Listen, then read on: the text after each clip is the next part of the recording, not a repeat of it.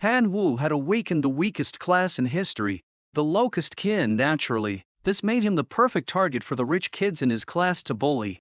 One of them demanded he hand over 100 points of divine power as protection money. If he refused, they'd unleash a 5,000-strong dwarf legion to invade his divine realm, destroy his core, and leave him with nothing. This world was one where everyone had a chance to become a god. People were ranked based on their divine power, divine beings, demigods, true gods, supreme gods, and even god kings. At age 18, everyone would awaken their divine realm and gain their core kin. These kin were ranked by their potential. The lucky ones awakened high potential kin that could evolve into even stronger beings.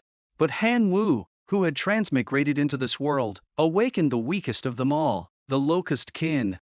To turn the tide, he had no choice but to rely on the divine access capsule, a device that allowed him to connect to his divine realm.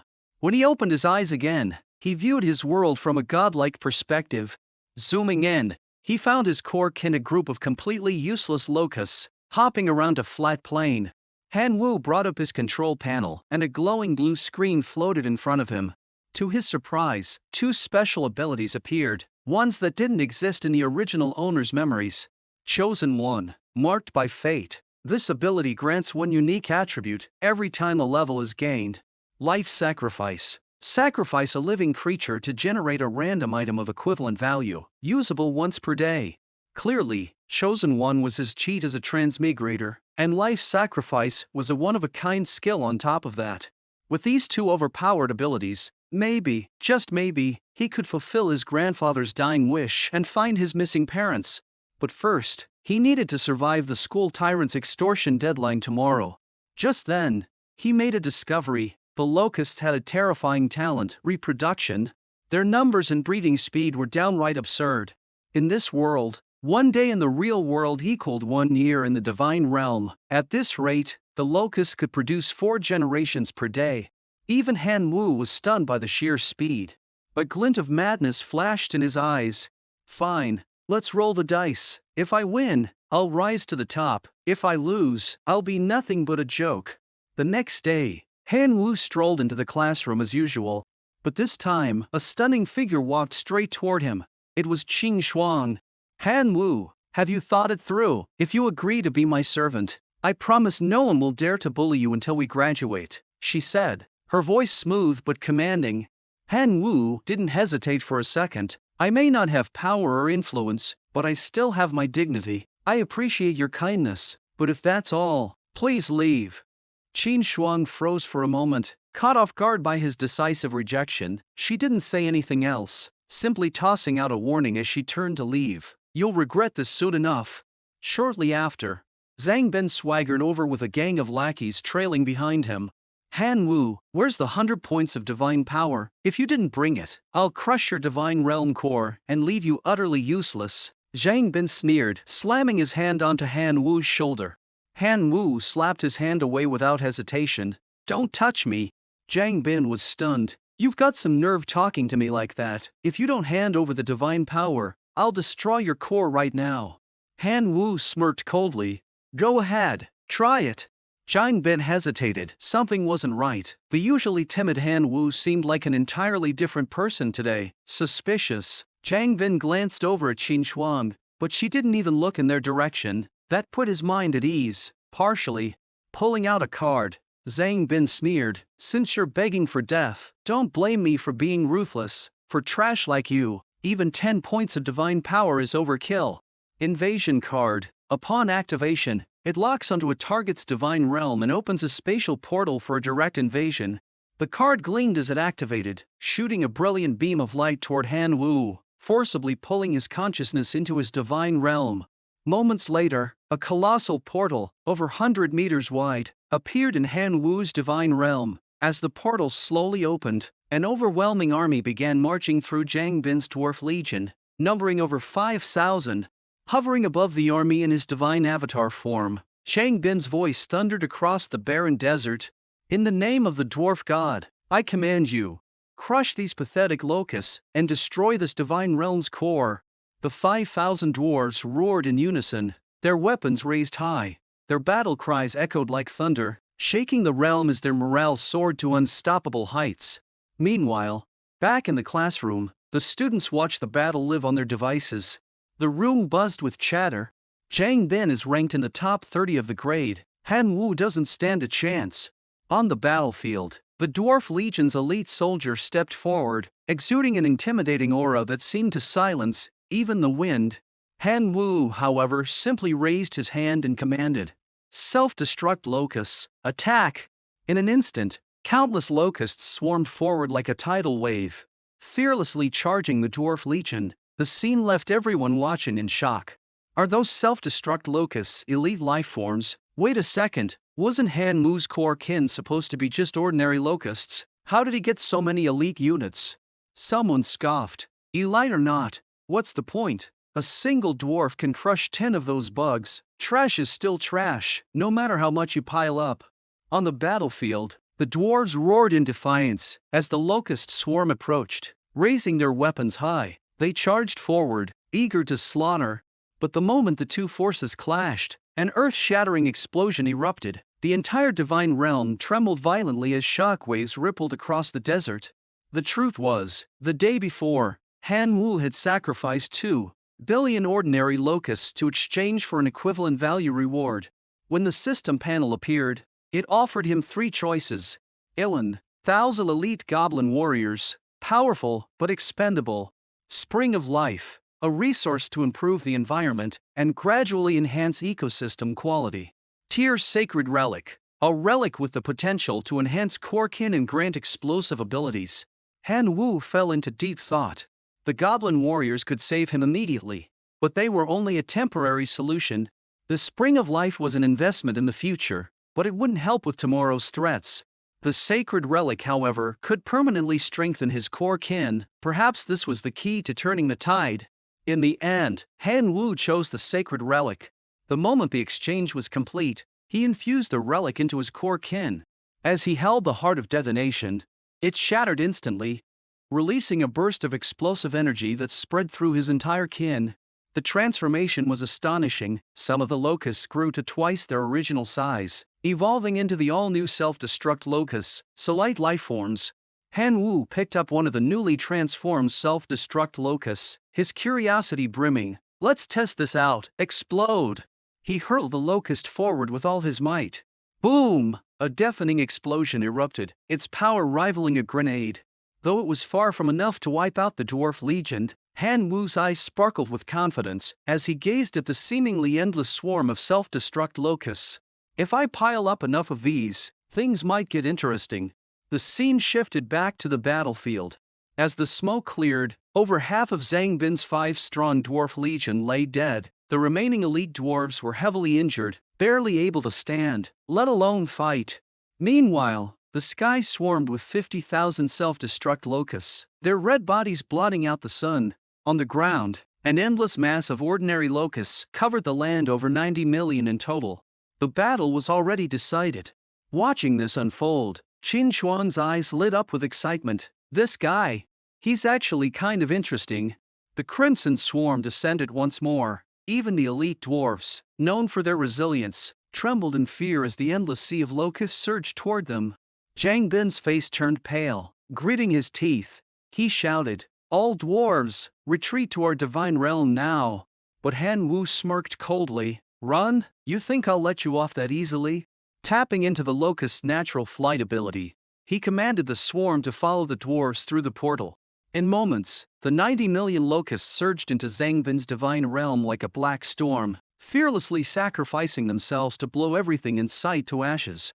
Hovering in the sky in his divine avatar form, Zhang Bin refused to back down. His voice thundered with desperation. "Get your kin out of my divine realm right now."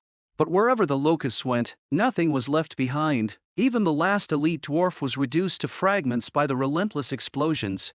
Zhang Bin's aura shattered completely. He clenched his fists and snarled through trembling lips, "I surrender! Call off your locusts and let my kin return." Han Wu's smirk grew colder. "Weren't you planning to destroy my divine realm core? Well then, it's only fair I destroy yours in return." Zhang Bin's panic turned to fury as he shouted, "You wouldn't dare! My parents won't let you get away with this. My dad's a demigod, And my mom's about to ascend too. Before he could finish his threat, Han Wu issued his final order, at all costs, smash his core. On the other side of the portal, Zhang Bin broke down completely. Tears streamed down his face as he screamed, "Stop! I give up! I'll never bully you again. Whatever you want, I'll do it. Just name your price." Han Wu's expression remained cold and unfeeling. "I don't need anything from you right now. I just want to see you reduced to nothing." Just as Han Wu prepared to destroy Zhang Bin's divine realm entirely, a stern voice rang out. "Enough, Han Wu!" A divine avatar materialized in the sky above the realm. "Han Wu, stop this. You've already won. Why push things this far?" Hearing this, Zhang Bin clung to the voice like a drowning man to a lifeline. He burst into tears, crying out, "Mr. Liu, please stop this lunatic. My parents will surely reward you handsomely." But before he could finish, the core of his divine realm cracked under the relentless assault of the locusts, emitting an ear-piercing screech as it strained to hold together. Zhang Bin collapsed to the ground, sobbing, "No, Mr. Liu, save me. I don't want to be crippled." Liu Letian saw that Han Wu had no intention of stopping and barked with more authority, "Didn't you hear what I said? Stop, now." Han Wu chuckled softly and looked up. "Mr. Liu, may I ask you a question?" Liu Letian frowned, his tone cold. "What question? Why are you here?" "As your homegrown teacher, I can sense any disturbance among my students," Liu Letian replied matter-of-factly. Han Wu pressed on. "Then where were you when Zhang Bin was extorting and beating me? Why didn't you show up then?" This question made Liu Letian's face darken. His voice turned icy. "Stop now, and I'll explain." But inwardly, he muttered to himself, "Zhang Bin's parents are demigods. Why should I offend them for you?" Han Wu's smirk deepened. "One last question. If it were my divine realm being attacked today, would you have stepped in to stop it?" Liu Letian fell silent, completely at a loss for words. Seeing his hesitation, Han Wu shook his head in disappointment. "Forget it, I already know the answer." As soon as he finished speaking, a deafening explosion shook the realm. Countless locusts detonated simultaneously, obliterating Zhang Bin's divine realm core into shards. Amid Zhang Bin's anguished screams, his divine realm disintegrated into dust, collapsing entirely. Han Wu picked up the scattered fragments of the core and turned to Liu Letian with an icy gaze. "Mr. Liu, kindly leave my divine realm." Meanwhile, back in the classroom, the live battle feed was suddenly cut off, causing an uproar among the students. They turned to look at Zhang Bin, who was slumped on the floor, muttering in a broken voice, "It's gone, everything's gone, I'm finished." Not long after, Liu Letian stormed into the classroom, his face red with anger. "Han Wu, get out here right now," he bellowed. He searched the entire classroom, but Han Wu was nowhere to be found. "Where is he?" Liu Letian demanded. A student replied nervously, their voice trembling. "He might have gone home." Liu Letian clenched his teeth in frustration. Students like him deserved to be expelled. Meanwhile, Han Wu had returned home and logged into his divine realm the moment he arrived. Opening his control panel, he reviewed the aftermath of the battle. Self-destruct locusts, over 18,000 remaining. Ordinary locusts, just over 4 million left. The losses were heavy, but the spoils of war included the fragments of Zhang Bin's divine realm, perfect for strengthening his own. With a wave of his hand, Han Wu shattered the fragments into streams of light that merged into his divine realm. Soon, the panel updated with the following changes. Divine Realm Core upgraded to Level 2. Acquired Tier Sacred Relic, Dwarf Hammer. Gained 18 Dwarf Units. Expanded Divine Realm Area to 260 square kilometers. Looking at these bountiful rewards, Han Wu couldn't help but smile with satisfaction. This should be enough to last me until graduation. But deep down, he knew the trouble wasn't over. Zhang Bin wouldn't let this go. His parents were bound to come after him, and the school definitely wouldn't protect him. "I need to grow stronger fast," Han Wu thought grimly. "No more delays." Thinking about this, Han Wu wasted no time enlisting the dwarf hammer on the trading network, hoping to exchange it for resources he desperately needed. It didn't take long before a buyer reached out, however. Han Wu stuck firmly to his trade-only policy, forcing the other party to offer a lava fire crystal in exchange. The crystal was a rare resource that could enhance a kin's fire resistance and amplify explosive power. Han Wu immediately hit confirm. With this, my self-destruct locusts can evolve again. Using the lava fire crystal, Han Wu upgraded 1/1000th of his ordinary locusts into bursting locusts. To test their power, Han Wu casually grabbed one of the bursting locusts and tossed it into the air. Boom! A thunderous explosion erupted mid-air, even stronger than a grenade. The blast was followed by splattering lava, which spread over a wide area and caused devastating damage. Impressive! With this level of destructive power, I can hold my own even against stronger enemies. Meanwhile, Zhang Ben's parents stormed into the school's disciplinary office, demanding answers. The disciplinary director remained calm as he explained, "Based on our investigation, this divine realm invasion was initiated by your son, Zhang Ben. Moreover, his repeated bullying of classmates is a clear violation of school rules." Zhang Bin's father's face darkened with rage. "Are you saying this is all my son's fault? That the school bears no responsibility?" His mother, equally furious, raised her voice. "The student who destroyed my son's divine realm core must be punished. The school must expel him." At this moment, Han Wu was in his divine realm, repeatedly using his growth acceleration ability to rapidly multiply the number of bursting locusts. Just as he was about to activate Life Sacrifice, a video request suddenly popped up. Han Wu glanced at it and saw it was from the school administration. After a brief hesitation, he chose to accept the call. "Hello, Han Wu, this is Director Xu." A calm voice came through the screen. "Zhang Bin's parents are at the school, demanding punishment for you."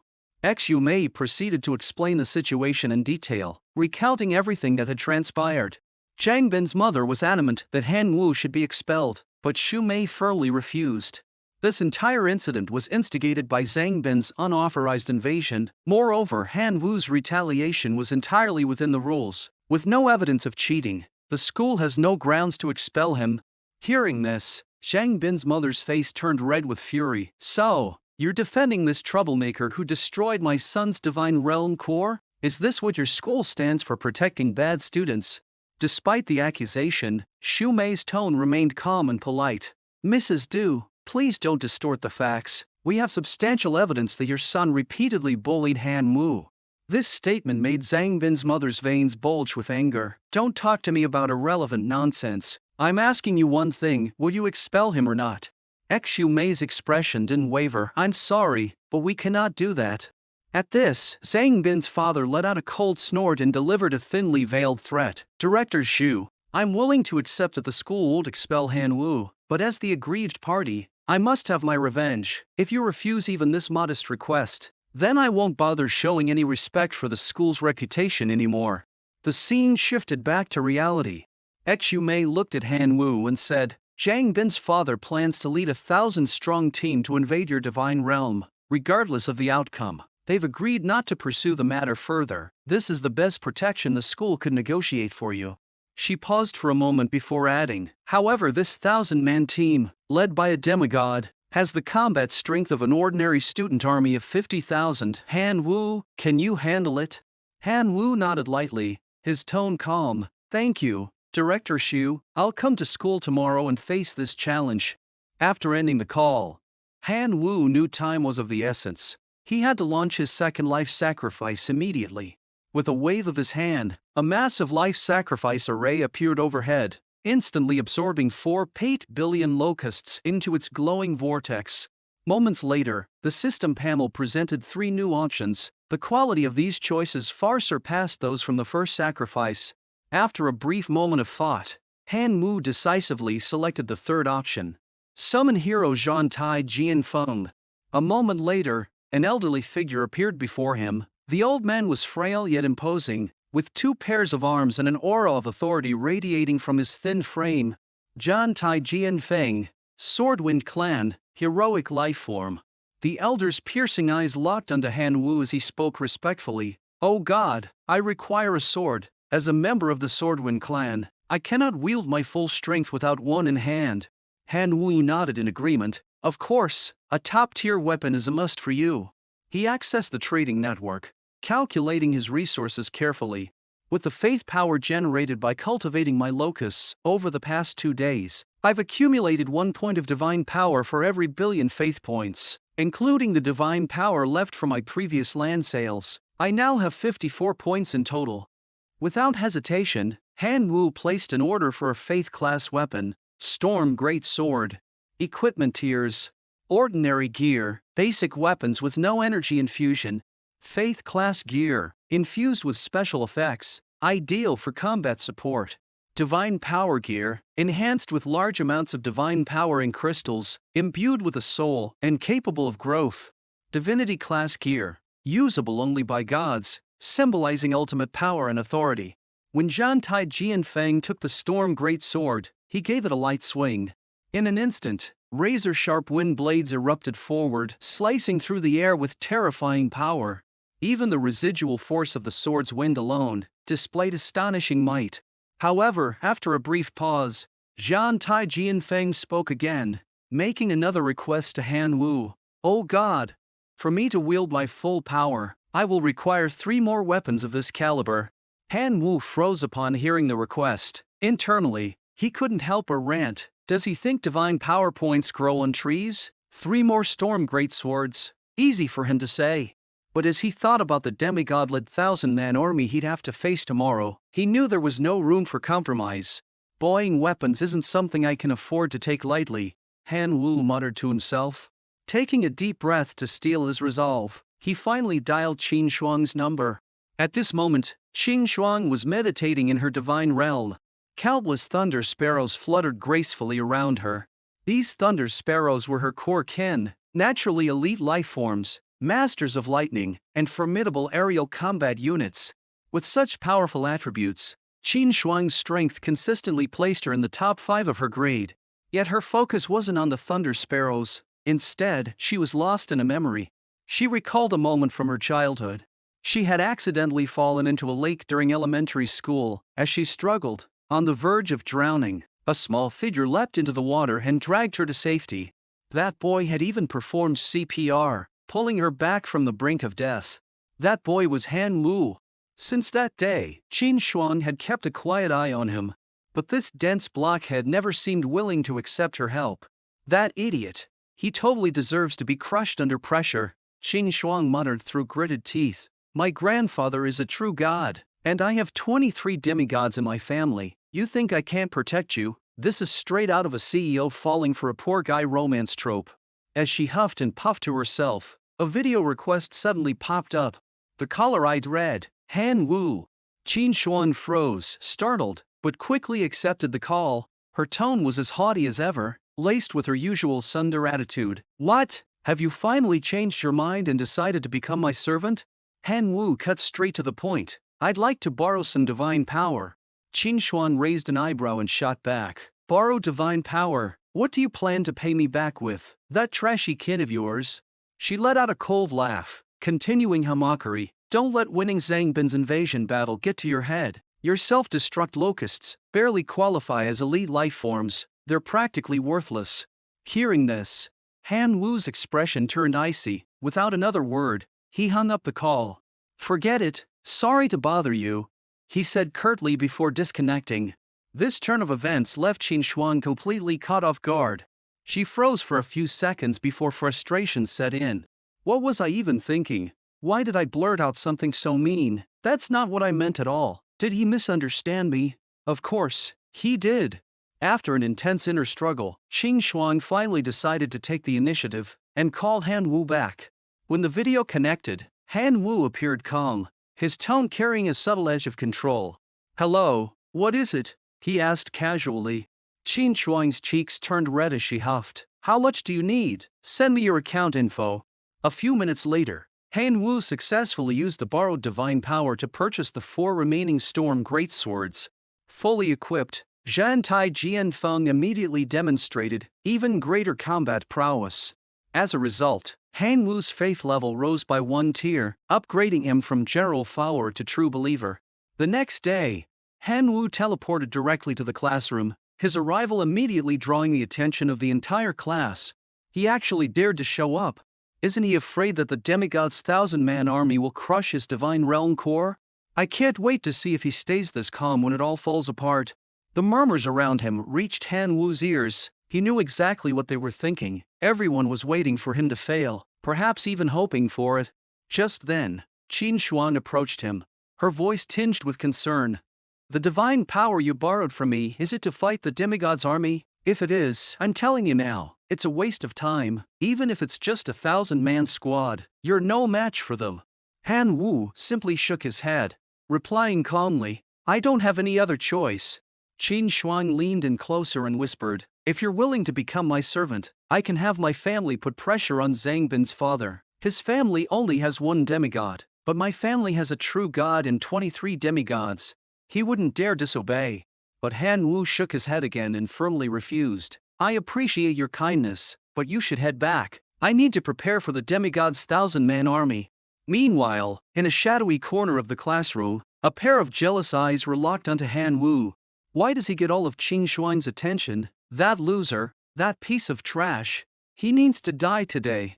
Before long, the classroom door opened, and homeroom teacher Liu Litian entered with Zhang Bin's parents in tow.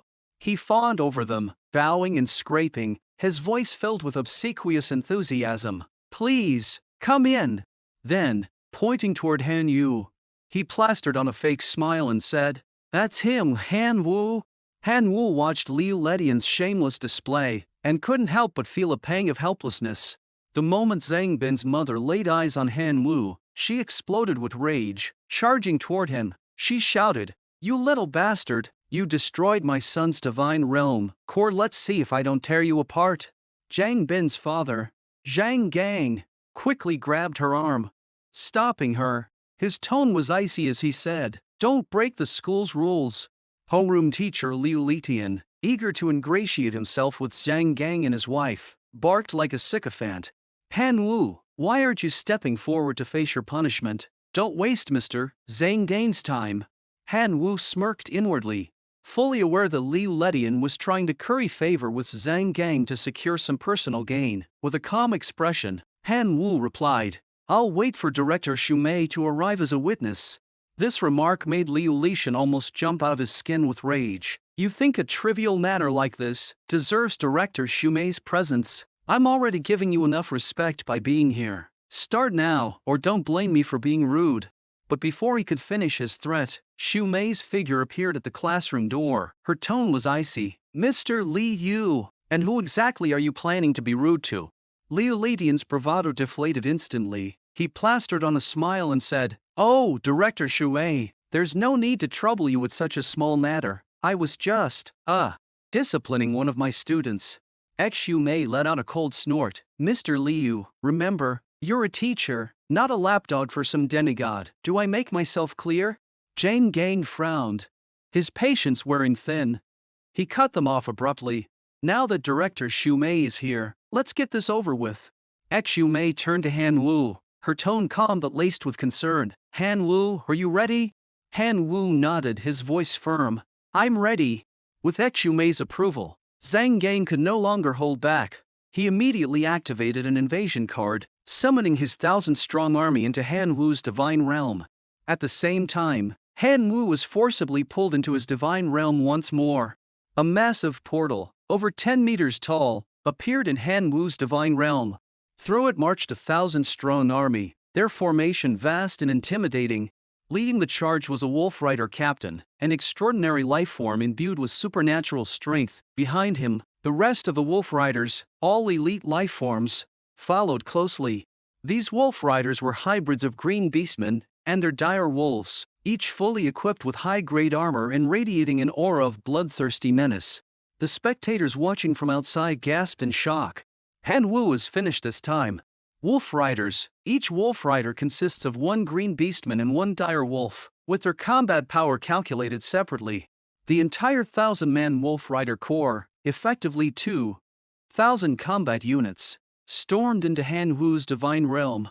At the same time, Zhang Gang's demigod avatar materialized in the sky, his voice cold and merciless. You little bastard, yesterday, you destroyed my son's divine realm core. Today, I'll make you pay in blood. In the classroom, Shumei's expression turned to one of shock. The wolf riders count as 2 combat units per rider. On paper, it's a 1,000-man army, but in reality, it's 2,000 combat units. Qin Shuang scoffed, her voice dripping with disdain. A demigod stooping to such tricks just to bully a student? How pathetic. On the battlefield, Zhang Gang's cold voice echoed through the realm. Wolf riders charge. Thousands of bloodthirsty dire wolves surged forward, their howls chilling and their murderous intent palpable. Behind Han Wu, 8 million locusts erupted into the air like a red cloud, blotting out the sky as they swarmed toward the charging wolf riders. In an instant, the two forces clashed, locusts meeting wolves both in the air and on the ground. The moment they collided, the battlefield exploded into a chaotic, deafening battle, the sounds of combat reverberating through the divine realm. Han Wu's swarm of locusts had already sacrificed over 1 million to hold back the Wolf Rider army, but all they managed to inflict were minor injuries on a few riders. The sight caused a stir among the spectators. If he'd been given more time to grow, the outcome might have been different, someone lamented. Even Liu Lishan, who usually mocked Han Wu, couldn't help but express some admiration. He's undeniably talented. If not for this insurmountable obstacle, he might have made a name for himself at school. Before he could finish, a student suddenly cried out, "Look! What's that?" In Han Wu's divine realm, the clouds in the sky began to buzz ominously. The wolf riders at the front sensed the impending danger and halted in their tracks. The next moment, a torrent of bursting locusts rained down from the clouds like meteors. The wolf riders had no way to escape. As the bursting locusts detonated, their explosive power was immense. Not only did the blasts deal massive damage, but they also unleashed torrents of molten lava, causing devastating splash damage across the battlefield. Even the heavily armored wolf riders suffered heavy casualties, and the tide of the battle shifted dramatically. In the classroom, the students and teachers watching the livestream were dumbfounded.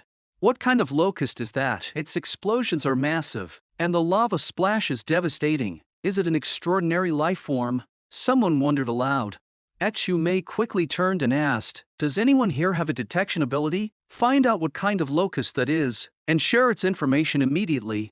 A student stepped forward, activating their detection skill. Moments later, they exclaimed, "I've got it! They're called bursting locusts, and they're elite life forms." Xu Mei's face filled with shock. She thought to herself, Han Wu was always dismissed as having awakened a trashkin, but he's been hiding a trump card like this the entire time?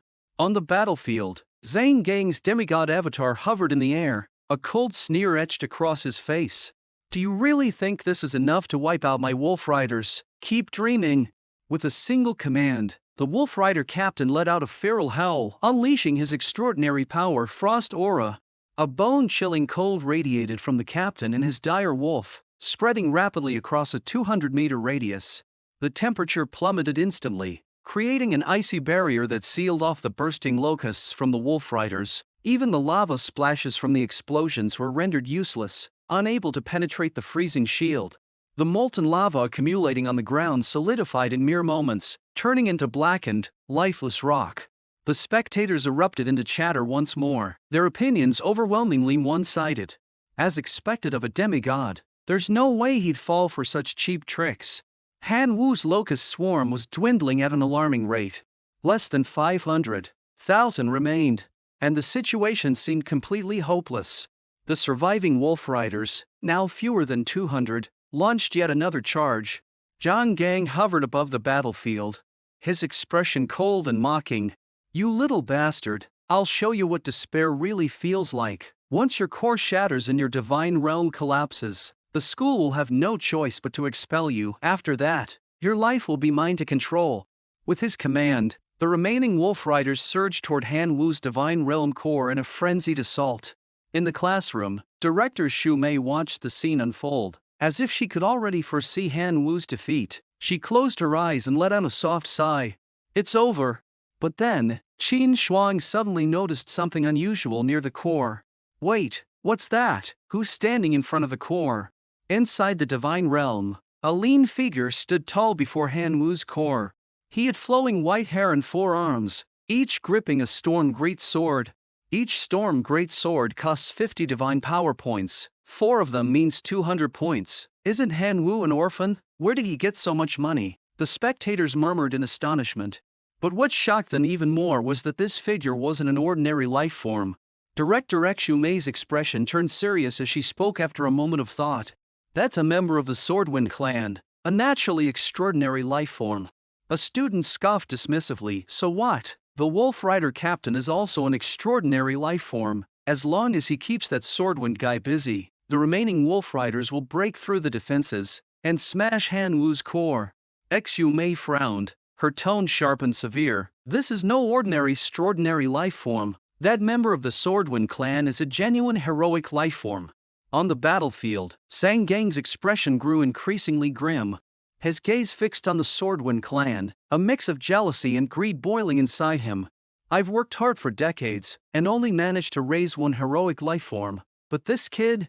He's just a high school senior. Why does he get such an exceptional ken? Clenching his teeth, he growled under his breath. Take him! I must take that heroic life form for myself. Once I shatter Hanwoo's divine realm core, that Swordwind clan will belong to me. Facing the charge of nearly 200 Wolf Riders, a sharp glint flashed in Zhan Tai Jianfeng's eyes. The 4 storm greatswords in his hands trembled slightly, emitting a bone-chilling glow. With a swift motion, Zhan Tai Jianfeng swung all 4 swords simultaneously, unleashing a basic skill, Storm Slash. In an instant, Wolf Riders, both their beast mounts and their riders, were cut down together, as if caught in the blades of a battlefield meat grinder. Sword energy swept across a 100-meter radius, the air itself splitting into razor-sharp wind blades. Every Wolf Rider charging forward was cleaved cleanly in two. Sensing the dire situation, the Wolf Rider captain let out a furious howl. Activating Frost Aura once again, he unleashed a wave of freezing cold that spun across a 200-meter radius. The biting chill instantly froze Zhan Tai Jianfeng's legs in place, immobilizing him temporarily. Seizing the opportunity, the Wolf Rider captain barked out orders. All units, charge! The surviving Wolf Riders surged forward in unison, their momentum overwhelming as they closed in to surround Zhan Tai Jianfeng, intent on taking him down. Despite the encirclement, Zhan Tai Jianfeng's expression remained cold and unshaken. Raising all 4 storm greatswords, he crossed the blades and spoke calmly. Original skill, Iron Slicing Technique, activate. As his words echoed across the battlefield, a ferocious gale erupted overhead. The energy within the 4 storm greatswords surged to unprecedented levels, forming a massive vortex radiating destructive power. The sky darkened instantly, the howling winds resembling the cries of ghosts and wolves. At the vortex's center, the 4 swords spun rapidly, releasing waves of crushing energy. In the next moment, the vortex exploded outward with catastrophic force, devastating the terrain for miles around. The entire battlefield was left as a massive crater. All of the elite Wolf Riders were reduced to ash in an instant. The scene left every teacher and student watching in stunned silence. Oh my God! Heroic life forms are unbelievably powerful, one student finally exclaimed, unable to contain their awe. On the battlefield, the Wolf Rider captain, an extraordinary life form, had been caught in the aftermath of the attack. His lifeless body lay still, resting peacefully on the ground. At this moment, Sang Gang's face was ashen with rage. Come forth, Wolf Rider General, flatten this divine realm. Soon, a towering figure stepped through the portal.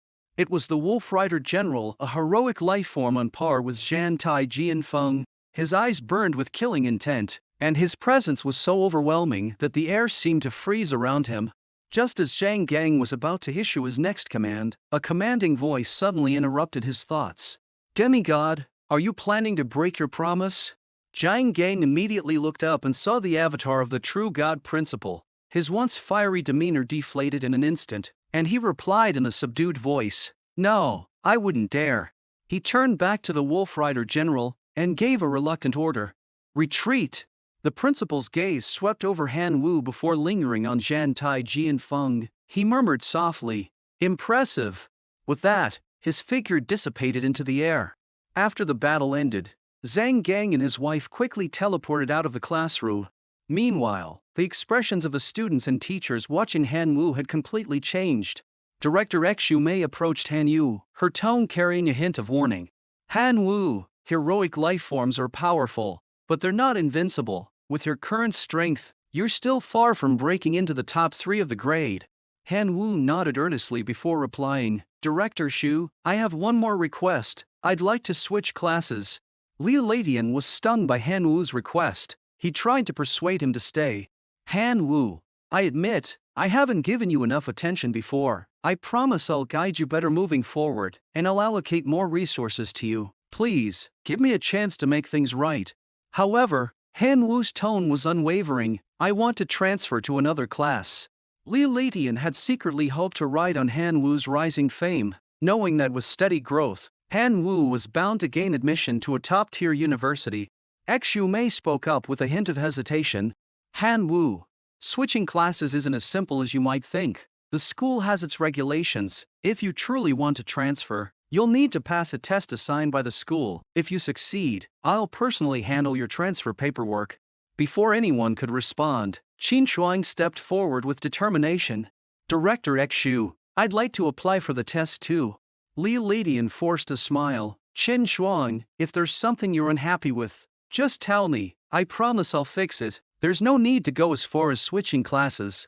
But Qin Shuang, with her powerful family background, replied coldly, There's nothing I'm unhappy with. I just don't want to stay in this class anymore. Her words had barely landed when Zhang Xiaolong, who secretly admired her, also applied for the transfer test. Director Xu, I'd like to take the test too. Liu Litian couldn't hold back anymore. Zhang Xiaolong, you're the class president. Why are you jumping into this? Zhang Xiaolong smiled politely. Mr. Liu, thank you for your care and guidance these past few months, but I can't stay in this class any longer.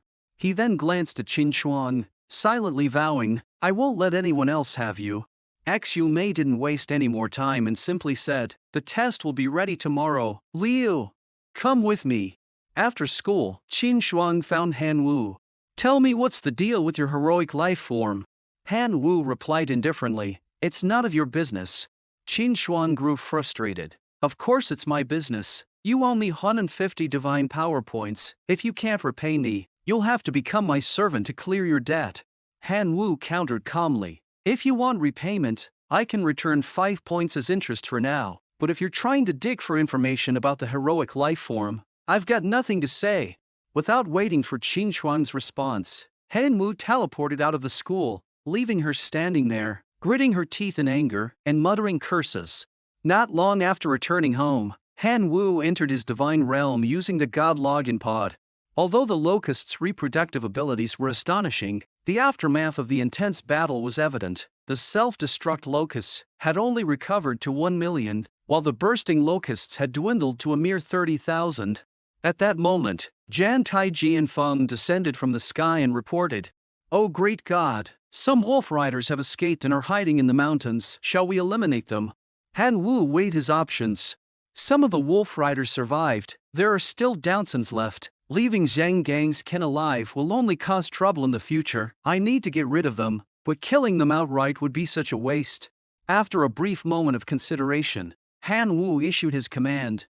Capture them alive. I have a use for them. Jan Taiji and Feng nodded, and disappeared instantly. 2 hours later, all the escaped wolf riders, Downsons in total, were bound and kneeling before Han Wu. Without hesitation, Han Wu sacrificed 10 billion ordinary locusts and 24 wolf riders in his divine realm. 3 options immediately appeared before Han Yu. Alpha Battle Armor. Blueprint for a Level 1 Great Forge. 3 Watchtowers. Han Wu was initially intrigued by the Alpha Battle Armor, but quickly dismissed the idea. His locusts lacked intelligence and couldn't possibly operate it. As for the forge, getting locusts to forge weapons was pure fantasy. The watchtowers, a quick glance at his divine realm's modest size made it clear they were unnecessary. As he hesitated, a thought suddenly struck him. What about the dwarves I captured from Zangbin? How are they doing now? Activating his Hawkeye ability, Han Wu sent his consciousness to the dwarven settlement. What he saw left him astonished. The original 800 dwarves had multiplied to 900. They were hard at work, mining ore and forging it into weapons, which they carefully stored. The entire settlement buzzed with activity. At that moment, an elderly dwarf noticed Han Wu's consciousness and exclaimed excitedly, Oh great God! Thank you for blessing us with such a wonderful life. Han Wu couldn't help but marvel. When I first captured these dwarves, I gave them just one command, to mine. I never expected their talents to go so far. They don't just excel at mining, they love it, and crafting as well. Zhang Bin forced them to fight, suppressing their true nature. Clearly, they're better suited as a logistical resource, and this forge, it's perfect for them. With his decision made, Han Wu immediately placed the great forge in the dwarven settlement. The dwarves erupted in cheers, shouting, "The god has bestowed divine blessings upon us." Meanwhile, Liu Leitian was in a meeting with the other homeroom teachers of the same grade. Everyone, regarding the transfer tests for Han Yu and the other two students, the school has entrusted us with the authority to oversee the tests. Any thoughts? One of the homeroom teachers smirked and said mockingly, "What's there to think about? Of course, we should thank you, Mr. Liu, for your generosity. Letting 3 top students transfer, what a great gift for us." Liu Leitian ignored the sarcasm and responded calmly, "I don't care how Qin Shuang and Zhang Xiaolong's tests are handled, but as for Han Wu, I insist on raising his test difficulty to the maximum level. A student who disrespects their teacher deserves harsh punishment." Hearing this, the other homeroom teachers nodded in agreement. Han Wu is just an orphan with no family background. It wouldn't hurt to use this chance to make things easier for Mr. Liu and return the favor. The next day, Lidian handed 3 cards to Han Wu, Qin Shuang, and Zhang Xiaolong. "These are your test requirements. Zhang Xiaolong and Qin Shuang's tests are both at level 1. They only need to repel 1,000 foreign invaders." He paused for effect before turning to Han Wu. "As for you, your test is set at level 10. You'll need to defend against 10,000 foreign invaders." Han Wu was stunned. His test difficulty was 10 times higher than the others. Seeing this, Director Zhu Mei couldn't help but interject, "Mr. Liu, perhaps you should reconsider Han Wu's test requirements." But Liu Leitian responded with a cold smirk. This was a unanimous decision by all the grade's homeroom teachers.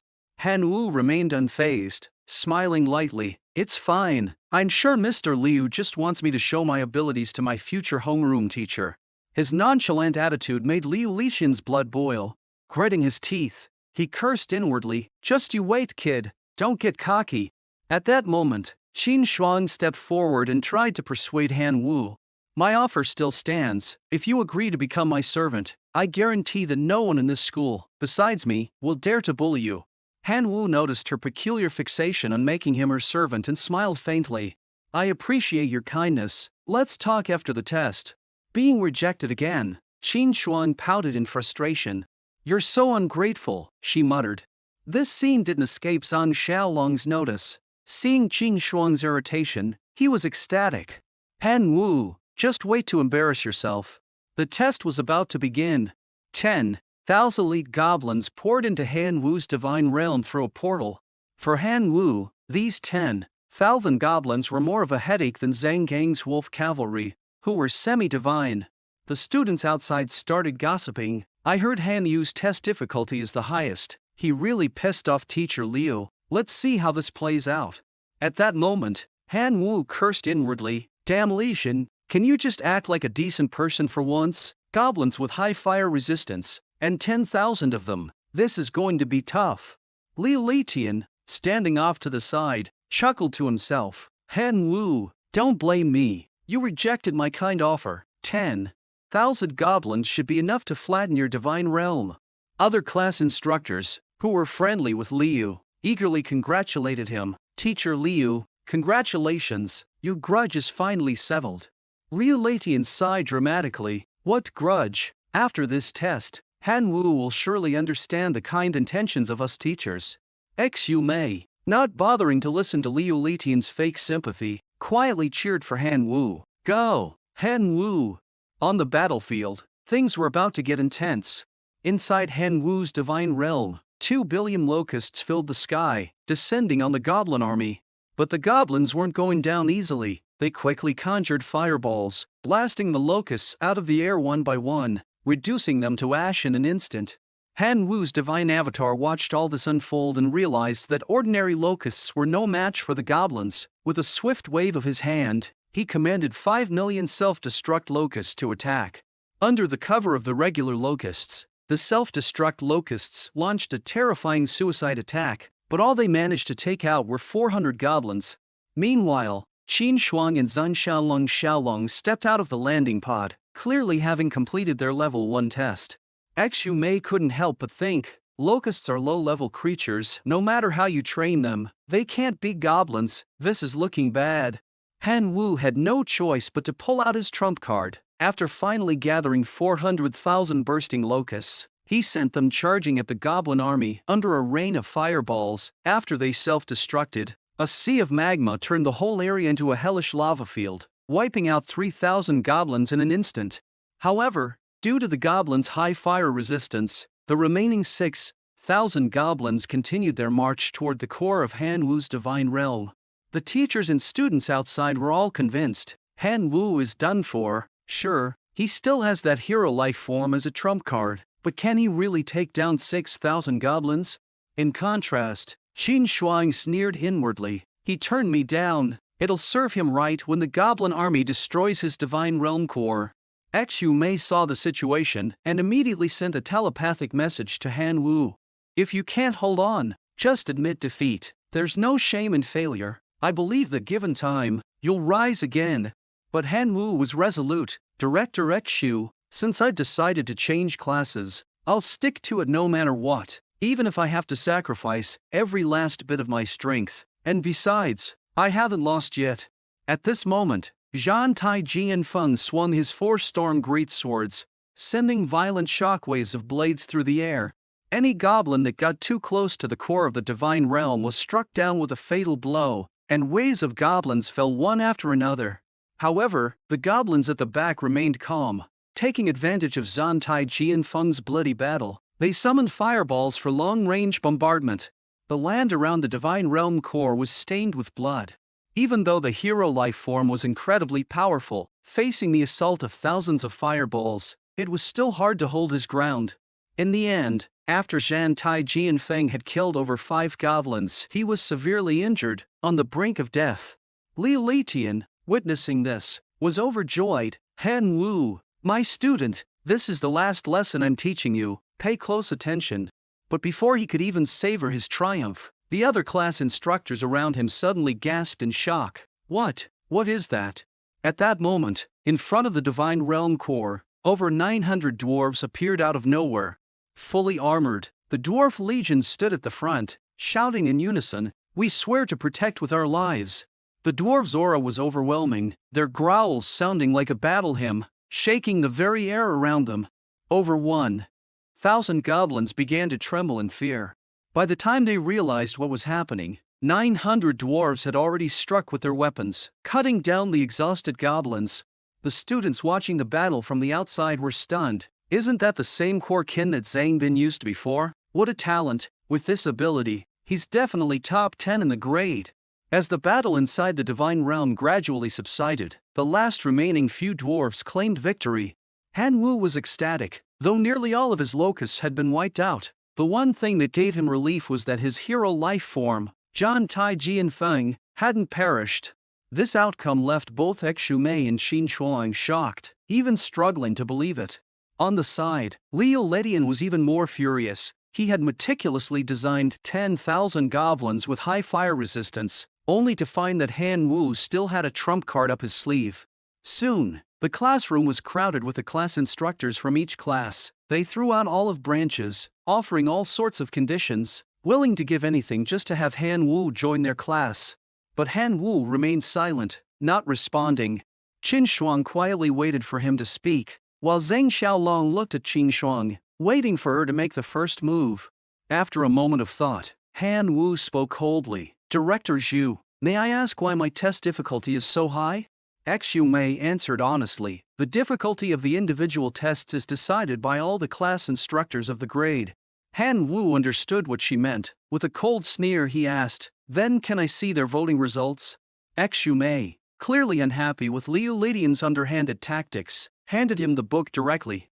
At the same time, 9 out of the 12 class instructors cursed Liu Litian inwardly, thinking, I shouldn't have helped that guy from the beginning. Han Wu noticed that 2 of the class instructors had voted against it. He politely asked, if I were to join your class, what would you offer me? The bald class instructor replied, Han Wu, I've seen your ability to train Dwarven kin. If you join my class, I'll provide you with an army of no less than 10,000 dwarves. Another class instructor chimed in, but training the core kin is the real key. I have several resources that are extremely useful for insectoid kin. If you join my class, I'll help you achieve the life transition for your locust kin. Without hesitation, Han Wu chose the second class instructor. No sooner had he spoken than Qin Shuang loudly declared that she wanted to join as well. Naturally, Zhang Xiaolong followed her lead. Tian Wen's face was a mix of surprise and delight. With 3 outstanding students suddenly joining, it seemed that this year, he might finally win the award for outstanding teacher. Then, Tian Wen pulled out 3 exchange cards, smiling as he said, come on, join my class. Here's a little gift from your teacher to welcome you. Han Wu received a level 2 building card. Insect nest, covers 1 square kilometer, can hatch 1 million insectoid creatures per year. Effect, perfectly displays the effects of any relics embedded in the insect nest. Han Wu immediately had an idea. If he built the insect nest in his divine realm, and then used the Heart of Explosion and Lava Fire Crystal, both level 1 relics, to empower the nest, the full power of these relics would be perfectly manifested, influencing the insect eggs hatched within. Every year, the insect nest would hatch 1 million bursting locusts. With this thought, Han Wu was so excited that he bowed deeply to Tian Wen. Tian Wen chuckled and said, no need for thanks. The best way to repay me is with even better results. Suddenly, Director Xu announced, everyone, today's test was just a small trial. But the real focus is the unified exam in 7 days. That will determine the resource allocation for each class. I don't need to tell you just how much weight that exam carries. After returning home, Han Wu entered his divine realm and continued to restore the locust population. The locusts reproduced quickly, though nearly wiped out. They had already recovered some of their numbers in a short period of time, but their current count was still far from enough to participate in the unified exam. He needed to restore their numbers. Otherwise, in 7 days, he would be at the bottom of the entire grade. At that moment, Han Wu noticed something surprising. The dwarves' name had changed to Crimson Forge Dwarves. Confused, he immediately directed his divine sense toward the mining area to witness the change firsthand. When he saw the dwarves, he was stunned. The Crimson Forge Dwarves now had red-tinted skin and magma-like bloodlines. They had evolved into naturally born elite life forms. Han Wu thought to himself, if only this were my core kin, but he knew that for now, he could only use more growth accelerators to restore his kin to its fallen numbers. 4 days later, the locust population had grown to 7 billion. Han Wu clasped his hands together and quietly prayed, please let me get something good this time. With that, he used life sacrifice, converting over 7 billion regular locusts into an immense amount of life energy, which surged into the sacrificial array in the sky. In an instant, 3 options appeared before him. Option 1. Gain a level 2 relic, Gluttony Law. The core kin will gain the ability of gluttony, evolving once they consume food whose total energy exceeds their own energy by 1,000 times. Option 2. Hero Template. Assist an extraordinary life form in advancing to a hero life form.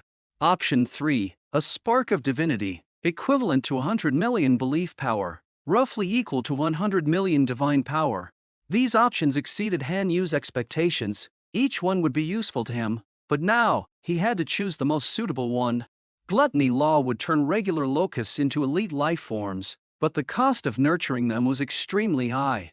Hero Template, in simple terms, would create another hero life form, and a Spark of Divinity was like winning the lottery equivalent to 100 million belief power or divine power. After careful consideration, Han Wu ultimately decided on Gluttony Law. Even though he couldn't afford to support billions of elite locusts right now, he would use it in the insect nest to specifically cultivate millions of gluttonous locusts every year. 3 days later, Han Wu logged into his divine realm again and was taken aback by the scene in front of him. My God! Are you a giant bug or a giant lizard? He couldn't help but exclaim. I declare, you're a mix of bursting locusts and blasting locusts, he muttered to himself.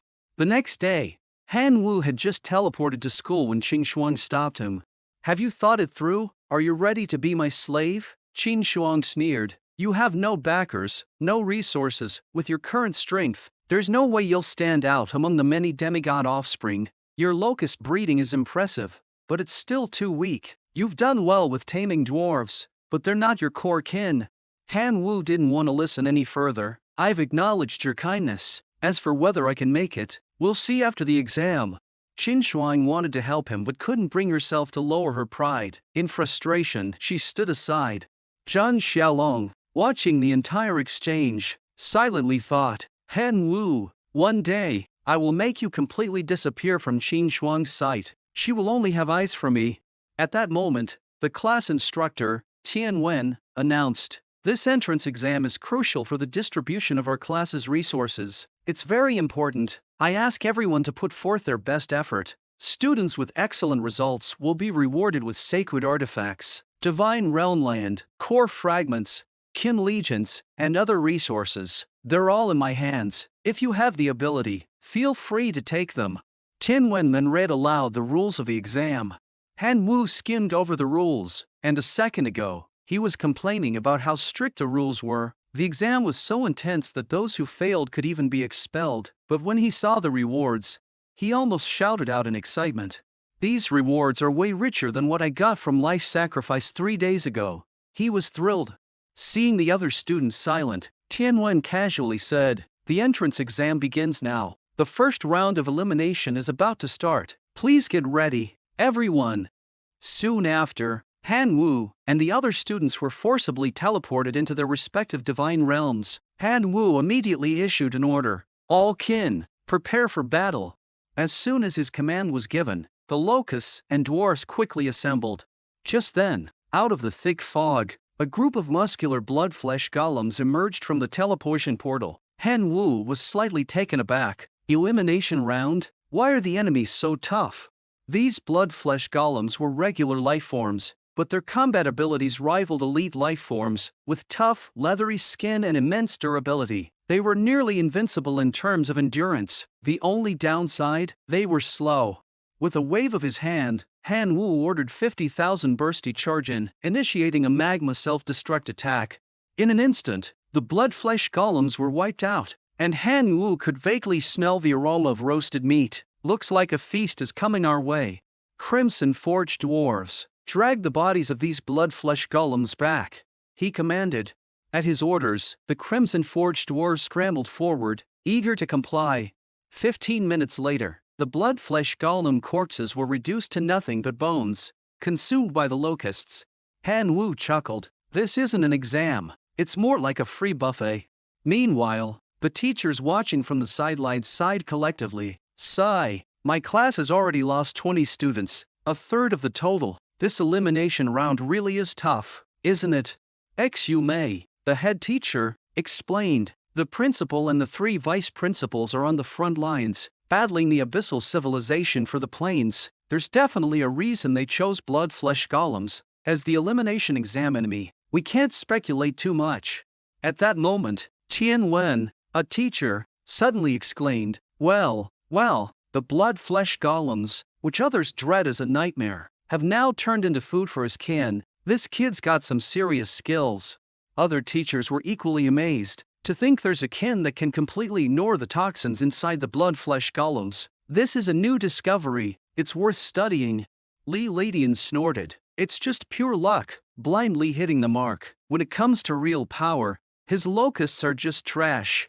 Tian Wen, furious at Liu Lishan's insult toward his student, retorted. Luck is part of skill too. From what I've seen, those locusts aren't weak at all. Sure, they're at the bottom of the elite life forms, but they've still made it into the door. Liu Litian disagreed. Even so, in some ways, there's still no match for goblins. Tian Wen felt he was being shallow and patiently explained. The locusts' real strength lies in their breeding rate. They can multiply 1,000-fold in just 1 year. Liu Litian wasn't backing down. He scoffed. I have a student named Liu Mo, and his kin are goblins. Dare to bet whose final score will be higher? Tian Wen, practically seething, shot back. What's there to be afraid of? Let's bet. Then, Liu Ladian flashed a smug grin. All right, we'll make it 5 points of divinity as the bet. We'll have a proper witness. Tian Wen didn't hesitate for a second. You're on. Liu Lishan couldn't help but smile to himself. Tian Wen, you're going to regret this. Liu Mo's my nephew, and I've given him so many resources. Can you afford to give Han Mu the same treatment? The scene shifts back to the exam venue. The elimination round has just ended, and only 400 seatings remain for the ranking assessment, with 100 Hin30 choosing to quit. The class teachers were unfazed. After all, the difficulty of the final exam was so high that student dropouts were expected. However, when the portal opened, what appeared were walking skeleton soldiers, numbering around 100,000. Upon seeing these weak exam monsters, the teachers couldn't hide their surprise. Is this it? Isn't this just free points? Han Wu looked disappointed. I have over 1 billion famished locusts here. Isn't this just making things harder for me? After saying this, he gave the order for his locusts to attack. Soon, the swarm of locusts turned into a cloud of black and collided head-on with the invading skeleton soldiers. 2 hours later, the battle finally ended. Han Wu squatted down, not even feeling the slightest excitement. This is just a bunch of rookies picking at each other. So boring. However, the second wave of exam monsters were still around 100,000 skeletures, but this time, there were quite a few elite monsters among them, ironbone skeleton soldiers. Han Wu wasn't about to let his ordinary locusts die needlessly again. This time, he decided to use a combination of self-destruct locusts and bursting locusts to win. He noticed that the magma terrain had a significant killing effect on the skeleton soldiers, and suddenly an idea struck him. If I keep piling up the magma, the skeletons shouldn't be able to swim through it. Crimson Forge dwarves immediately began pouring molten lava from the great furnace onto the magma terrain. After the order was given, the Crimson Forge dwarfs standing on the hills began to frantically pour the lava. Soon, the ground near the portal turned into a death zone. Any new skeleton soldier that appeared would be instantly consumed by the boiling lava. This move left the teachers outside in awe. Damn, this kid's idea is really unique. Tianwen smiled proudly. You don't see this genius. This is the kind of talent I taught. Li Tian, standing to the side, sneered. What's so impressive about that? It's just surviving the 7th wave. My student Liu Mo also made it to the 7th wave. In Liu Mo's divine realm, not only does he have a massive army of goblin kin, but he also possesses 13 arrow towers, 9 lightning towers, and 12 fireball towers, with a total value of no less than 10 million divine power. Li Tian was ecstatic in his heart. Who can top me? I've invested so many resources. This time, the top spot in the exam is ours with Liu Mo. Just as he was basking in his own smugness, a loud gasp came from the side. Look at Qin Shuang's divine realm. In Qin Shuang's divine realm, there were 100 lightning towers alone, 300,000 thunder sparrows, elite life forms by nature, and 100 ancient tree giants, superior life forms. The teachers couldn't help but marvel. Qin Shuang's family really has money. They gave her so many resources, just one student, and her trump cards outnumber even the demigods. This is ridiculous. Soon, after 10 intense waves of battle, all the skeleton soldiers were wiped out, leaving only 18 remaining students. The difficulty of the 11th wave of invasion was about to rise dramatically. Suddenly, a figure stepped out of the portal. The teachers reacted the fastest, all gasping in surprise. Oh my god, it's an heroic life form. Ordinary heroic life forms wouldn't make the teachers lose their composure, but this particular one could control bones. Bone manipulator, a skeleton tribe heroic life form, bone manipulation, bone aggregation. As soon as it invaded the divine realm, the scattered bones on the ground seemed to be guided by something, and they all began gathering towards the bone manipulator. These bones were left over from the millions of skeleton soldiers from the previous 10 waves, enough to form a mountain. Under the bone manipulator's control, countless bones fused and transformed, quickly assembling into a giant, mountain-sized bone golem. As soon as the bone golem was formed, it unleashed incredible destructive power. Its punches could shatter mountains, and its stones could crack the ground. The kin that had been dominating before now suffered unprecedented heavy blows. In less than 3 minutes, 8 students lost their core kins, crushed into fragments by a single stomp of the bone golem. The teachers outside were drenched in sweat, murmuring, "This is way too hard." 8 students, overwhelmed by the losses, chose to withdraw from the exam. However, Li Lishan kept his eyes fixed on Han Wu's divine realm, his expression flickering with suspicion. Something's wrong. Why is the bone golem in Han Wu's divine realm so much smaller? That's cheating. The other students' bone golems were massive, like mountains, but Han Wu's was only the size of a small hill at best.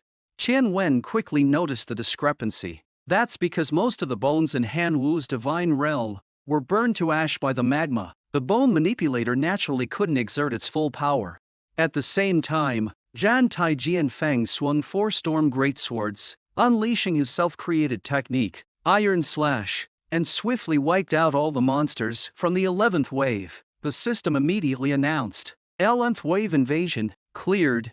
Meanwhile, Han Wu yawned in boredom, thinking the exam would be tough, but it turned out to be so easy.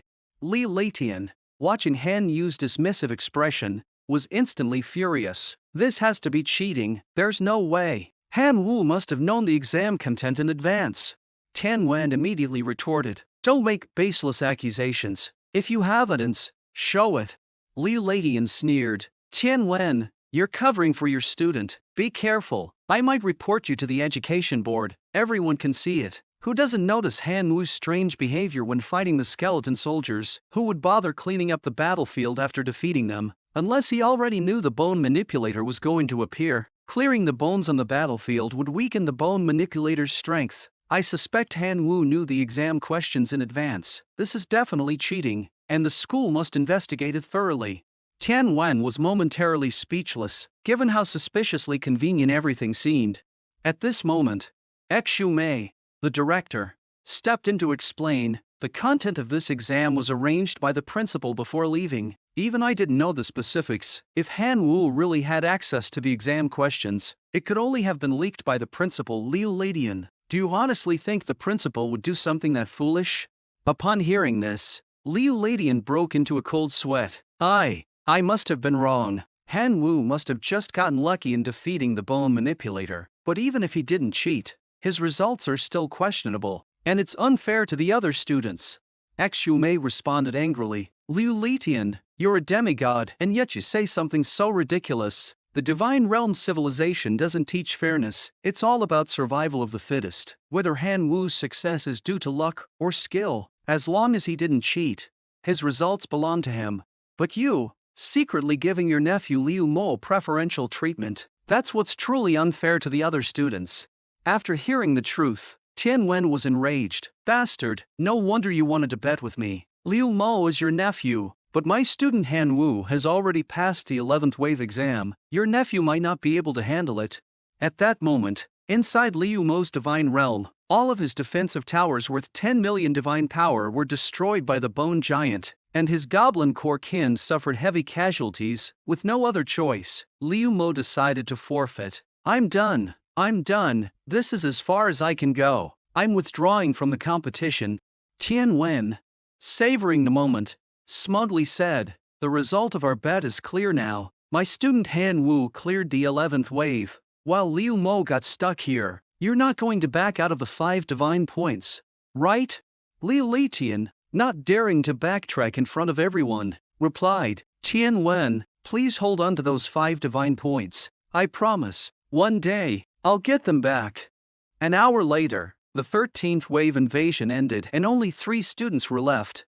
Han Wu, Qin Shuang, and Wang Fei. But who would come in first was still up for grabs, depending on the upcoming performance. Soon, the 14th wave of monsters invaded. Wang Fei's core kin suffered major losses, and in the end, he had no choice but to quit, securing 3rd place. By the 16th wave of invasion, Qin Shuang's core kin, the Thunder Sparrows, were completely exhausted. Her lightning towers were severely damaged, and 6 of her ancient tree giants had been killed. Realizing she couldn't hold out against the next wave, she chose to forfeit voluntarily. At this point, Han Wu had firmly claimed the once place in the entire grade. Xu Mei, the director, was both shocked and delighted.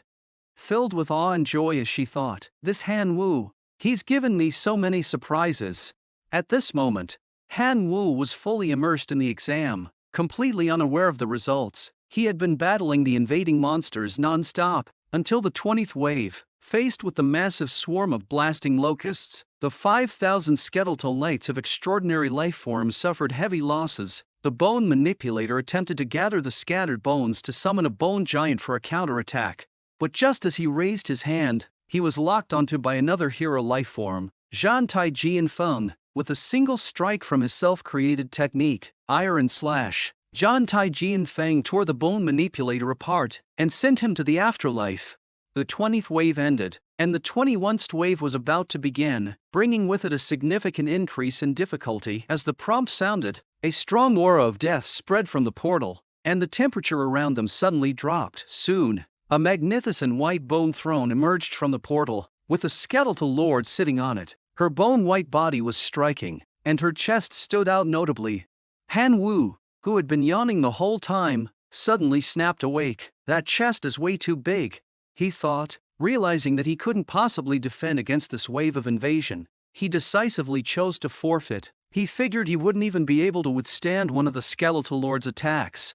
No sooner had he spoken, when an irresistible and overwhelming force of suction came from the portal, pulling the skeletal lord back into it. However, the skeletal lord wasn't planning to retreat so easily. She gripped the portal tightly and held on for 5 seconds. During those few seconds, she didn't attack, but instead hurled a rib bone toward Han Wu's divine realm. The rib turned into a streak of light, flying swiftly toward Han Wu's divine realm, and upon landing, it destroyed a large portion of his land. Han Wu was shocked, as the skeletal lord's immense power meant she could easily kill any hero life form. After the battle, Han Wu's consciousness was quickly transmitted back to his original world.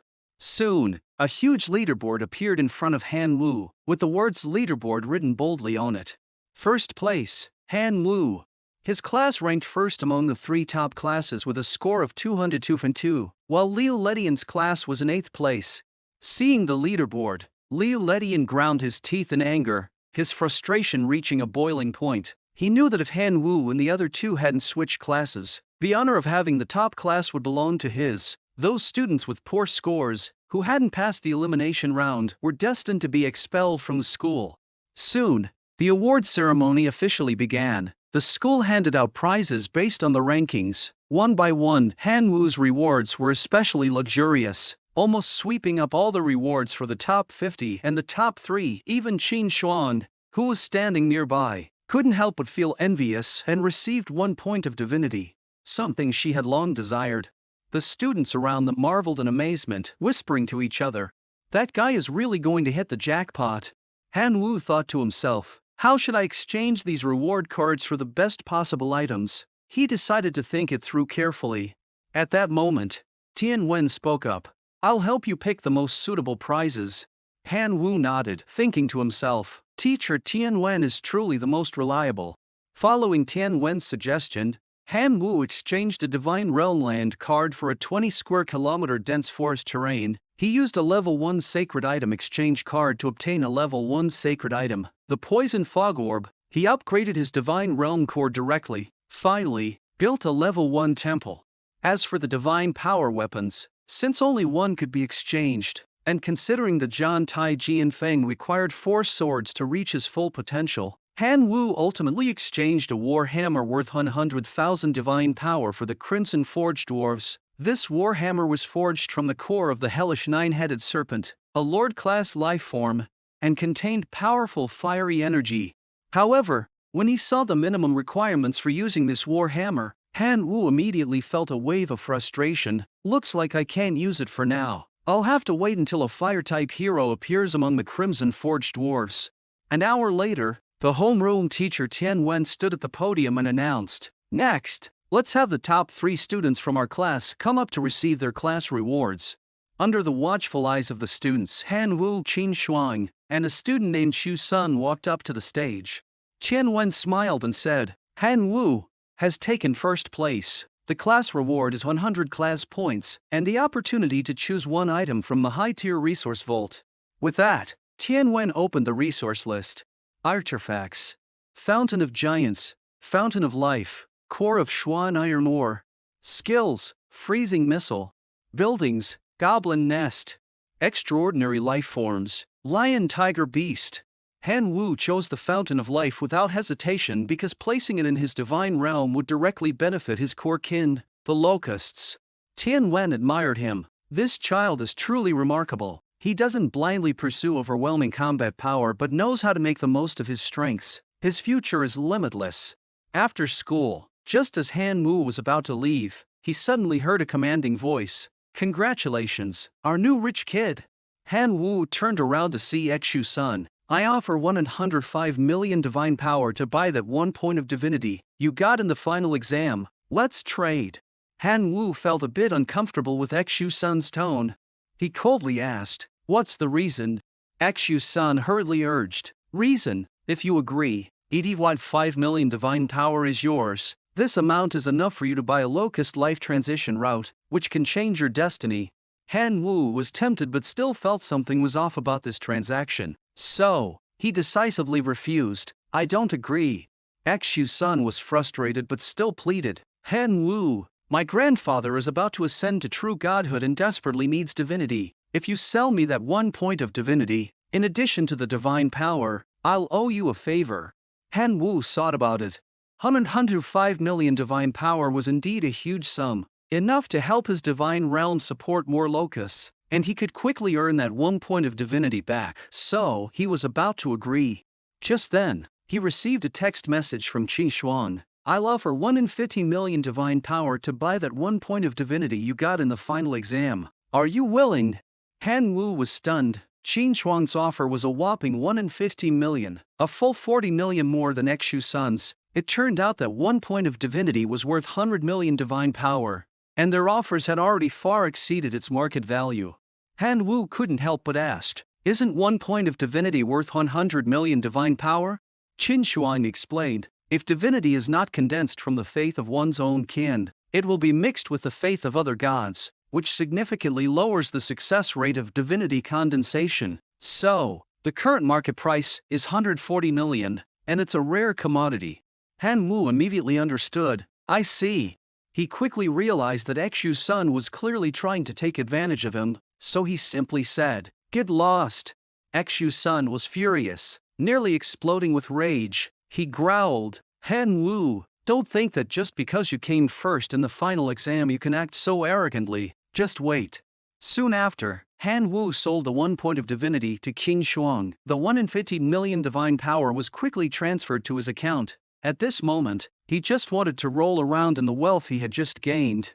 After school, Han Wu immediately logged into his divine realm, intending to build a level 1 temple near the Crimson Forge Dwarfs camp. After some time spent recovering, the number of Crimson Forge Dwarfs had slightly increased, though still nowhere near the speed at which his locusts were breeding. There were only 59 of them at the moment. Han Wu then chose a relatively barren piece of land and placed the Fountain of Life in the center. He was confident that, in no time, this land would turn into fertile ground. Next, Han Wu handed the Inferno Warhammer, obtained from his reward card, to the Crimson Forge Dwarves. All the dwarves immediately knelt in awe. "Great God, thank you for bestowing us with this blessing." Finally, Han Wu selected the strongest young dwarf in the camp, named him Shen Chuai, and handed him the exotic seed. "I hope you will soon become an epic life form and wield the Inferno Warhammer." The Crimson Forge Dwarves were all deeply grateful for the divine gift, and every single one of them became a devoted believer. As for Shen Chuai, the one who received the exotic seed, he became a zealous fanatic. However, Han Wu still didn't quite understand the use of his remaining reward level 1 sacred object, Poison Fog Orb. After all, when he chose it, he had simply followed Tian Wen's advice. Just as Han Wu was pondering over the Poison Fog Orb, he received a video request from Tian Wen. Han Wu opened it and asked, "Teacher Tian, it's so late, what's up?" Tian Wen got straight to the point. "Remember the entrance exam a while ago? I made a bet with Liu Letian, and the wager was 5 points of divinity. Well, you aced the exam, and I won big. After some thought, I believe your performance played a key role in my victory, so I've prepared a reward for you, a divinity card, or a demon embryo egg. You can choose one." Han Wu was curious and asked, "What's a demon embryo egg?" Tian Wen continued, explaining, "This was a spoil of war I picked up while fighting in the Outer Realms. It's an egg laid by a heavenly demon insect king. It's been specially treated by ancient magic to be a stillborn, but even in death, it produces 10 liters of demon embryo essence. Every day, you can use it to transform locusts into the lowest tier heavenly demon insects." Upon hearing this, Han Wu immediately recalled Tian Wen mentioning he would help him achieve the life evolution of his core kin. It seemed that this was an important path he could take. Han Wu thought to himself, Everyone thinks my locust kin is too weak, but if I can master life evolution and transform them into heavenly demon insects, they won't be as strong as Qingxuan's thunder sparrow, but at least they'll rival goblins and dwarves, which are just average life forms. His eyes lit up with excitement, and without hesitation, he chose the demon embryo egg. Tianwen smiled upon seeing Han Wu's decision and said, "Heavenly demon insects are highly compatible with poison. You can load the poison fog orb onto your core, and the results will definitely surprise you." Then Han Wu had another question. "Teacher, do you have a source for large amounts of meat? The meat in the stores is just too expensive." Tianwen replied, "The principal is currently exploring the demon abyss realm. We should be able to find plenty of blood-flesh golems there. I can check for you." Han Wu's heart leapt with joy. He felt more certain than ever that changing classes was the right choice. After ending the communication, he thought gratefully, "With these resources, my future is looking brighter than ever." Now, Han Wu's level 2 sacred object, Gluttony Law, was showing impressive results. The locusts in his divine realm were eating faster and their appetites were growing rapidly. The current food supply within the divine realm was nowhere near enough to satisfy them. So, he placed the demon embryo egg beneath the ancient tree, ensuring that the demon embryo essence would be produced faster. He then allowed one of his locusts to absorb the essence. Instantly, the locust began to undergo a transformation and encased itself in a cocoon. Han Wu had been watching beside the demon cocoon for 2 full days when he finally saw signs of it cracking open. As the shell developed more and more fissures, a heavenly demon insect, wrapped in dark magical energy, emerged.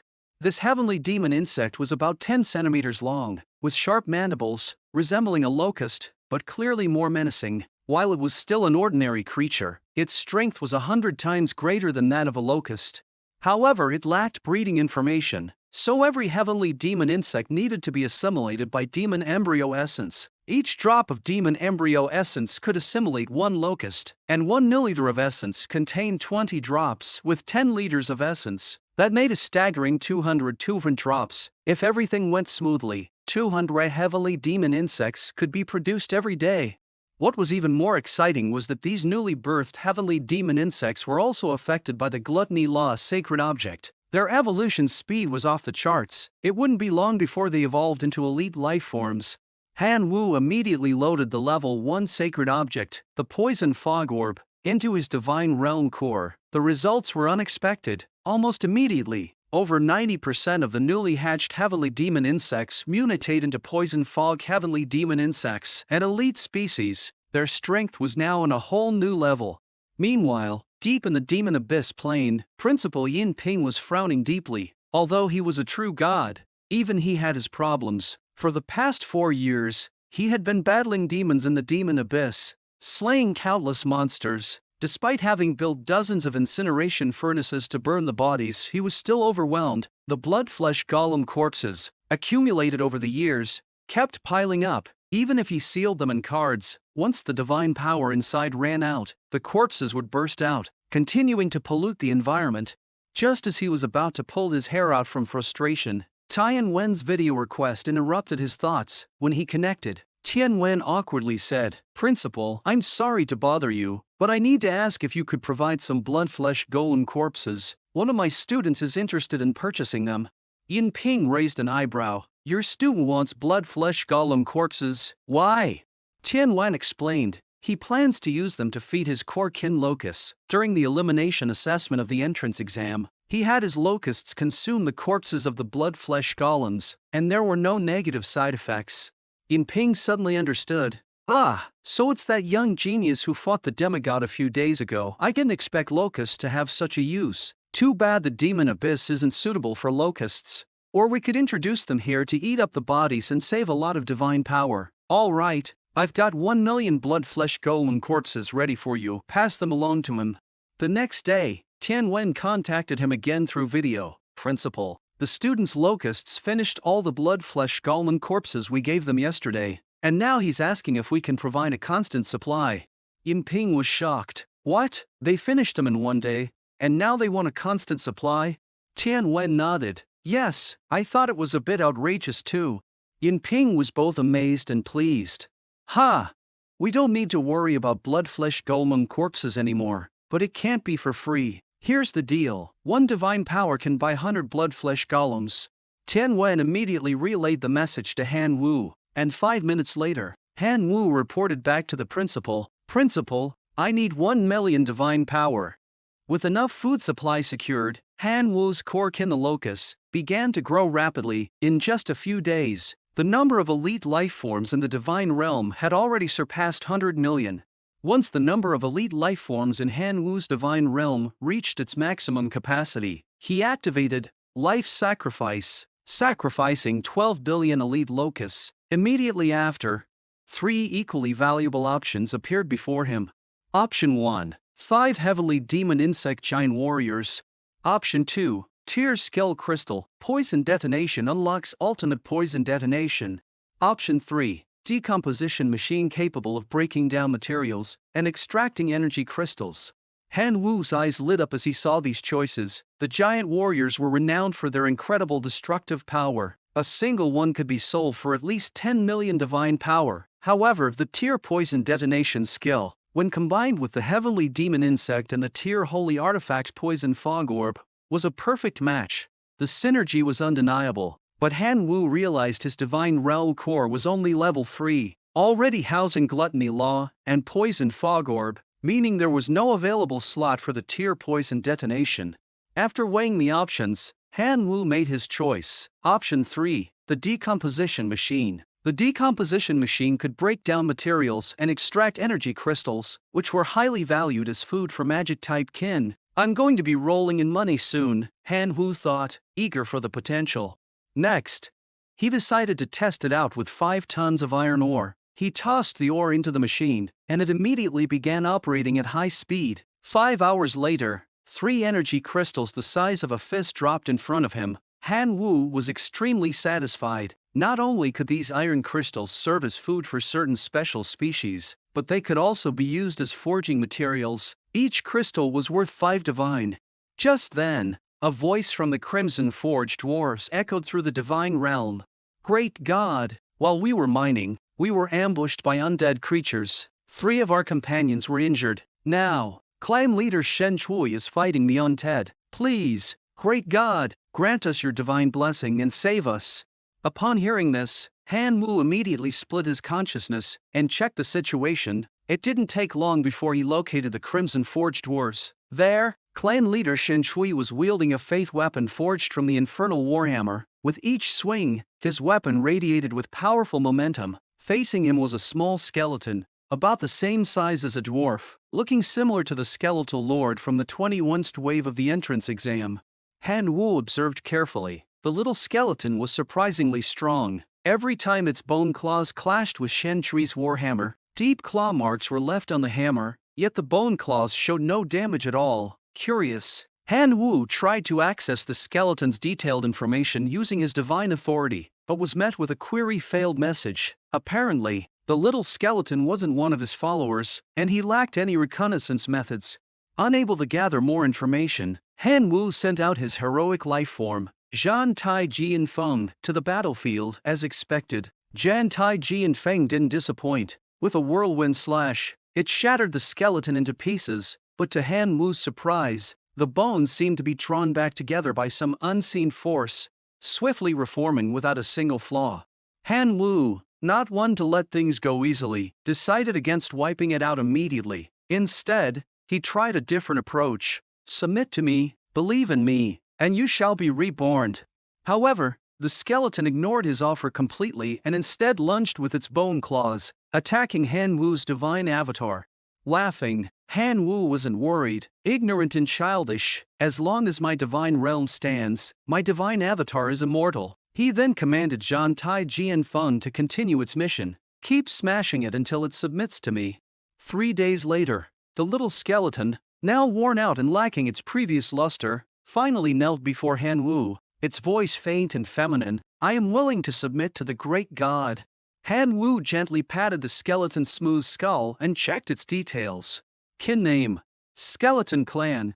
Kin rank: Skeletal Lord weak, defective, sealed. Kin talents: Crystal Bones, Resurrection.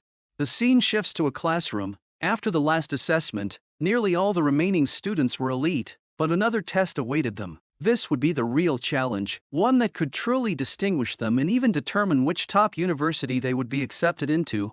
Upon hearing this, Han Wu immediately thought of his grandfather's dying wish. The Imperial City Academy was one of the top universities in the Divine Realm civilization, and it was not only home to the Chaos Star Sea but also contained clues about his missing parents. Tian Wen scanned the room and said frankly, "You will be teleported to a certain plane in the abyss. Specific details about the task will be sent to you shortly. You still have an hour before it begins."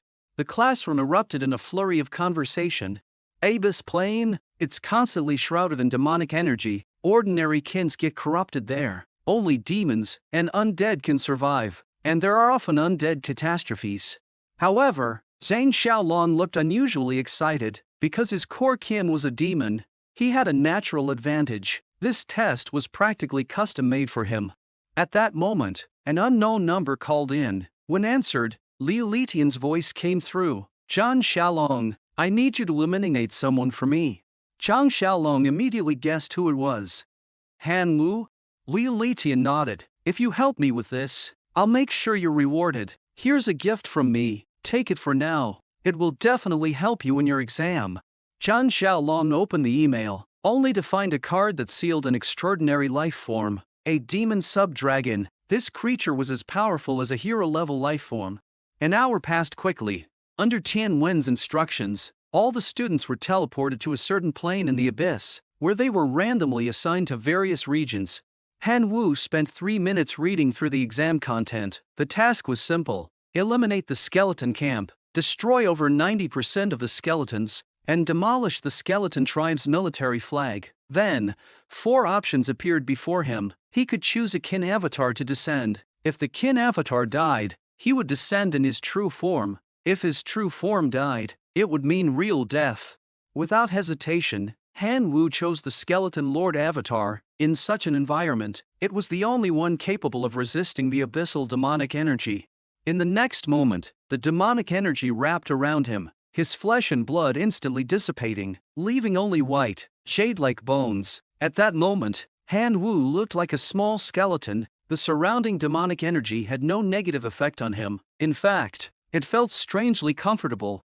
According to the exam rules, the maximum number of kins that could be summoned each day was 100. So, Han Wu summoned 100 gluttonous locusts to test them. Sure enough, in less than an hour, 94 of the gluttonous locusts were dead. Of the remaining 6, 3 were half dead, and the other 3 had been infected by the demonic energy and mutated into demonized locusts. The demonized locusts lost all their sanity and became extremely violent. However, since locusts inherently had no intelligence, they still followed Han Wu's commands after mutation.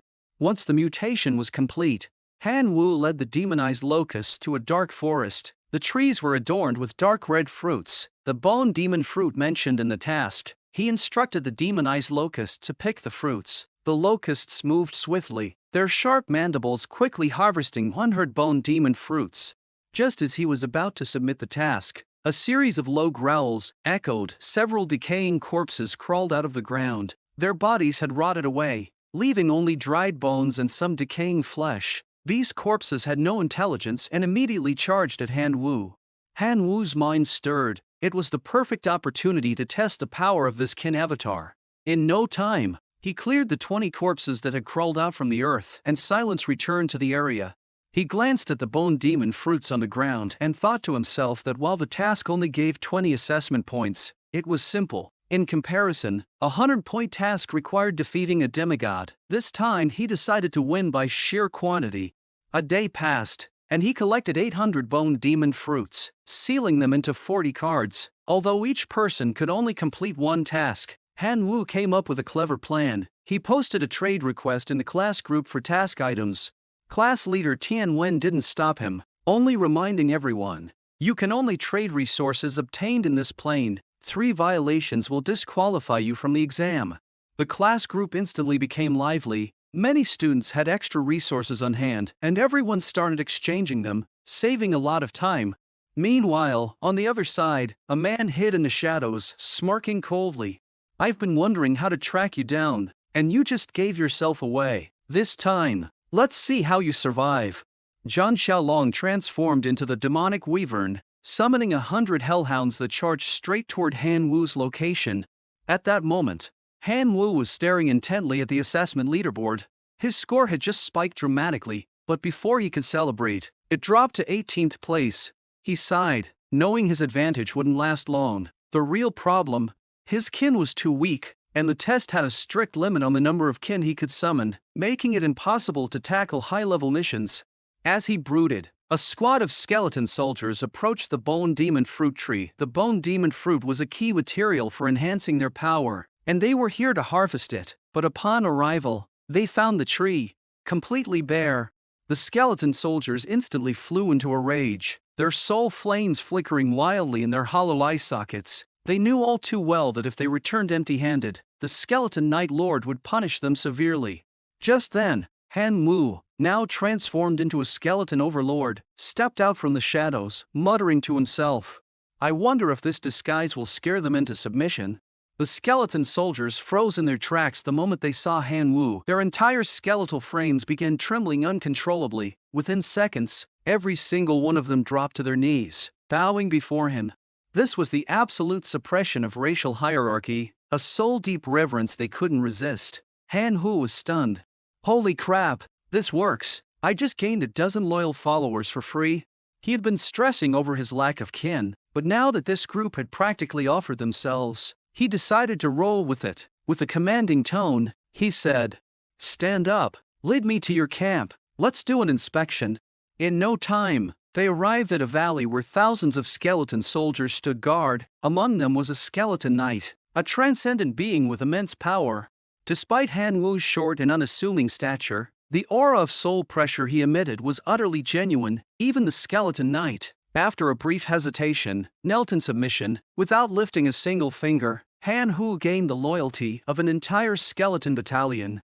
This move? Absolute jackpot, he thought with a grin. The skeleton knight spoke respectfully. "I was once part of the first skeleton legion, but during a battle against the blood-flesh golems, I was separated from the main force and forced to station here. The constant attacks from corpses, zombies, and blood-flesh golems have taken a heavy toll on my soldiers. Desperate for reinforcements, I sent the skeleton soldiers to collect bone demon fruit to bolster our strength." Han Wu listened thoughtfully, his fingers tapping against his skeletal chin. "If that's the case, I'll have to make them stronger," he decided. The next day, Han Wu's assessment ranking plummeted from 18th to 178th. The class group chat exploded with chatter. "Looks like Han Wu's glory days are over." But Han Wu paid no attention to the mockery, smirking coldly to himself. "Oh, you just wait, it's time to play my hand." He retrieved a massive stash of equipment and bone crystal stones from his divine realm and distributed them among his skeleton soldiers. The skeleton knight, overwhelmed by gratitude, practically wept tears of bone dust.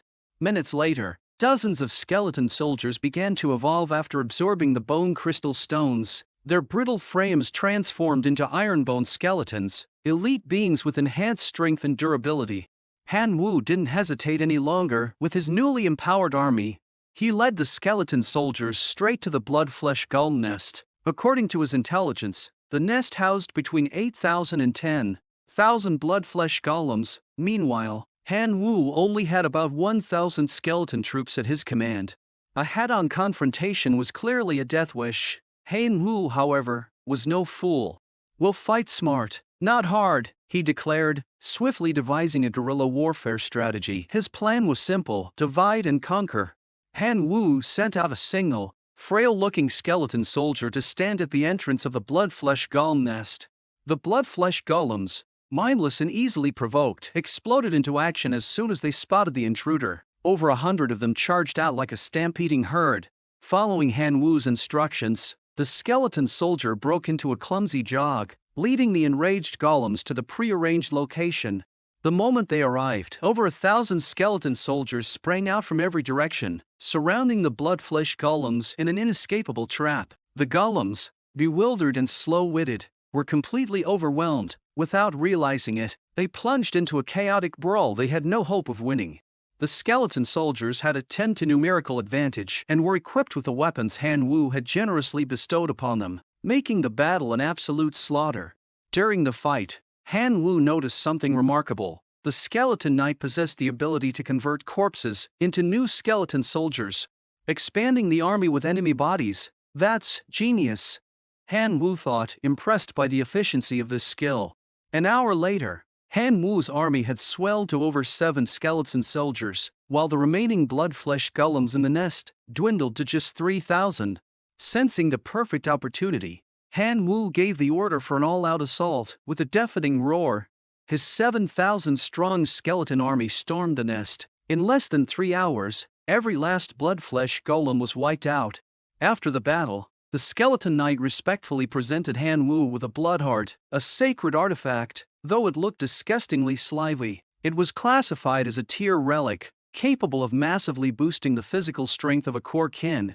With the mission complete, Han Wu submitted the results and effortlessly earned 60 assessment points, catapulting his ranking to 8th place.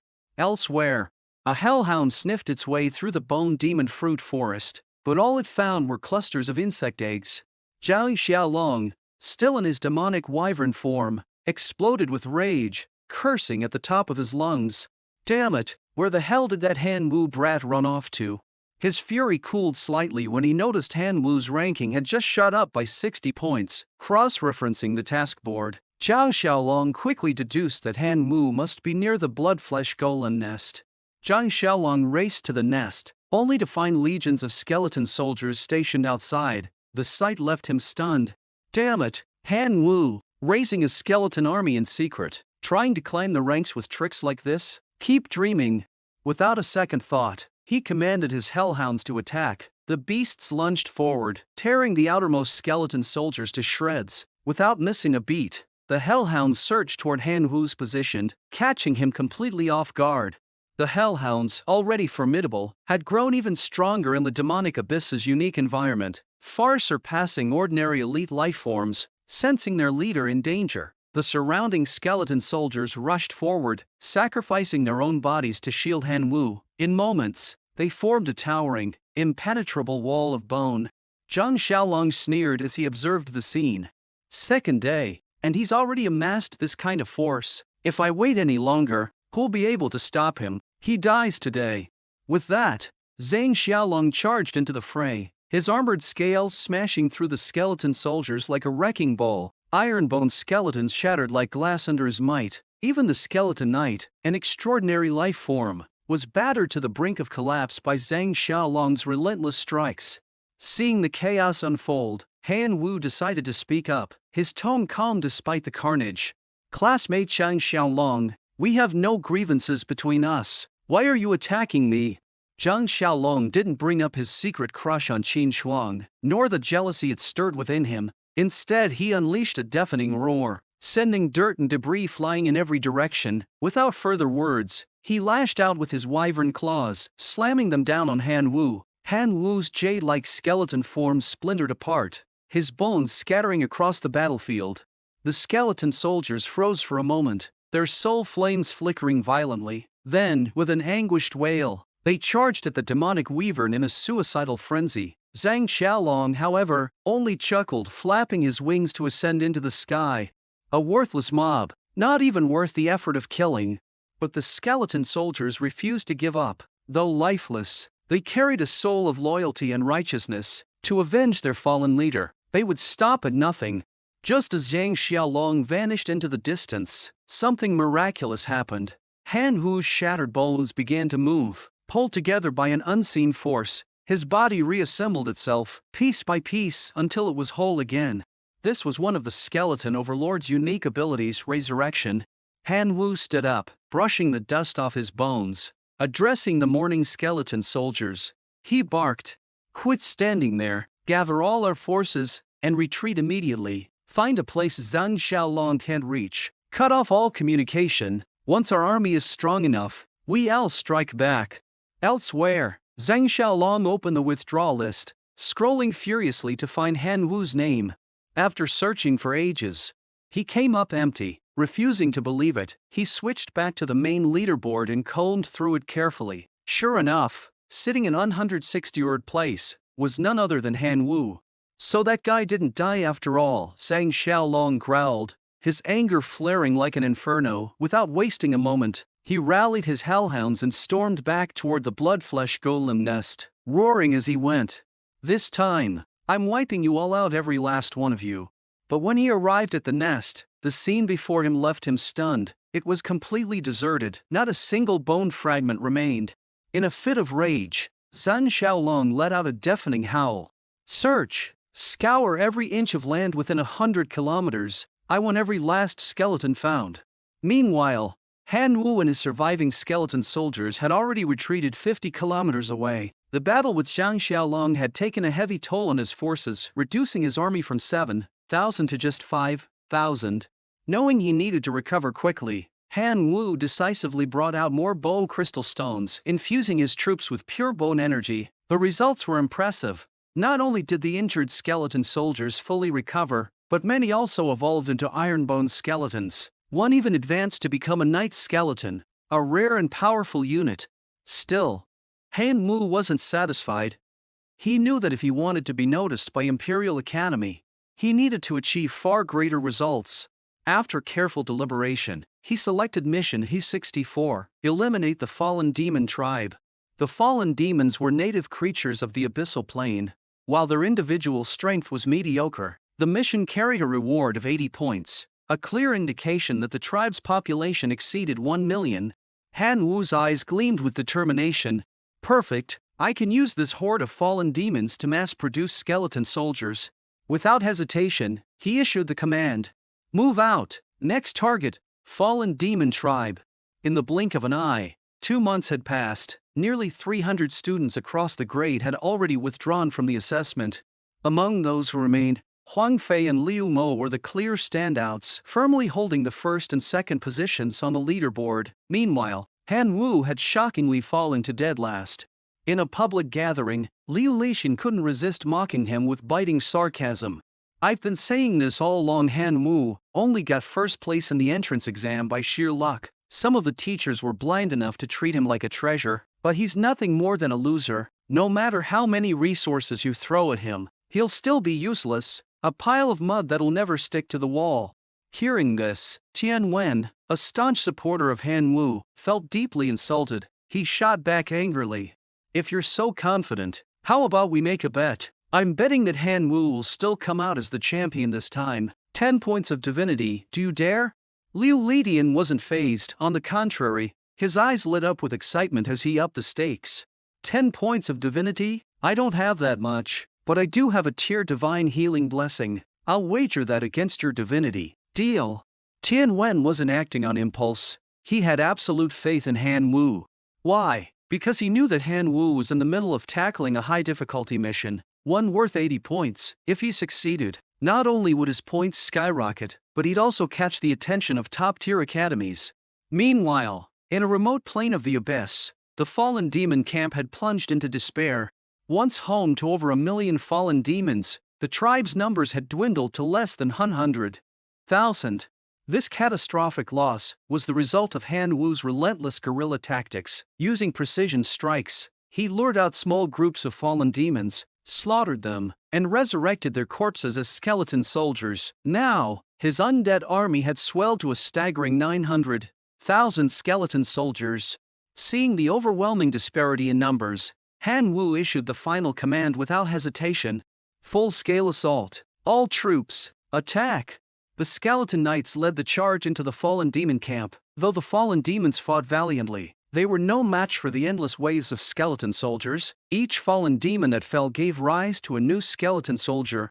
Even the fallen demon prayer, their leader and a rare reviver with the ability to resurrect the dead, couldn't keep pace with the combined efficiency of 3 skeleton knights' summoning abilities. In just 20 minutes, Han Wu's forces annihilated the fallen demon tribe and secured the camp. After the cleanup, Han Wu ordered the 3 skeleton knights to simultaneously use their summoning ability on the prayer's corpse. In moments, the flesh melted away, and flickering soul flames ignited within the empty eye sockets. Slowly, a powerful transcendent undead being emerged. New unit unlocked. Skeleton Reviver. Class: Extraordinary Undead. Abilities: Hard Bones, increased durability and physical resilience. Skeleton Resurrection. Revives fallen skeleton soldiers with enhanced stats. Staring at the attribute panel, Han Wu couldn't help but marvel. The skeleton reviver is even stronger than a skeleton knight. The skeleton reviver demonstrated its power immediately. It raised a hand, casting a faint green light over a pile of shattered skeleton soldier remains. Within moments, the scattered bones reassembled, and the once dead soldiers were fully revived. Han Wu's heart skipped a beat. With the skeleton reviver, I'll never have to worry about losing troops again. Next, the skeleton knights presented the spoils of war to Han Wu. Among the loot were 3 exceptional items. Tear Relic, Fireball Staff, grants Korkin the ability to cast Tear Fireballs. Hero Template Fragment Wand, collect all 4 fragments to evolve a Kim into a heroic life form. Source of Desolation, a rare artifact capable of triggering racial evolution. When Han Wu saw the Source of Desolation, he couldn't contain his excitement. This is a god-tier item for triggering a species-wide evolution. Without wasting time, Han Wu submitted the mission. His points skyrocketed, catapulting into 401's place. As a reward, he received a tier skill crystal, Multi-Fireball. Wasting no time, Han Wu locked onto his next target, a nearby abyssal native tribe worth 70 assessment points. With his 900,000-strong skeleton army at the ready, he raised his hand and gave the order. Advance the army. Next target, the abyssal tribe. Time flew by. In just 3 short days, Han Wu soared from last place to an astonishing 4th rank in the grade. This meteoric rise left the teachers who had once dismissed him utterly speechless. Now, they couldn't stop praising Tian Wen for recognizing Han Wu's potential early on. "You've really found a hidden gem," they exclaimed. However, Liu Ladian remained defiant. With a mocking smirk, he scoffed. "4th place? So what? He's not first, is he?" But before he could finish his taunt, Director Shu's voice boomed over the broadcast system. 2 top-tier academies have extended offers to Han Wu, and 1 second-tier academy has directly invited him for admission without an entrance exam. Liu Litian's face darkened immediately. He shouted in protest, "Why are you only announcing Han Wu's offers? What about the rest of us?" Director Xu replied calmly, "To date, only 1 student has scored over 3,000 points and completed at least 1 mission worth 80 points or more, Han Wu. Therefore, he's the only one eligible for these offers." Liu Litian was left speechless. Moments later, the broadcast continued with another announcement. Qin Shuang has received an offer from the top-tier Berserker Academy. Hearing this, Liu Litian's mood lifted slightly. Without wasting a second, he reached out to Zhang Xiaolong, who was still participating in the assessment. Speaking with urgency, he said, "There are only 3 missions left on the list. You must finish one before Han Wu does. You can't let him take first place. As long as he's not first, I win." Meanwhile, Han Wu was staring intently at the assessment task list, deep in thought. Speaking to himself, he analyzed his situation. "I've reached 380 points and climbed to 3rd place. I'm only 120 points away from first. If I want to overtake the top rank, I'll need to complete 2 more tasks." But the remaining tasks were dauntingly difficult. His gaze shifted toward his massive army, now comprising 20 million skeleton soldiers, 2 heroic life forms, and 200 extraordinary life forms. The question is, can this force annihilate the Minotaur tribe? Han Wu wondered, calculating his chances. The other side, the gates of the Minotaur tribe suddenly came under fierce attack from an unknown kin, throwing the entire camp into chaos. The enraged Minotaurs stormed out to confront their attackers, only to be met by Zhang Xiaolong, in his demonic wyvern form, who laughed uproariously as he commanded his forces. "Push harder, you wouldn't want to let Han Wu snatch first place, would you?" Beside him, Shu Sun, transformed into a lion-tiger beast, shot him an annoyed glare and snapped, "Quit yapping, I'm already giving it everything I've got." Their confidence lasted all of 3 seconds. A Minotaur hero emerged from the camp, wielding an enormous battle mace. With a thunderous swing, it came crashing down on the 2 of them. Boom! The sheer force of the blow sent Zhang Xiaolong and Shu Sun flying backward. The Minotaur, facing 2 extraordinary life forms at once, held its ground effortlessly, showing no signs of weakness. As the battle dragged on without progress, Zhang Xiaolong's confidence began to falter. Gritting his teeth, he muttered, "We need to retreat. If this keeps up, we'll lose everything we've got." Xu Sun nodded in agreement. Even the two of us can't handle a mission of this difficulty. There's no way Han Wu can complete it either. Just as they were preparing to retreat, they noticed something alarming. The entrance to the Minotaur camp was now completely surrounded by a swarming mass of skeleton soldiers, stretching endlessly toward the horizon. The two exchanged a glance, the same thought flashing through their minds. Could this be a necromancer's plague? The battlefield quickly devolved into chaos as the skeleton soldiers clashed with the Minotaurs, hellhounds and lizardmen, creating a massive three-way conflict. The scene was awe-inspiring, with waves of skeleton soldiers being smashed into shards of bone. Zhang Xiaolong and Xu Sun observed from a distance, noting the skeleton soldiers' staggering numbers, but relatively weak individual strength. Calculating their chances, they thought, with the Minotaurs drawing all the attention, now's the perfect time to escape. But Han Wu had planned for this. He deployed one of his heroic life forms, the Bone Manipulator. With a single gesture, the Bone Manipulator summoned scattered bone fragments from the battlefield. In mere moments, the fragments fused together to form a towering 20-meter-tall bone giant. The bone giant strode into the fray, its first punch unleashing catastrophic destruction, toppling enemies in droves. The fallen were swiftly resurrected by skeleton knights, rejoining the battle as skeleton soldiers. Even more terrifying, those soldiers that fell again were revived once more by the skeleton reviver, ensuring that Han Wu's undead army never truly diminished. The seemingly unstoppable onslaught left Zhang Xiaolong and Xu Sun frozen in fear. Without hesitation, they abandoned their kin and bolted. But the bone giant anticipated their escape, blocking their path. Standing on the giant's shoulder, Han Wu smirked and waved. Zhang Xiaolong, Xu Sun, long time no see. Zhang Xiaolong's pupils dilated in disbelief as he stammered. Han Wu, your core kin was supposed to be locusts. Han Wu chuckled softly. Zhang Xiaolong, let's just call this a little gift of reciprocity. Time to send you on your way. Before Zhang Xiaolong could react, the bone giant raised its colossal foot. No, stop, no. Bang!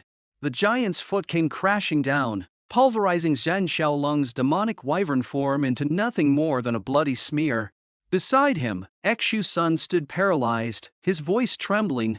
Han Wu, we don't really have any bad blood between us. It's all been a misunderstanding. I'm sorry, killing me won't benefit you at all. Han Wu's expression remained calm as he replied. Killing you doesn't gain me much, but letting you live gains me even less. Xu Sun, on the verge of tears, desperately bargained. I'll give you half of all the treasures I've collected in this realm. Just spare me, please. Han Wu paused to consider, realizing Xu Sun hadn't directly clashed with him before. He nodded. Deal. Sign a contract and you can go. Xu Sun, with an impressive 3-2 Nordi assessment points, undoubtedly had a wealth of treasures. After signing the contract, he fled the scene without looking back, his fear driving him away as fast as his legs could carry him. 5 hours later, the Minotaur tribe lay in ruins. Over 80% of the Minotaurs were dead, their corpses stacked into a grisly hill. The tribe's chieftain, their only heroic life form, finally surrendered in desperation, offering to pledge allegiance to Han Wu. Han Wu considered for a moment before ultimately accepting their submission. With the battle resolved, he submitted the mission, earning 90 points. Now, Han Wu's total points had risen to 357, just 40 points shy of first place. 2 tasks remained on the board, and Han Wu was already strategizing his next move. But his joy was short-lived. Within seconds, one of the 90-point tasks turned gray, marking it as unavailable. What happened? Han Wu muttered in confusion.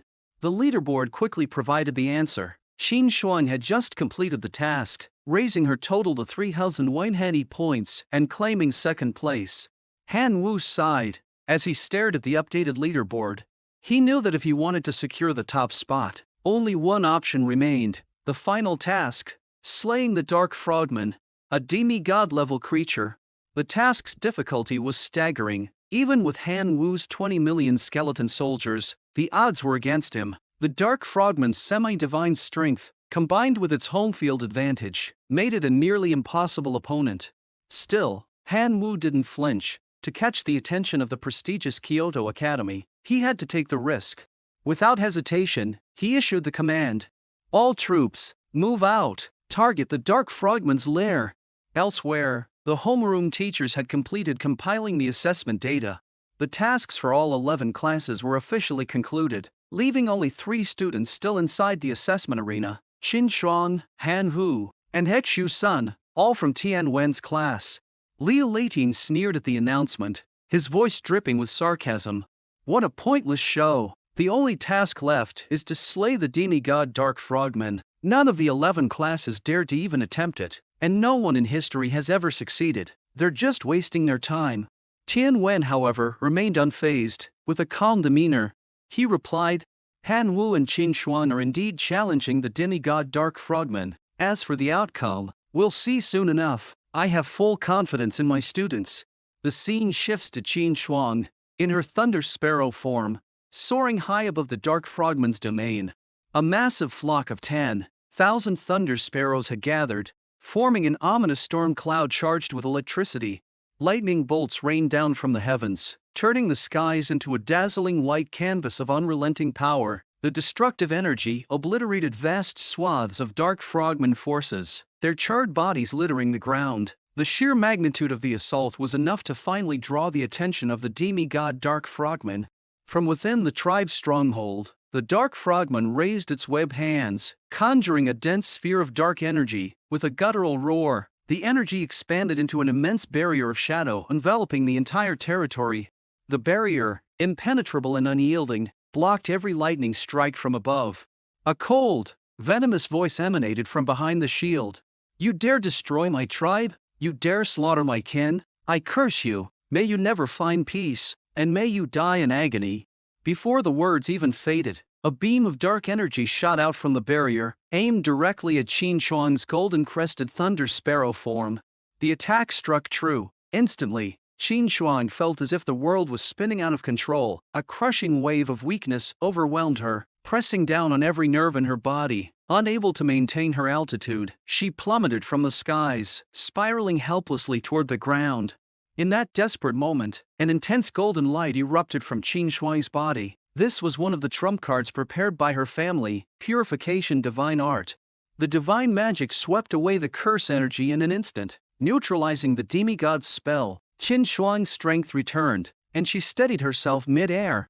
Without hesitation, Qin Shuang flapped her wings, conjuring a massive lightning orb crackling with raw energy. With a fierce cry, she hurled it toward the dark barrier. She knew, however, that breaking through the demigod's formidable shield alone was impossible. Acting quickly, she issued a command to her flock of 10,000 Thunder Sparrows. The entire flock moved as one, unleashing an endless barrage of lightning orbs, each one packed with devastating power. The storm of orbs rained down on the barrier like a deluge, hammering it relentlessly. After 3 intense waves of coordinated attacks, the once impenetrable dark shield began to crack, its surface spider-webbing with fractures. At that moment, the demigod Dark Frogman began casting another spell, its webbed hands weaving complex sigils as it roared. Mountain-devouring demon frog, rise! With those words, a gargantuan mountain-devouring demon frog emerged before Qin Shuang, towering like a living mountain. Its scarlet eyes flickered with madness. In the blink of an eye, its massive tongue, stretching over a kilometer long, shot out with astonishing speed. The slimy appendage wrapped tightly around Qin Shuang, pinning her golden-crested Thunder Sparrow form. Before she could react, the enormous pull of the tongue dragged her into the frog's cavernous belly. Inside, the space was dark, damp, and oppressive. Qin Shuang struggled to unleash bursts of lightning, but to no avail. This thing is way too massive. My lightning barely scratches it, she thought, panic mounting. Just then, her communicator buzzed. Han Wu was calling. Qin Shuang rolled her eyes, exasperated. Of all times, why does he have to call now, when I'm at my most pathetic? When she answered, Han Wu's face appeared on the screen, his expression amused as he took in her surroundings. Where are you? This place has quite the unique interior design, he quipped. Qin Shuang's patience snapped, and she snarled. None of your business. Ignoring her irritation, Han Wu got straight to the point. Want to team up? If you wait much longer, your Thunder Sparrows will be wiped out. Qin Shuang wanted to retort, but she sighed in defeat.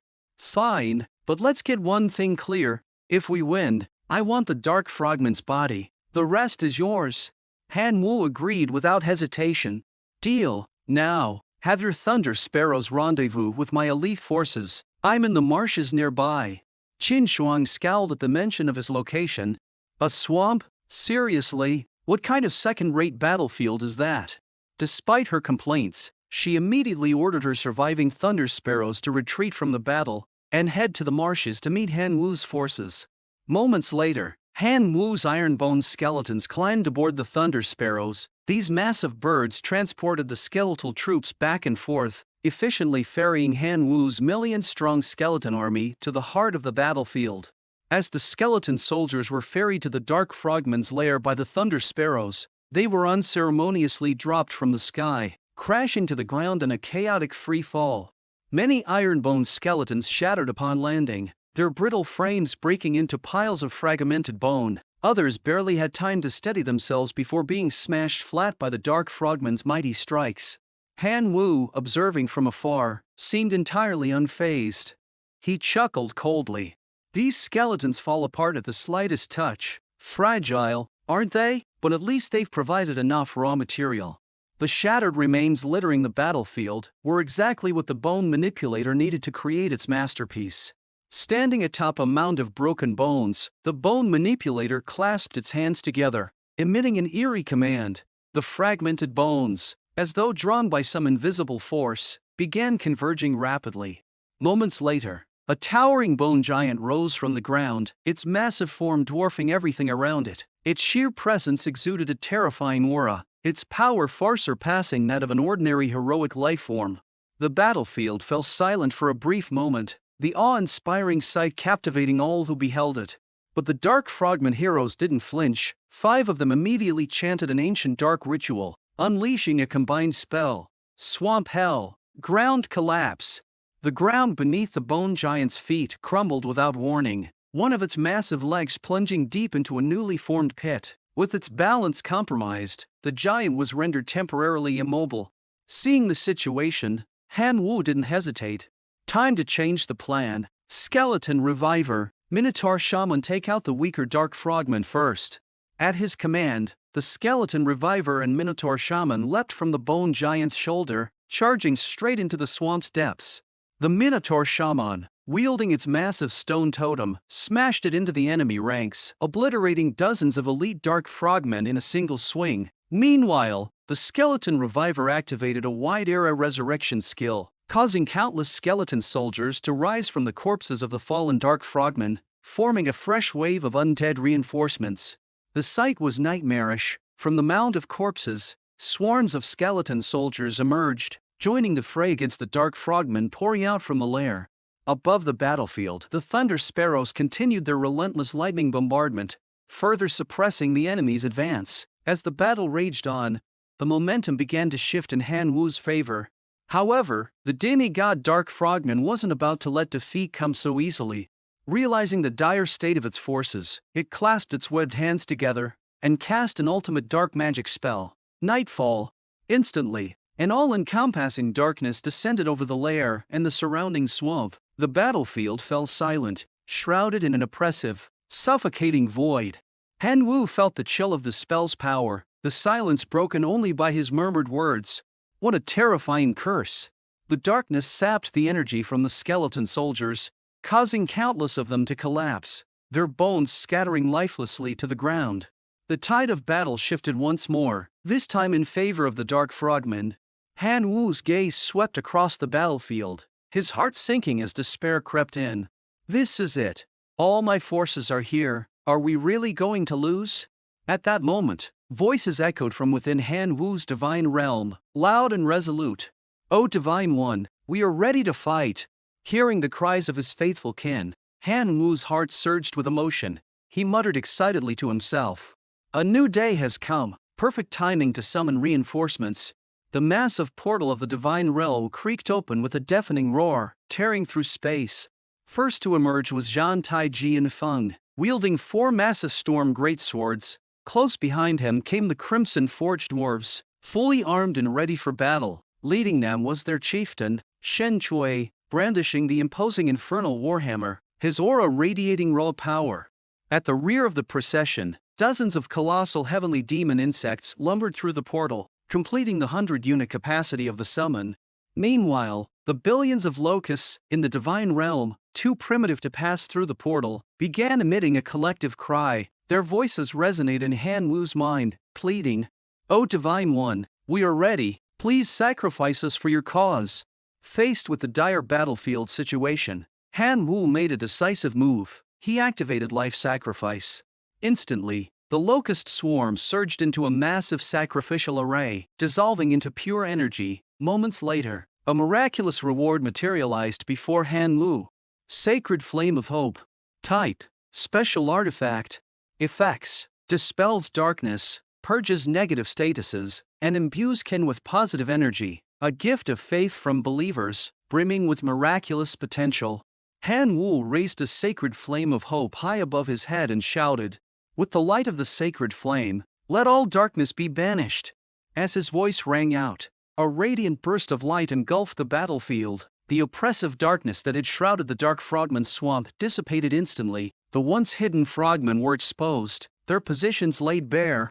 The demigod Dark Frogman stared in disbelief, roaring in rage. "Impossible! You dispelled my dark magic. This cannot be." The light restored clarity and strength to Han Wu's kin, dispelling all the debilitating effects of the darkness. Conversely, the Dark Frogman, deprived of its shadowy domain, grew visibly weaker. Han Wu's eyes locked onto the mountain-devouring demon frog, and he speculated. Qin Shuang must be inside that beast's stomach. He issued a command without hesitation: "Take down the mountain-devouring demon frog." At his order, Shen Shui and Zhan Tai Jianfeng charged forward. Zhan Tai Jianfeng unleashed his signature move, Iron Slash, while Shen Chui followed with a fiery infernal hammer strike. The combined force tore a gaping hole in the demon frog's massive abdomen. From the opening burst forth the trapped golden-crested thunder sparrow, cloaked in radiant lightning. The thunderous energy surrounding Qin Shuang neutralized the corrosive effects of the frog's stomach acid. Free at last, Qin Shuang wasted no time. She turned mid-air and hurled a colossal lightning orb, aiming directly at the mountain-devouring demon frog. The orb engulfed the beast, and in its weakened state, it was instantly reduced to a smoldering, charred husk. Witnessing Qin Shuang's dramatic return, the thunder sparrows circling above erupted with renewed vigor. Their morale soared, and they dove fearlessly into the fray, igniting a fresh wave of battle against the remaining Dark Frogman forces. Meanwhile, the dozens of heavenly demon insects that had emerged from Han Wu's divine realm launched a final, desperate assault. Without hesitation, they chose to self-destruct, detonating themselves in massive explosions that obliterated the remaining Frogman heroes, taking them down in a fiery display of mutual destruction. With the Frogman heroes' magical bindings severed, the 100-meter-tall bone giant regained its mobility. Its colossal bone legs crushed countless Dark Frogmen into unrecognizable smears, each step leaving behind a trail of carnage. Seeing the battle slipping out of its control, the Dark Frogman demigod made a cowardly decision. It attempted to abandon its kin and flee alone. But just as it turned to escape, it found its path blocked by Han Wu, who stood holding the sacred flame of hope, bathed in the artifact's radiant light. Even a demigod had nowhere to hide. Exhausted from casting multiple divine spells, the Dark Frogman demigod was nearly out of power. Its weakened state left it defenseless against Qin Shuang's relentless lightning strikes. Each thunderous bolt drove it closer to death, leaving it writhing on the ground, barely clinging to life. Just as the final blow seemed imminent, Qin Shuang ceased her attack. Her eyes were cold as she declared, "Your turn. As per our agreement, I'll take its body. The rest is yours." The Dark Frogman demigod gasped for breath, its voice weak and pitiful as it pleaded, "Spare me. I'll offer you everything, just let me live." But Han Wu's calm response cut through its desperation like a blade. "Once you're dead, everything you have will still belong to me." Before the demigod could protest, Zhan Tai Jianfeng swung his massive storm great sword, bringing it down in a decisive strike. With a resounding crash, the strongest opponent of the assessment, the Dark Frogman demigod, fell, its reign and life coming to a swift, brutal end. Half an hour later, Han Wu directed his skeleton soldiers to scour the Dark Frogman swamp, amassing every piece of treasure they could find into a towering pile. He turned to Qin Shuang and asked, Are you sure you don't want to take a few of these for yourself? Qin Shuang smiled faintly and shook her head. We had an agreement. Aside from the body, the rest is yours. Before she could say more, Han Wu pulled out a crown from the treasure pile and placed it on her head, grinning mischievously. Consider this my interest payment to you. Qin Shuang blinked in surprise, then her face reddened slightly as she chuckled softly. Fine, I'll accept it, just this once. At that moment, Tian Wen's voice echoed through their communicators. Han Wu, excellent work. The school leadership and top-tier academy recruiters want to meet you. Get back here immediately. The scene shifted and Han Wu arrived at the admissions office for his interview. The admissions officer immediately noticed the girl walking alongside Han Wu. Qin Shuang. Your family is a true god-tier family, with endless resources. You've passed the exam and received the divine body. Right. You're planning to create a lord-level life form, aren't you? How much divinity do you have? The school officials standing by were stunned. None of these leaders, who had been semi-gods for years, had ever been able to cultivate a lord-level life form. Qin Shuang answered honestly, 4 divinity points. Han Wu was shocked inside. 4 divinity points were equivalent to 470 million divine power. She was ridiculously rich. The admissions officer wasn't surprised. In fact, he said calmly, Qin Shuang, you meet the admission requirements for all 3 of our universities. Once you create your lord-level life form, we can fast-track your preparation for school and let you experience campus life. Then, the officer's gaze shifted to Han Wu. His tone changed, becoming more serious. As for you, Han Wu, we've checked your records. Your core kin is locusts, right? Han Wu nodded. That's right. After confirming, the admissions officer marked a cross on his form, then continued, and your divinity is 1 point, correct? Han Wu answered honestly, yes. The admissions officer marked another cross on the form. One final question, we're curious, how did you get the Swordwind clan hero in your divine realm, and the weakened skeleton lord avatar you showed in this exam? Han Wu hesitated for a moment. Clearly, the officer had no idea about his true abilities, so Han Yu politely declined to answer. Can I skip this question? Seeing this, the officer didn't press further and spoke with a slightly dismissive tone. Well, sorry, Han Wu, while you're clearly talented, your qualifications don't meet our standards. Director Xu Mei, standing off to the side, silently sighed. The 3 admissions officers clearly hadn't recognized Han Wu's talent. What a shame. Han Wu wasn't interested in these top-tier universities, but his attitude toward the gods remained calm and composed. I understand. I'll keep working hard. The admissions officer felt his emotions, but gave a perfunctory reply. I wish you the best. After they left, Tian Wen tried to comfort Han Wu. The top-tier universities have high standards. It's normal if you didn't make it in, if you're willing. A few first-rate schools are still inviting you. But Han Wu firmly shook his head. No need. I'm only going to the Imperial Capital Academy. He stepped out of the office, only to be stopped by Qin Shuang. Once I create my lord-level life form, I'll enter a top-tier university as a prep student. Do you plan on going to the Imperial Capital Academy too? Han Wu nodded, his voice steady. Yes. In truth, his goal for attending the Imperial Capital Academy was to search for his missing parents in the chaotic Star Sea. Qin Shuang smiled lightly. All right then, I'll choose the Imperial Capital Academy too, but I'll be entering as a prep student, which means I'll have plenty of resources. By the time you catch up, you might not be my match, so you better hurry up and become my servant while you still can. Han Wu replied while walking away. I've earned plenty of resources on my own. Do I really need to be your servant? I've got to go organize what I've gained today. I'll see you later. Qin Shuang sighed deeply. What a guy, so clueless about romance.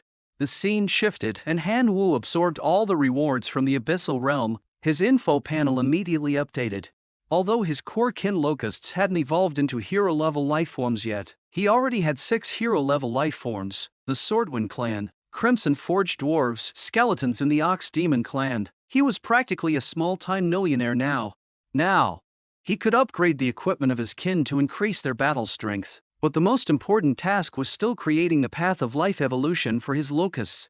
The first one was Source of the Fallen, used to create the path of corruption. Locusts that followed this life evolution path would directly advance to elite life forms. Gaining stronger resistances and more tenacious vitality, their resistance to negative status effects and magical damage would increase. Following a defensive evolution route, these would be called fallen locusts. The second path, Heart of the Dark Frogman, was used to create the curse path. Locusts, evolving through this path, would also become elite life forms, capable of flying invisibly and inflicting various negative effects on their enemies. They would specialize in assassination. These would be called cursed locusts. Just then, an anxious prayer echoed in Han Wu's mind. Lord, please forgive the foolishness of my people. One of them accidentally threw the sacred staff you gave us into the decomposition machine while breaking down ores. Please, forgive his sin. Han Wu sighed, thinking to himself, that's such a waste. He immediately sent down his divinity avatar to investigate. There, Shen Chui was kneeling, desperately begging for forgiveness. My lord, forgive me. I'm the one who threw the sacred artifact into the machine. I was the fool. Han Wu didn't scold Shen Chui. Instead, he helped him up. Learn from this mistake. You must be more careful next time. Shen Chui, deeply grateful, had tears streaming down his face. Then, Han Wu looked at the rumbling decomposition machine. Feeling a bit frustrated, he was curious about what would come out if a sacred artifact was thrown into it. Suddenly, 2 fire crystals, 1 golden crystal, and a source of the sacred relic appeared in front of him. Han Wu was stunned. The source of the sacred relic actually had the ability to repair or upgrade sacred artifacts. An idea popped into his mind. Could I fix my broken gluttony law with this? With a why not? My na set. Han Wu touched the gluttony law to the source of the sacred relic. What happened next was nothing short of miraculous. The source of the sacred relic transformed into streams of power and fused into the gluttony law. His info panel changed. An ordinary life form that consumes 99 times its energy will evolve into an elite life form. Previously, the requirement had been 1,000 times, but now it was lowered. If he had enough source of the sacred relic, he could fully repair the gluttony law. But the problem was, where would he find that many sacred artifacts? In order to acquire sacred artifacts at a very low price, Han Wu decisively opened up the network and checked out what people were discussing. It didn't take long before he found a post that caught his attention. The poster was a true god, and he explained that his weapon had been damaged during an outer realm battle, causing his combat strength to drop significantly. He was hoping someone could help repair his artifact. After reading the post, Han Wu had an idea. Maybe the source of the sacred relic can help repair this weapon, since it's both an artifact and a sacred item. So, he left a comment. I might be able to help. If you're interested, feel free to message me privately. Barely a minute after posting the comment, Han Wu received a communication request. Can you really repair my weapon? Han Wu replied, I can only give it a try. After all, you've been looking for a solution for so long and still haven't found one. There's no harm in trying. If you trust me, just send me a few sacred items.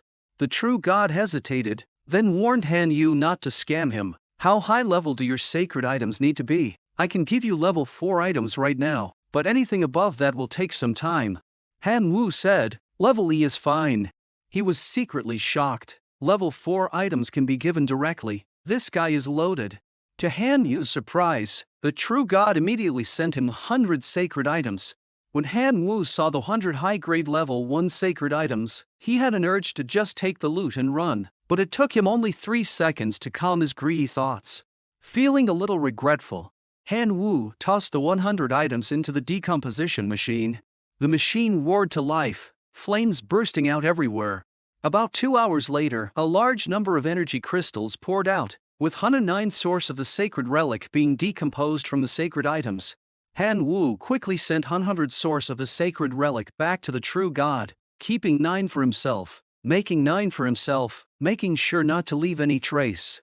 A few minutes later, the true god contacted Han Wu again. I'm Yan Zhong, please, I beg you to help me. Meanwhile, Tian Wen was absorbing the level 3 divine occupation he had gotten from Li Letian during the abyssal plane assessment. His power was steadily increasing, and he was getting closer to becoming a true god. It was a level 3 healing divine occupation, which, though far from the level 5 occupations, was still of decent quality. While he was deep in thought, Tian Wen suddenly received a communication request from Han Wu. When he picked up, Han Wu got straight to the point. How can I get resources to upgrade my Divine Realm core level? I've searched online but can't find anything. Qian Wen replied, resources like divine occupations, divinity, and core shards are so rare that they never show up online. As soon as they're listed, big corporations snatch them up. You helped me beat Li Elysian, so I can give you some of my collected treasures, but there's another way. A senior who was close to me once took me to a place called the Bloodthirsty Arena to compete. Every winner gets a Divine Realm core shard as a reward. Han Wu asked, what kind of place is that? Tian Wen continued, the Bloodthirsty Arena is located in a super large plain, one of the outer world civilizations. It's said to be the property of some god king. The arena isn't just for divinity creatures, sometimes other races compete too. Each match could lead to a lot of kin deaths. Are you okay with that? Han Wu didn't hesitate to answer. No problem, I'm missing a lot of things, but kin definitely isn't one of them. In reality, Han Wu had recently spent a lot of resources cultivating kin, and he was eager to test their strength. 15 minutes later, the two of them arrived at the destination. The Bloodthirsty Arena was located in a massive plain. As Han Wu looked around, he marveled at the new and strange environment. Tian Wen gestured for him to be cautious and wear a mask to avoid detection from the semi-gods. Before you can participate, Tian Wen explained, you have to fill out a registration form. The arena sorts competitors by their level, divinity creatures, semi-gods, and true gods, unless there's a special request. Cross-level matches don't usually happen. There were no restrictions on the number of kin allowed in the matches, but to concede, the kin death rate had to exceed 50%. Some participants would even fight until all their kin were wiped out.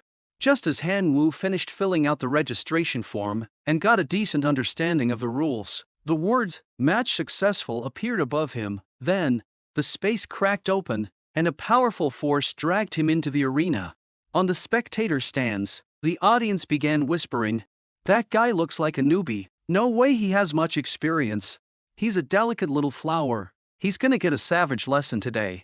Poor guy, he's facing the brutal rat slave in his first match. Although the voices were distant, they still reached Han Wu's ears clearly. He learned that the rat slave was notorious for his cruel methods, and his kin were likely rats. While Han Wu was processing this information, 2 lines of text appeared above him. Please release your kin, the match will begin in 3 minutes. Then, his opponent, the so-called rat slave, summoned 300 million rats. He sneered and said, boy, scared yet? I'm going to kill all your kin and let you leave maybe. Han Wu smiled faintly and replied calmly, you're going by numbers? Before the words even left his mouth, he waved his hand, and a massive swarm of locusts surged forth, nearly blocking the entire sky above the arena. The battle between 300 million ratmen and tens of billions of locusts kicked off. The ratmen quickly drew their small crossbows and fired 300 million arrows.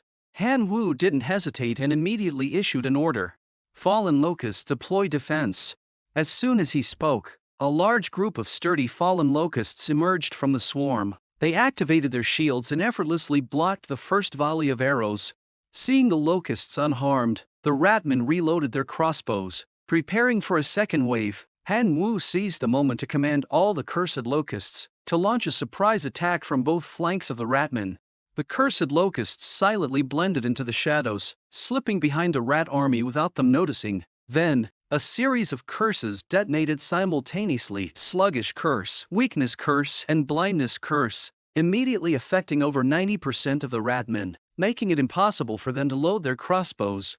At that instant, heavily demon insects swarmed from the front, breezing past the fallen locust defenses and charging into the cursed ratmen. Their wings flapped furiously, and their poisonous tails rained down like a storm, covering a large portion of the battlefield in seconds. The poison quickly entered the ratmen's bloodstreams and organs. Within 5 seconds, almost all of them died from the venom. Han Wu's attack had caused catastrophic losses, wiping out over 80% of the rat army. Witnessing the rapid decline in kin survival, the rat slave screamed in rage and despair. Stop! I surrender! I give up! As the rat slave declared his surrender, a protective barrier fell in the center of the arena, separating the kin from both sides. Soon after, a massive magical formation appeared on the ground, absorbing and gathering the bodies of the ratmen. eventually forming a divine realm core fragment, which floated high above. At this moment, Han Wu felt a slight shock, as he realized the formation's patterns were strikingly similar to his own life sacrifice formation, only this one appeared far more powerful. After everything wrapped up, Tian Wen was very pleased with Han Wu's performance. "Well done, you won your first match with ease, and helped me rack up a ton of divine power, and considering your kin losses were minimal, how about going for the second round of competitions? If you win again, you'll earn 10% more Divine Realm Core shards than this time." Han Wu immediately agreed, since the locusts breed at such a fast rate, even if there were more casualties, he could replenish them in no time. Over the next 30 days, Han Wu participated in only 4 matches, only losing 100 million heavenly demon insects, not even enough to keep up with their breeding speed. At this point, Han Wu's Divine Realm Core had leveled up to 7, but to reach level 8, he would need even more core shards than before. Seeing Han Wu a bit down, Tian Wen tried to cheer him up. "With the strength of your kin now, you can challenge a demigod." Han Wu, curious, asked, "Will I get more rewards if I challenge a demigod as a divinity creature?" Tian Wen nodded. "Yes, the rewards will be 10 times more than what you get from a regular victory." Han Wu's interest piqued. He decided to risk it all, using 4 billion locust kin to go big. He submitted his challenge application for an overleveled battle. The reception clerk double-checked, shocked that someone would actually challenge a demigod. This overleveled fight caused a huge stir. Many spectators thought Han Wu didn't stand a chance. Demigods had much higher divine realm core levels, could summon more powerful creatures, and even had divine powers at their disposal. The gap was just too wide. Tian Wen told Han Wu, "Right now, your odds are 1 to 100, no one's betting on you." Han Wu asked Tian Wen to wager 10 million divine power on his victory. Tian Wen chuckled, "You're really going all in. I'll bet 5 million divine power on you too. If you win, I'll reward myself with a divine weapon." Han Wu rolled his eyes. "Thanks, teacher." Han Wu entered his divine realm. After upgrading his divine realm, he hadn't had the chance to add any divine relics yet. What should he add? Currently, his divine realm core only had 2 divine relics, Gluttony Law and Poison Fog Orb, but something still felt like it was missing. Just as he was pondering, the true God Yuan Zhong sent him a message, asking if the source of the sacred relic he had refined today was finished. Han Wu sent him the 100th source of the sacred relic he had refined and casually asked, "Can you get relics below level 4? Yuan Zhong replied, "Yes, I have plenty of level 4 and below relics in stock. If you need any, just let me know." Hearing this, Han Wu didn't hold back. "All right, I need some strong level 2 relics, preferably with poison, earth, dark and fire attributes." No sooner had he finished speaking than 50 level 2 relics were instantly sent over. Han Wu couldn't help but marvel at how wealthy the true god really was. He selected 2 relics that were the best fit for his locust's evolution. Earth Fire Lava Ball. This relic had both earth and fire attributes. It could boost the kin's defense and resistance, as well as improve their recovery ability. Shadow Spike. This relic had the dark attribute. It allowed compatible kin to learn the skill Shadow Spike, which could pin an enemy's shadow and restrict their movement, causing a freezing effect. Han Wu immediately loaded these 2 relics into the Divine Realm Core. In an instant, the sky suddenly became wild with wind. Then, 2 immense forces exploded in the air, and the shockwaves spread to every corner of the Divine Realm. Han Wu immediately felt that all his locust kin were hit by a surge of life essence. About 80% of his locust kin underwent physical mutations. Fallen locust shells became much tougher. Cursed locusts learned the level 2 skill Shadow Spike. Before Han Wu could even check the stats of his locusts, a prompt sounded from within his divine realm. "Contestants, please proceed to the arena to prepare." Without hesitation, Han Wu was teleported to the bloodthirsty arena. At this moment, he felt more confident than ever about his upcoming battle against a demigod. The arena was packed with spectators, their cheers and shouts echoing from all sides. "Elephant Lord, show us your demigod power. Crush him." Elephant Lord sneered and replied, "What a lucky day this is for me, to run into such an ignorant divinity being in bloodthirsty arena. Rookie, get ready to die with your kin. I admire your courage for challenging a demigod, but that's all it is. Courage, not strength. Today, You'll learn just how terrifying a demigod really is. Han Wu couldn't help but roll his eyes. This guy really loves to hear himself talk. Elfin Lord raised his arm and shouted, "Come forth, my mighty mammoth legion."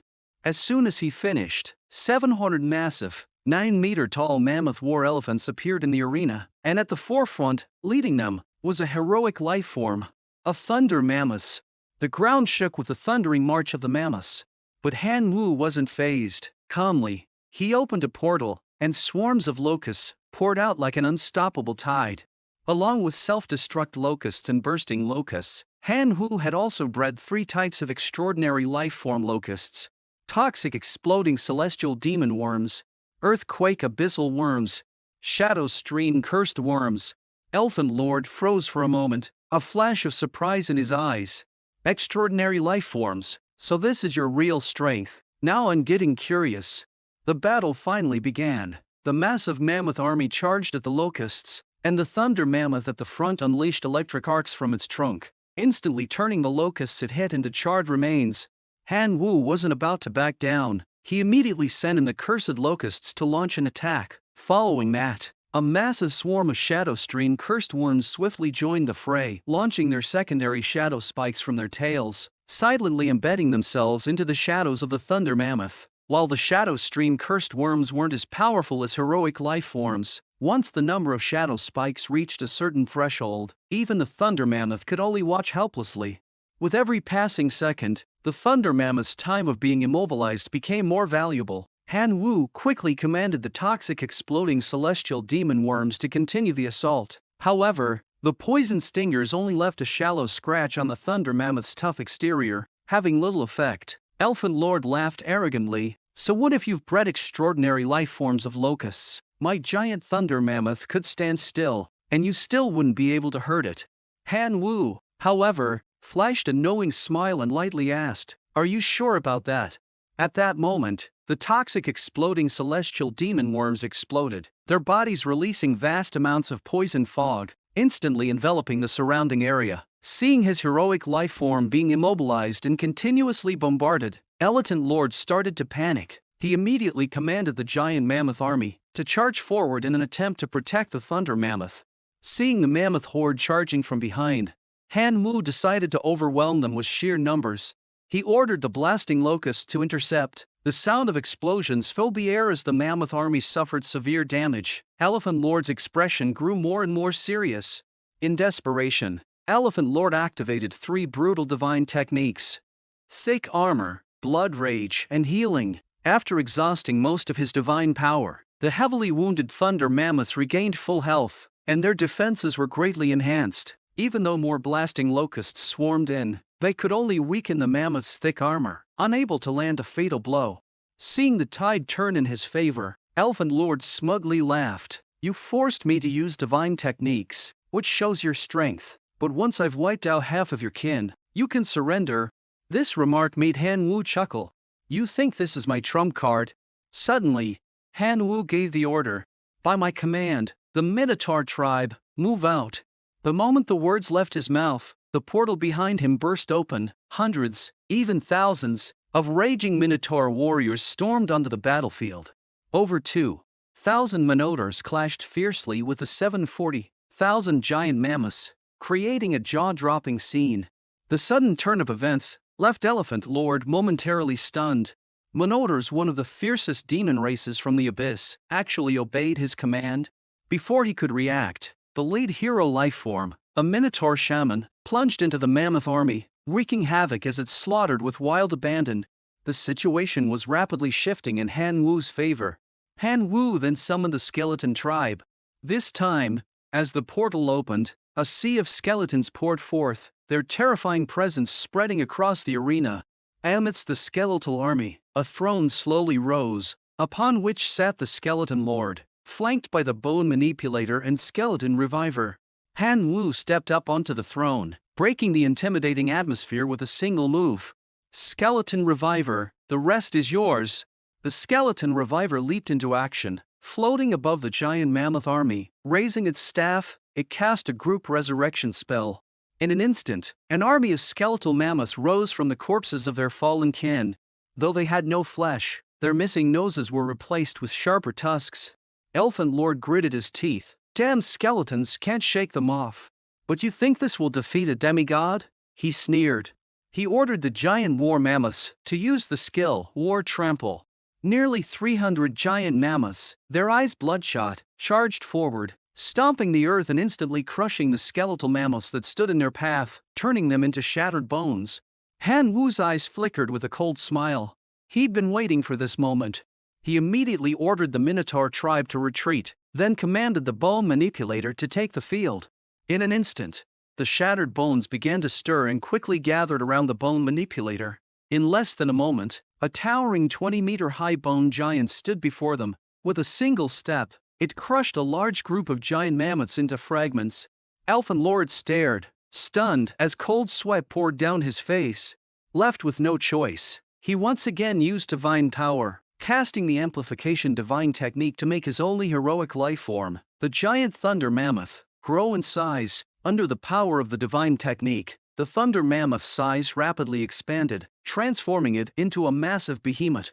The giant thunder mammoth charged forward with a thunder rush, its tusk crackling with electric energy, but the bone giant remained unfazed, firmly gripping the mammoth's tusks, without taking any damage from the electric shocks. Then, the bone giant swiftly spun, executing a perfect over-the-shoulder throw. The thunder mammoth crashed heavily to the ground, its blood-red armor shattered, though its body remained mostly unharmed. Before the thunder mammoth could stand, the bone giant slammed down a powerful punch. Despite the tremendous force of the heavy punch skill, the thunder mammoth's agile trunk quickly wrapped around the punch, and using its immense strength, it rolled and stood back up. With its overwhelming physical power and momentum, it sent the bone giant flying. The thunder mammoth didn't let up, raising its massive stone-like legs, preparing to end the battle with a deadly stomp. However, the bone giant reacted with lightning speed, narrowly dodging the fatal blow. If it had been hit, its bones would have shattered instantly. Taking advantage of the moment, the bone giant swung a heavy punch directly at the thunder mammoth's head. The immense power of the strike made the thunder mammoth's skull ring with a deep hum. Seeing the opening, Han Wu decisively ordered, "Now, finish it." Suddenly, the bone giant mounted the thunder mammoth's back, and then began to throw heavy punches at its massive head, causing the thunder mammoth to lose the ability to resist. Finally, the bone giant stopped the assault, grabbed the thunder mammoth's tusk with all his might, and with a roar, he snapped the proud tusks off. Elephant Lord was immediately stunned, completely unable to believe that the hero life form he had worked so hard to cultivate was so fragile. The bone giant didn't seem satisfied and once again grabbed the other tusk of the thunder mammoth with its bony hands, breaking it off with another violent twist. The thunder mammoth groaned in agony, almost crying out, while Han Wu himself was surprised. He had only taught the bone manipulator some close combat skills, and he hadn't expected them to be so effective against the bone giant.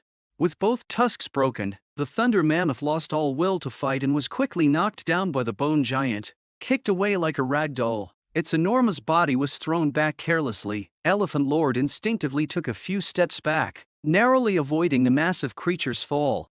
Humiliated, Elephant Lord immediately ordered all the giant mammoths to attack, surrounding the bone giant to avenge the thunder mammoth. However, the bone giant remained completely calm, showing no sign of panic.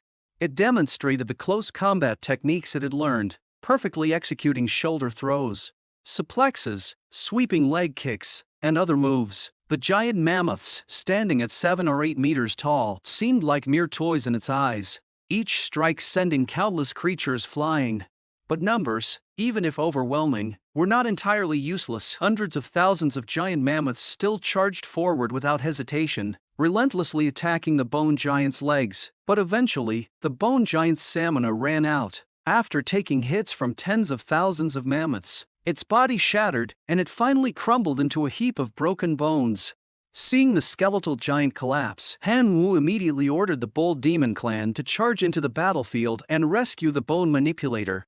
The battlefield was once again thrown into chaos. The mammoths were torn apart, the bold demons trampled, and locusts scattered into a bloody mist. Meanwhile, the skeletons joined the fight. The skeleton reviver, along with the skeleton knights, used their resurrection abilities to bring back all the fallen giant mammoths. reviving them as unyielding skeletal mammoths that continuously joined the battle.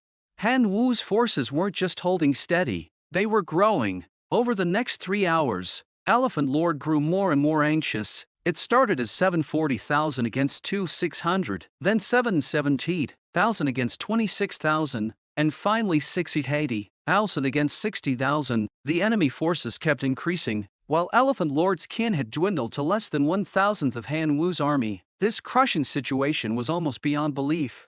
Finally, after 5.5 hours of intense combat, the demigod Elephant Lord completely broke down and declared surrender. The challenge was over, and Han Wu had won.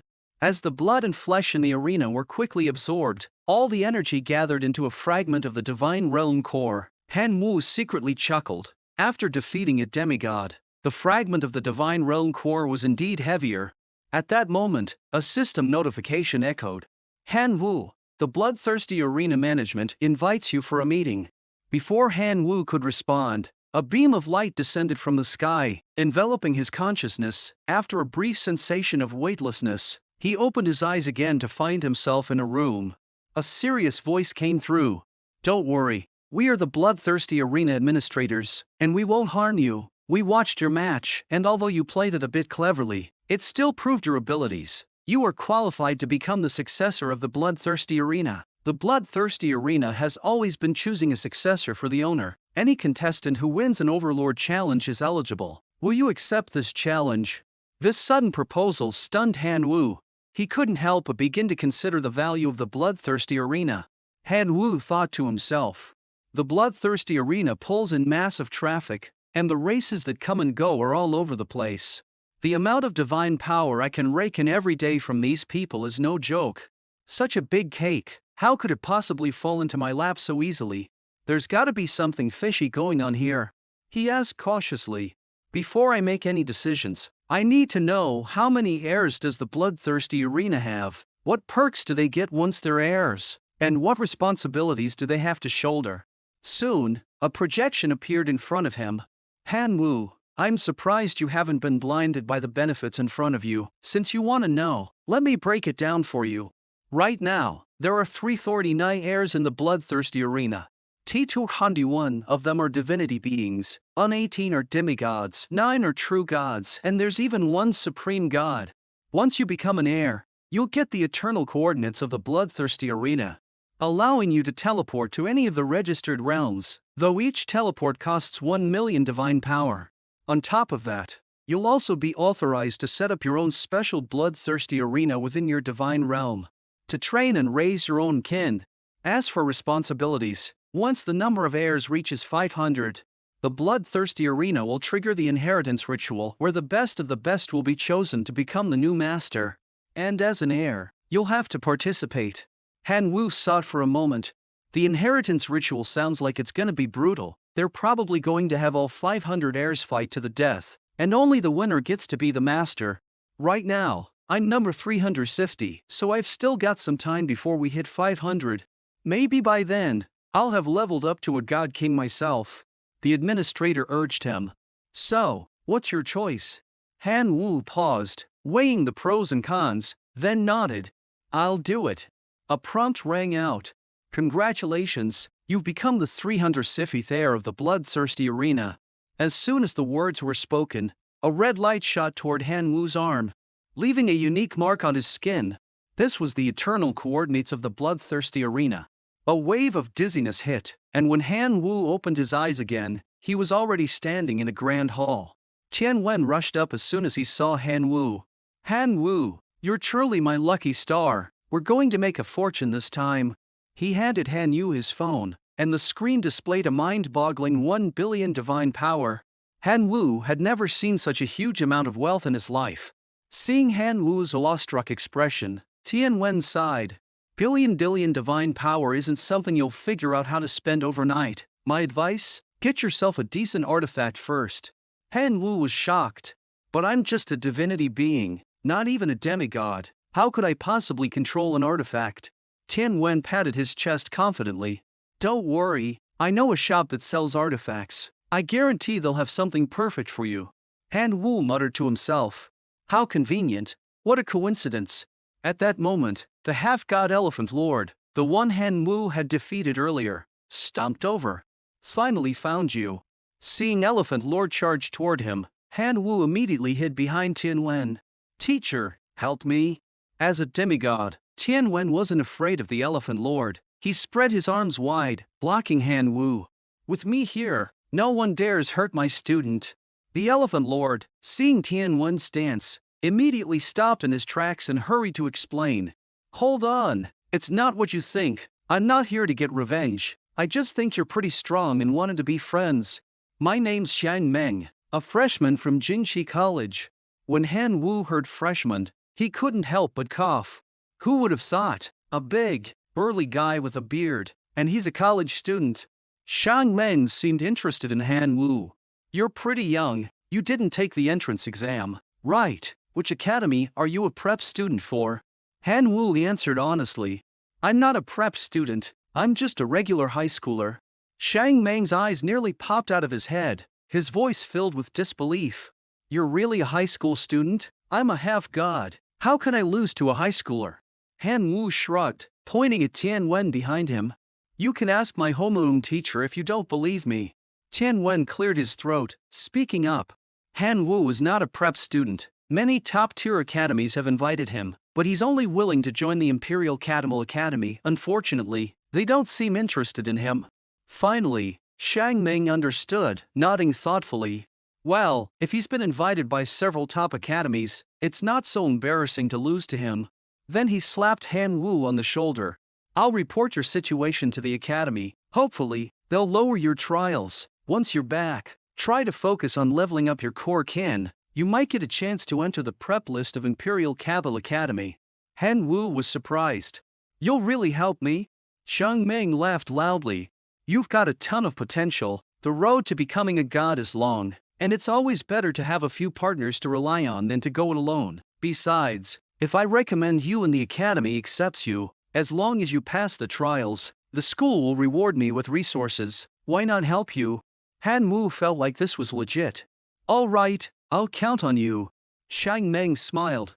No problem, but remember, you gotta work on yourself too. Put more resources into your core kin, and if you can raise a hero life form, that'd be ideal. After all, the Imperial Camel Academy's trials aren't easy. After saying goodbye to Xiang Meng, Tian Wen took Han Wu to an equipment shop in Wanbalu. Without hesitation, Tian Wen pushed the door open. The first thing that caught their eyes was a stunning half-god receptionist. She didn't show any prejudice toward Han Wu for being a divinity being. What kind of equipment are you two looking for, or would you like to meet one of our master blacksmiths? Tian Wen, acting like he was right at home, replied confidently.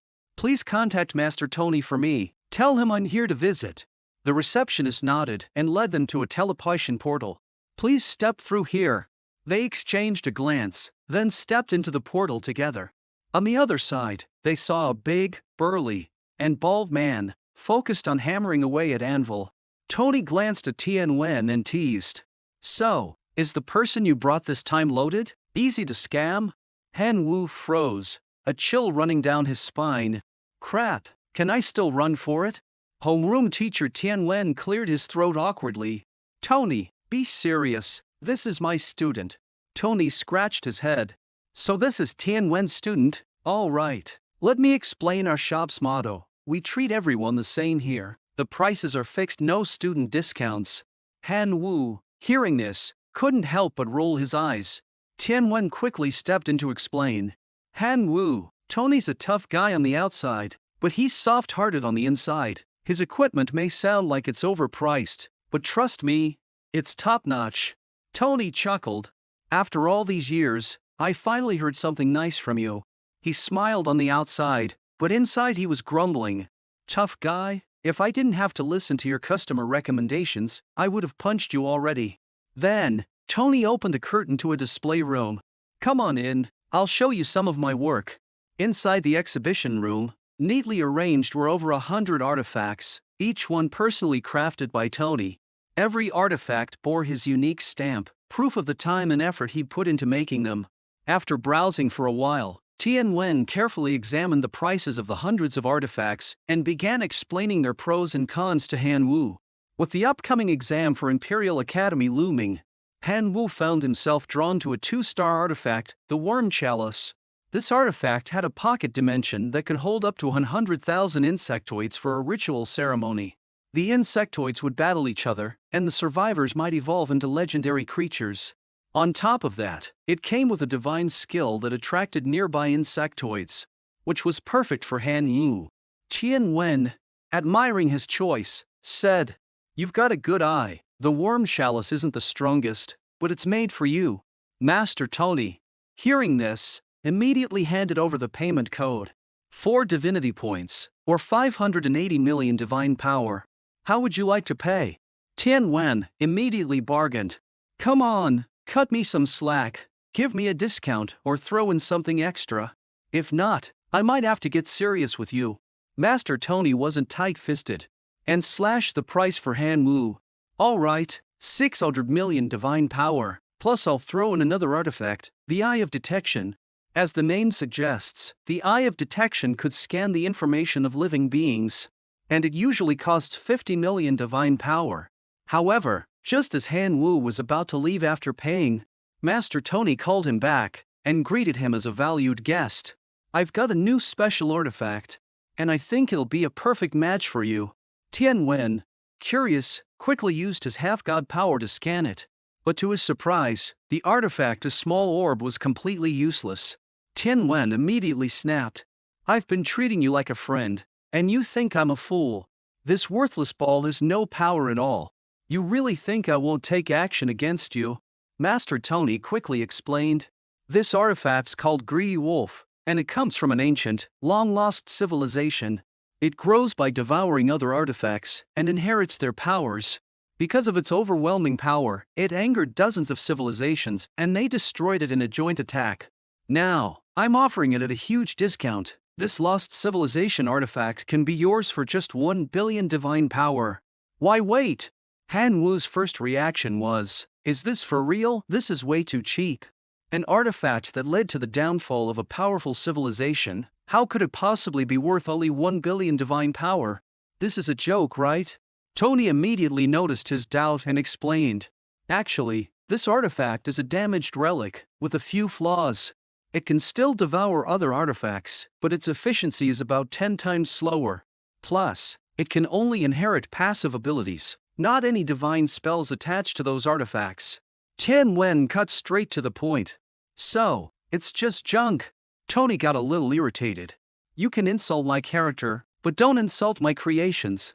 Han Wu stayed silent for a moment, then decided, "I'll buy this artifact, but I'll only offer 400 million divine power." Tian Wen panicked. "Han Wu, 400 million is no small amount. You can't just throw your money around like that." But Han Wu was thinking differently. If he managed to steal an enemy's artifact and couldn't claim it or destroy it, Greedy Wolf's devouring ability would be perfect for swallowing it up. It was a way to weaken his enemies without directly confronting them. He looked at Tian Wen and explained, "Teacher Tian, I truly admire Master Tony's craftsmanship. He created Greedy Wolf with just a damaged relic. And as a student, I want to support his forging efforts with all my divine power. But unfortunately, I only have 400 million left. Would Master Tony be willing to part with it for that?" It seemed like an explanation, but really, Han Wu was buttering Tony up while negotiating. Tony, however, seemed to be enjoying the process. He scratched his bald head, then finally agreed. "True friends are worth their weight in gold. Greedy Wolf is yours for 400 million divine power." For a master forger like Tony, the pursuit of art and recognition was far more valuable than money. He could tell that Han Wu truly appreciated the power of the artifact, so he made the deal. The scene shifts, and Han Wu is back home. He immediately starts the bonding rituals for his 3 newly acquired artifacts. According to the artifact instructions, he drips his blood onto each one, and the blood quickly spreads across their surfaces. First to recognize him as their master is the Eye of Detection. The spirit of the artifact transforms into a golden firefly and flies toward Han Wu. Next up is the 2-star artifact, Worm Chalice. Its spirit takes the form of a frog, which leaps out with a loud croak.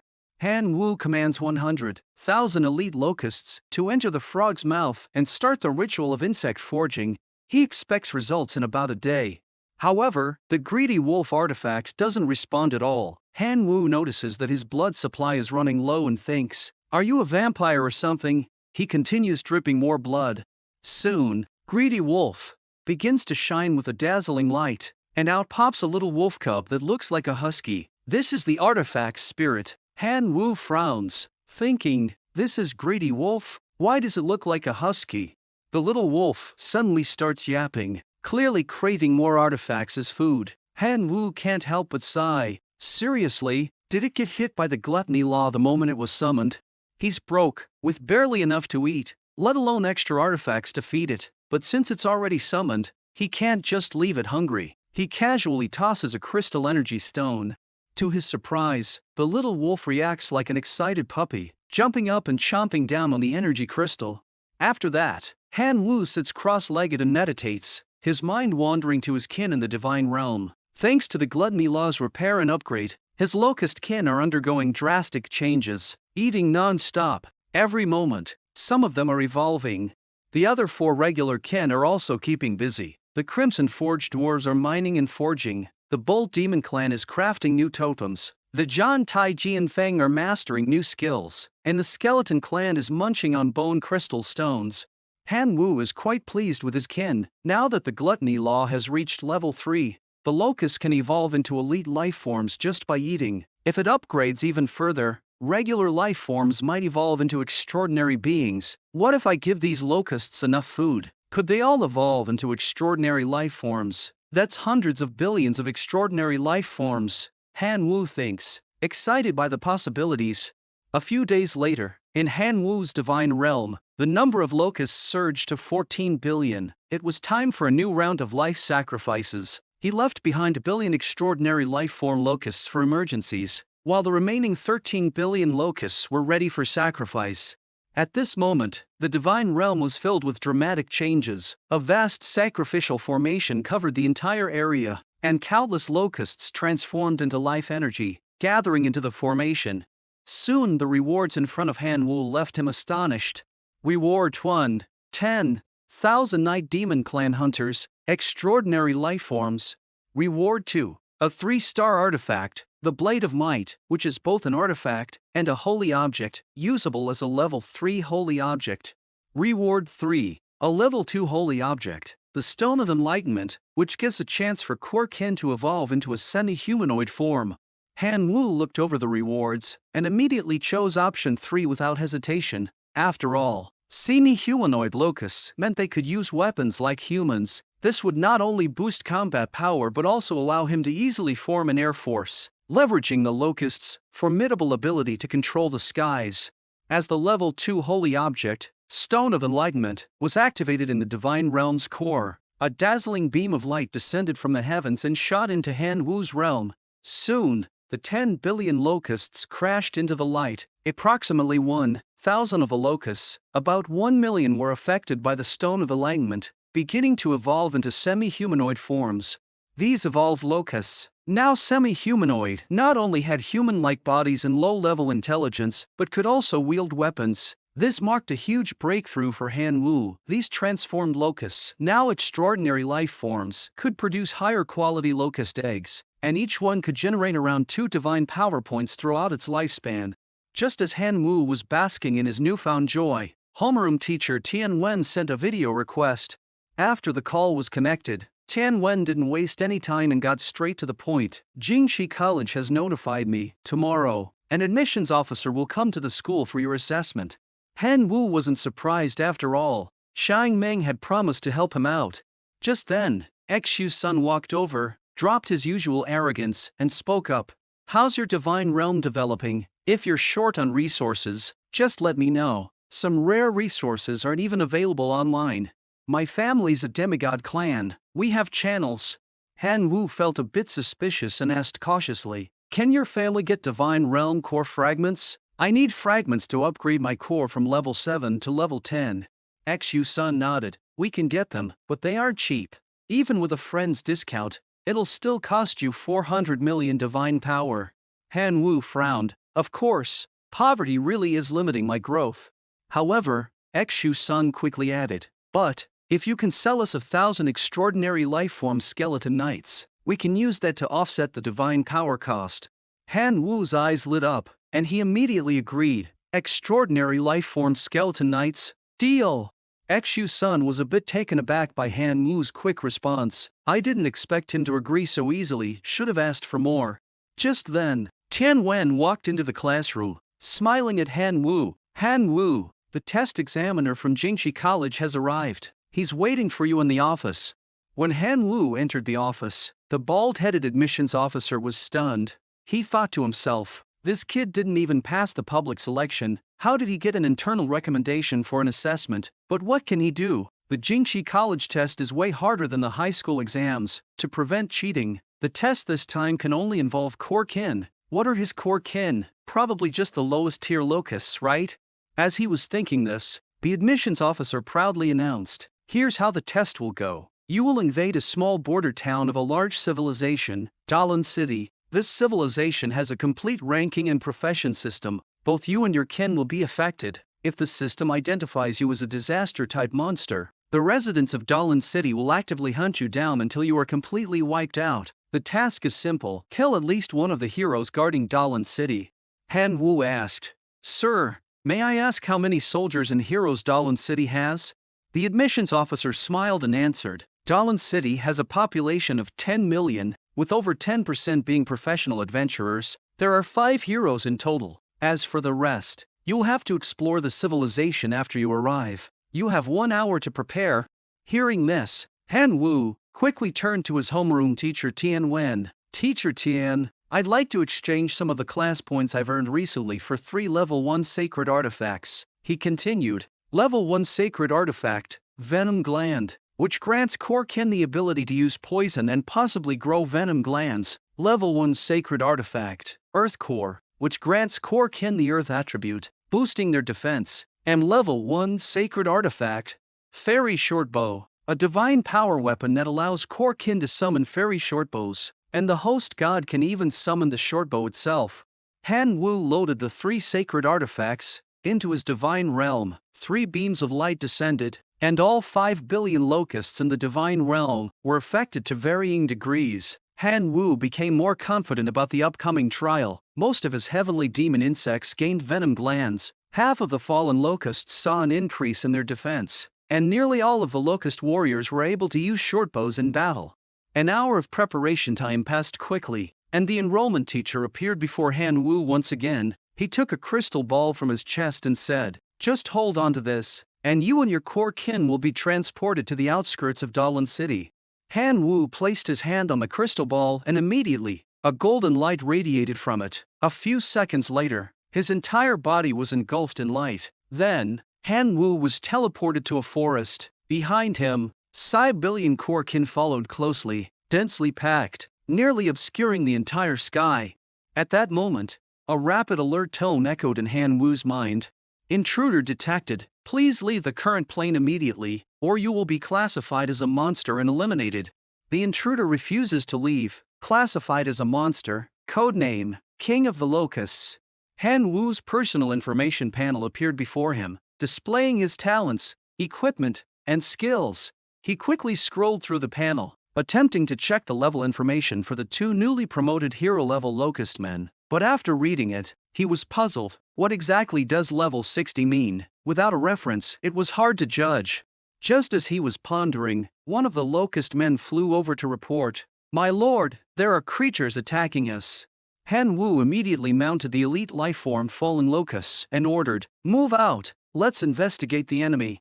Meanwhile, on the other side, a warrior holding a large sword observed the dense swarm of locusts. Seeing so many monsters, he sneered, I didn't expect there would be this many.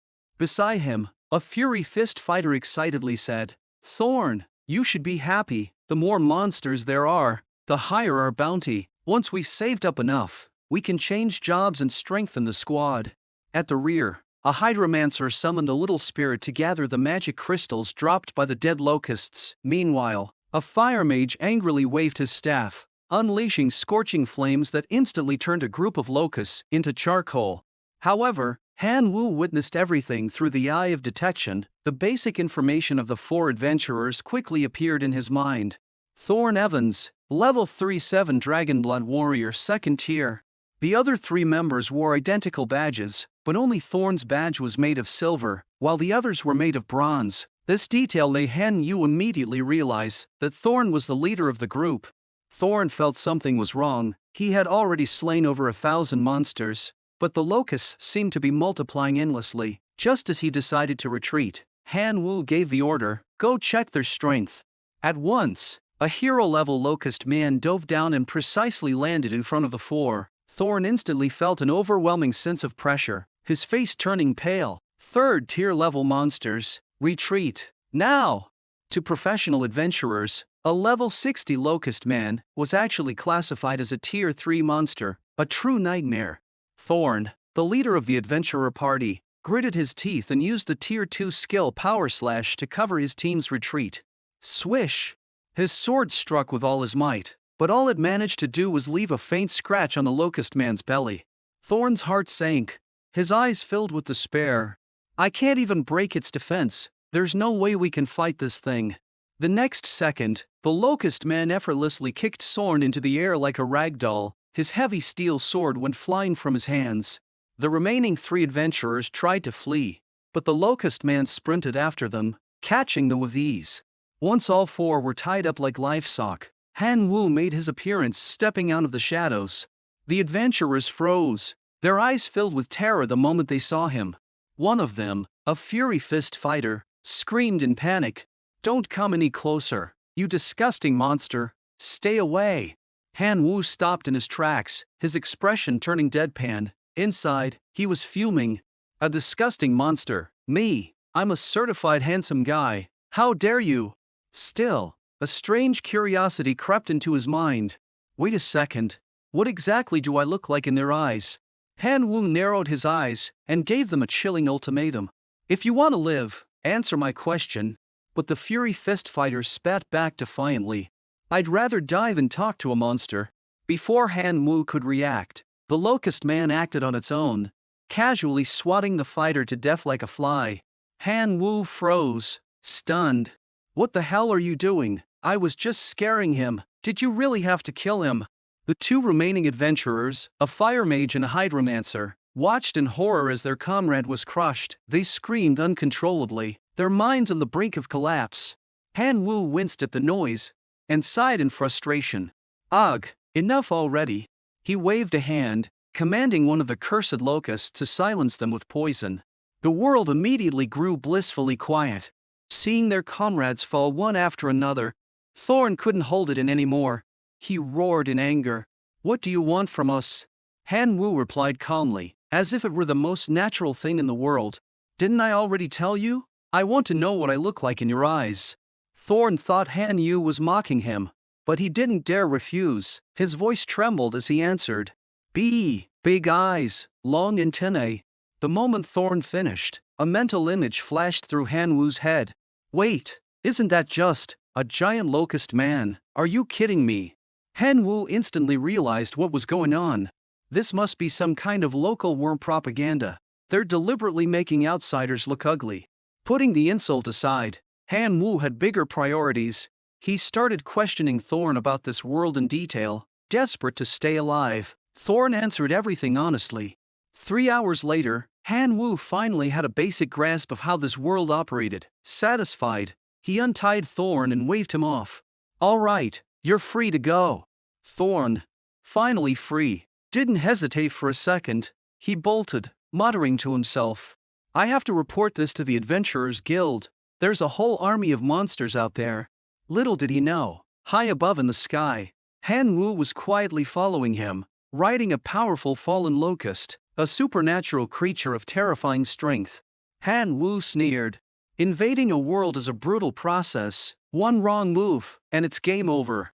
Not wanting Thorn to spill the beans too soon, Han Wu gave a cold command to the fallen locust. "Knock him out. He can sleep it off until I'm done with my mission." Thwack. The fallen locust struck with precision, sending Thorn into unconsciousness. Thanks to Thorn's answers, Han Wu now knew the truth. The Adventurers Guild in Dalan City had over 1 million adventurers, with just 3 Tier 3 locust men under his command. A direct assault was suicide. Han Wu frowned, deep in thought. I need to figure out how to increase my high-level forces. Scene shift. About 35 miles south, Han Wu stood triumphantly amidst a sea of newly subjugated goblins. From their trembling lips, he learned a fascinating secret. By consuming enough adventurer class shards, one can obtain the power of a class. Han Wu's eyes gleamed with interest. Class power, huh? Let's see if this works on my locust men as well as it does for a goblin chief. Eager to test the theory, he immediately commanded his locust army to scour the lands for adventurers. Their mission: hunt down as many adventurers as possible and collect their class shards. For 3 days, the swarm wreaked havoc across the region, plundering villages and ambushing adventurers. When the dust settled, Han Wu had amassed an impressive haul, over 100 shards, neatly sorted and ready for experimentation.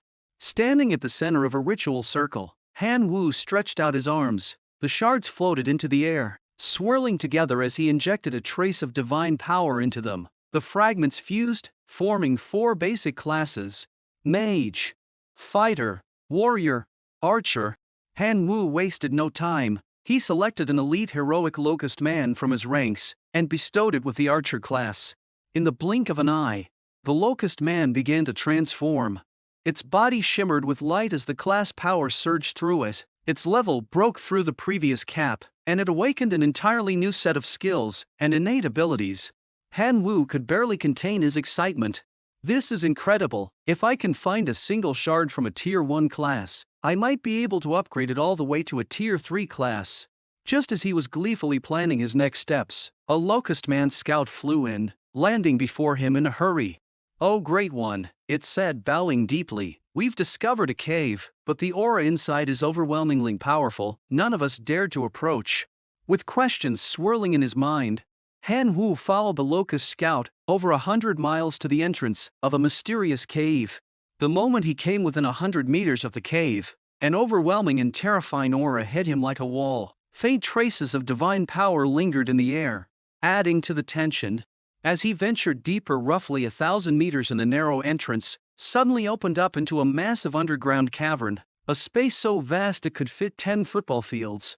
In the center of the cavern lay a massive black dragon, coiled on the stone floor. Its immense body was restrained by 13 pitch-black chains, each radiating a sinister energy that kept the creature firmly locked in place. Han Wu's mind raced as he suddenly recalled a lesson from his academy days.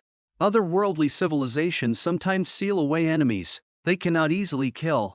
Looks like this black dragon was one of those unlucky souls, he muttered to himself, piecing things together. Curious, Han Wu activated his eye of detection to gather more information about the dragon. However, the results were disappointing. Name: Black Dragon Elphus. Level: Huananhui Sealed State. Original level: 049. Additional info: unable to detect.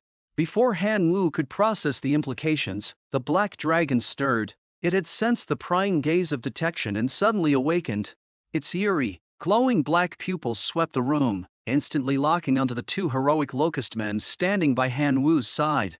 Without hesitation, the dragon's gaze shattered their willpower. The locust men froze, their bodies trembling uncontrollably as they began walking toward the dragon's open maw, completely under its spell. Han Wu's heart leapt into his throat. He roared, "Locust men, stop!" The 2 locust men barely managed to halt their steps, but their bodies continued to quake violently as though resisting an invisible force. A booming, furious voice filled the cavern. "How dare you interrupt the great black dragon Elphus while I feed? I will corrupt your soul and devour your flesh." The dragon's enormous jaws opened wide as a dense surge of dark energy rapidly gathered in its mouth, creating a swirling vortex of destruction. Han Wu's instincts kicked in. His voice thundered across the cavern, "Retreat!" Without wasting a second, he and his locust men bolted for the cave's exit. Just as they escaped the narrow entrance, the dragon unleashed its dark energy blast. Boom! The shockwave erupted behind them, shaking the entire cavern to its core. The ground trembled violently, and thick plumes of smoke billowed out from the cave. 5 minutes later, Han Wu couldn't resist the urge to sneak back. He poked his head out from behind a rock, cautiously peering into the cave. "Did it? Finally calm down." But before the words even left his mouth, the black dragon let loose another blast of dark breath. roaring furiously. "You insignificant worm, how dare you toy with the great black dragon Elphus? I will never forgive you." Han Wu's face went pale. Without hesitation, he turned tail and sprinted away again. 10 minutes later, the sounds of the dragon's roars had died down. Han Wu carefully circled back, finding the black dragon gasping for air. The chains binding its body clearly caused it great pain every time it unleashed its power. Exhausted, it could barely lift its head. Seizing the moment, Han Wu raised his voice to explain. "I didn't come here to provoke you. I came to help you." But the black dragon sneered in disbelief. "The great black dragon Elphus sees through your petty schemes. Leave this place at once, or I'll devour you." Han Wu's brow furrowed, seeing that words were useless. He summoned his fairy shortbow and aimed it directly at the dragon. A smirk played across his lips as he taunted. "Stuck here like this, do you really think you're in any position to devour me? You're asking for it. Take this." With a sharp whoosh, the arrow flew straight at the black dragon, but as soon as it made contact with the dragon's scales, it harmlessly bounced off without leaving a single scratch. The dragon burst into a derisive laugh. "Pathetic insect. The great black dragon Elphus's scales are invincible. You couldn't harm me if you tried for 1,000 years." Hearing the black dragon's mocking tone, Han Wu sneered and pulled out the divine power weapon he had confiscated earlier. The steel-slicing great sword. With all his strength, he swung the blade in a wide arc toward the dragon's chest. Screech! The sound of metal grinding against unyielding scales echoed through the cavern. This time, Han Wu managed to leave a faint scratch on the dragon's steel-like armor, but given the dragon's massive size, the tiny mark wasn't even close to a serious wound. Unwilling to admit defeat, Han Wu gritted his teeth and channeled 10,000 units of divine power into the steel-slicing great sword. With a burst of energy, he unleashed his strongest attack, a move he had learned in the divine realm, whirling slash. Boom! The blade tore through the dragon's seemingly invincible defenses, leaving a deep, gaping wound on its chest. Black blood gushed out like a fountain, splattering the cavern floor. The black dragon roared in fury, its booming voice shaking the very air. "Insolent worm, how dare you injure the great black dragon Elphus?" Before it could finish its tirade, Han Wu casually pulled out a divine power dagger. His expression calm as he said, "Save the theatrics. I've got plenty more weapons where this came from. Keep wasting time, and you might actually die." The dragon frowned. For the first time in centuries, it felt the distinct chill of death creeping closer. Its arrogance faltered, and its voice softened. "What do you want from me?" Han Wu didn't bother sugarcoating his intentions. "I have a dream, to kill a hero from Dalan City. But my current strength isn't enough. I need your help." The dragon let out a deep sigh, its enormous body slumping slightly. "The great black dragon Elphus has been sealed here for centuries. I can't even leave this place, let alone assist you." It lifted one of its massive claws, pointing to the pitch-black chains binding its body. These chains were forged by the Adventurers Guild, using divine artifacts. Not even my darkness can corrode them. What hope do you have of breaking them? Han Wu smirked and reached into his inventory, pulling out a golden orb, the greedy wolf artifact, a device capable of devouring even divine power-infused objects. He placed it on one of the black chains. Query signed. The chain groaned and screeched as the artifact slowly ate away at it. Minutes passed, then hours. Eventually, a small section of the chain crumbled into nothingness. The black dragon's eyes widened in disbelief as it stared at the broken chain. For the first time in centuries, a piece of its prison was gone. It roared in excitement, barking out commands in a booming voice. "Quick, break the other chains too. The great black dragon Elphus commands you." Han Wu's expression immediately darkened. He picked up the greedy wolf and tucked it back into his inventory, his tone icy. "Oh, you're giving me orders now? I've just proven my goodwill by breaking one of those chains. What have you done for me in return? Commanding me? Do you think you're in a position to act high and mighty?" The dragon froze, realizing its outburst had been a mistake. It hastily changed its tone. "You want my help killing a hero, don't you? Fine, I'll do it. Just keep breaking the chains." Han Wu, however, was no longer in a hurry. He smiled faintly. "Not so fast. I've thought of a better deal. Serve me for 100 years as payment for your freedom." The dragon's anger boiled over, and it roared furiously. "You wretched creature! How dare you try to enslave the great black dragon Elphus? I am a dragon, not some lowly servant. Han Wu stood his ground, his gaze icy and unwavering. I freed one of your chains, I can free them all, or I can kill you. If you refuse, you'll simply become raw materials for my growth. I've heard dragons are made of valuable treasures. I wonder how many divine weapons your bones could make. The dragon growled, but its rage was tinged with helplessness. After a long pause, it finally ground out through clenched teeth. The great black dragon Elphus will serve you for 100 years. Now, break the chains. I don't want to stay in this wretched place a moment longer. Han Wu remained unfazed. He casually pulled out a binding contract, its surface glowing with magical runes. Good. Then sign this. The dragon scanned the contract and let out an enraged roar. This is a slave into our court. Dragons do not beam as slaves. But Han Wu merely chuckled, retrieving a dark crystal from his inventory and waving it in front of the dragon's face. I can sense how weak you are right now. Sign the contract, and I'll even throw in this crystal as a snack. You haven't tasted something this good in centuries, have you? The dragon stared at the crystal, its massive mouth watering uncontrollably. Hunger and humiliation warred within its heart. But in the end, hunger won. Lowering its head, it reluctantly pressed its claw against the contract, leaving its mark. The moment the contract took effect, Han Wu retrieved the greedy wolf and began devouring the remaining chains. After 10 long hours, the final chain shattered. Boom! A golden pillar of light erupted from the dragon's body, blasting through the cavern ceiling. A wave of terrifying aura swept across the land, forcing every nearby creature to cower and bow in submission. The black dragon's strength had fully returned. Meanwhile, in the towering headquarters of the Adventurers Guild in Dalan City, 5 heroes had gathered in an emergency meeting after sensing the black dragon's overwhelming aura. The first to speak was Marshal Saint, who wasted no time in voicing his plan. The black dragon has just broken free from its seal. It must still be weak. If the 5 of us join forces, we can definitely take it down. The Saintess nodded in agreement. Before it regains its strength, the dragon will undoubtedly hide somewhere remote and secretive. The area outside the city is vast. To locate it quickly, we'll need to mobilize all the adventurers in Dalan City. But the Blades Master of Ice and Fire raised a more urgent concern. The dragon's dark energy will corrupt and strengthen the monsters around it. If there's a monster uprising, the consequences will be catastrophic. We need to act swiftly and take the lead in this situation.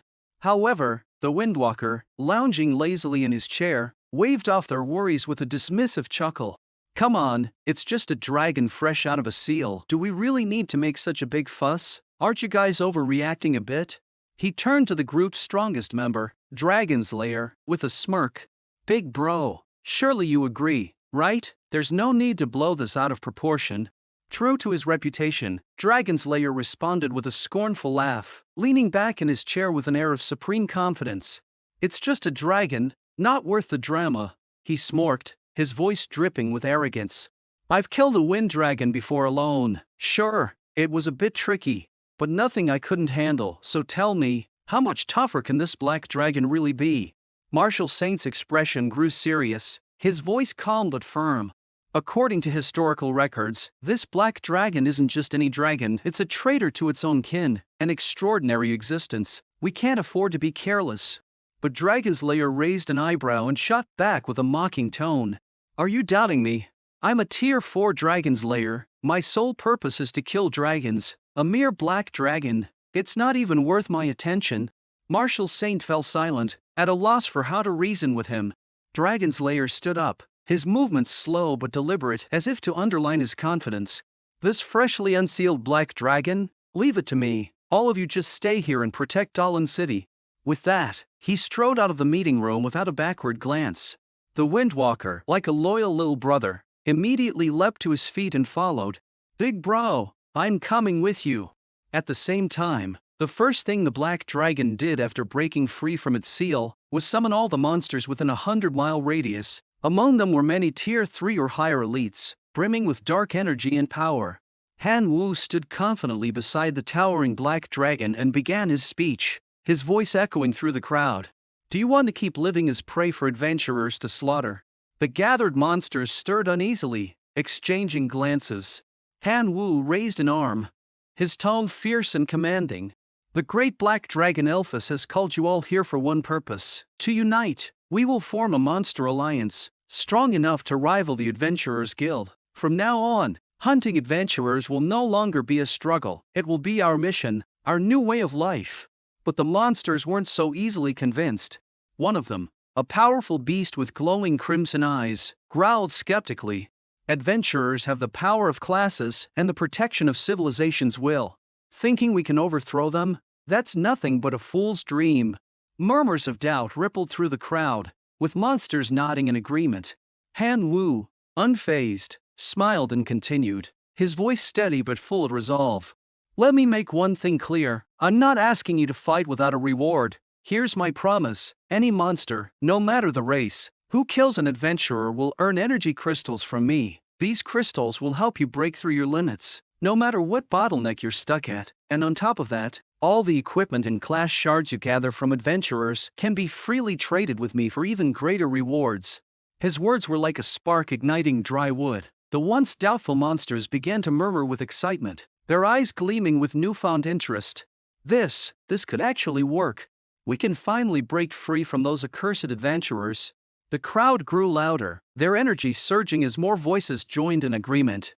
With such a powerful incentive, the monsters of all races, driven by ambition and greed, finally agreed to join the alliance. And so, under the watchful gaze of the Black Dragon Alphas and the cunning leadership of Han Wu, the Monster Alliance was born.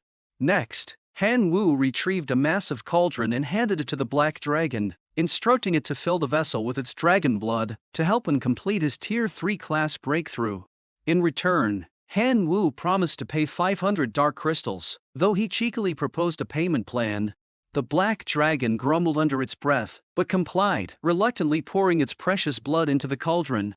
Without hesitation, Han Wu submerged himself into the foul-smelling, steaming dragon blood. The thick liquid clung to his skin, the stench so overpowering that even the Black Dragon wrinkled its nose.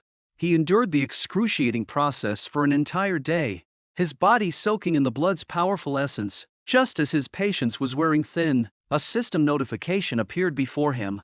"Your Tier 2 class has been upgraded to Tier 3. Black Dragon Warrior, you have unlocked the talent Blood of the Black Dragon in the skill Dragon Morph." Han Wu grinned with excitement and immediately activated Dragon Morph. A surge of intense pain rippled through his body as his muscles expanded, his skin hardening under a swirling shroud of purple energy. His veins burned as the transformation rewrote his very being. 3 seconds later, the transformation was complete. Han Wu now stood as a humanoid black dragon, radiating an aura of pure destruction.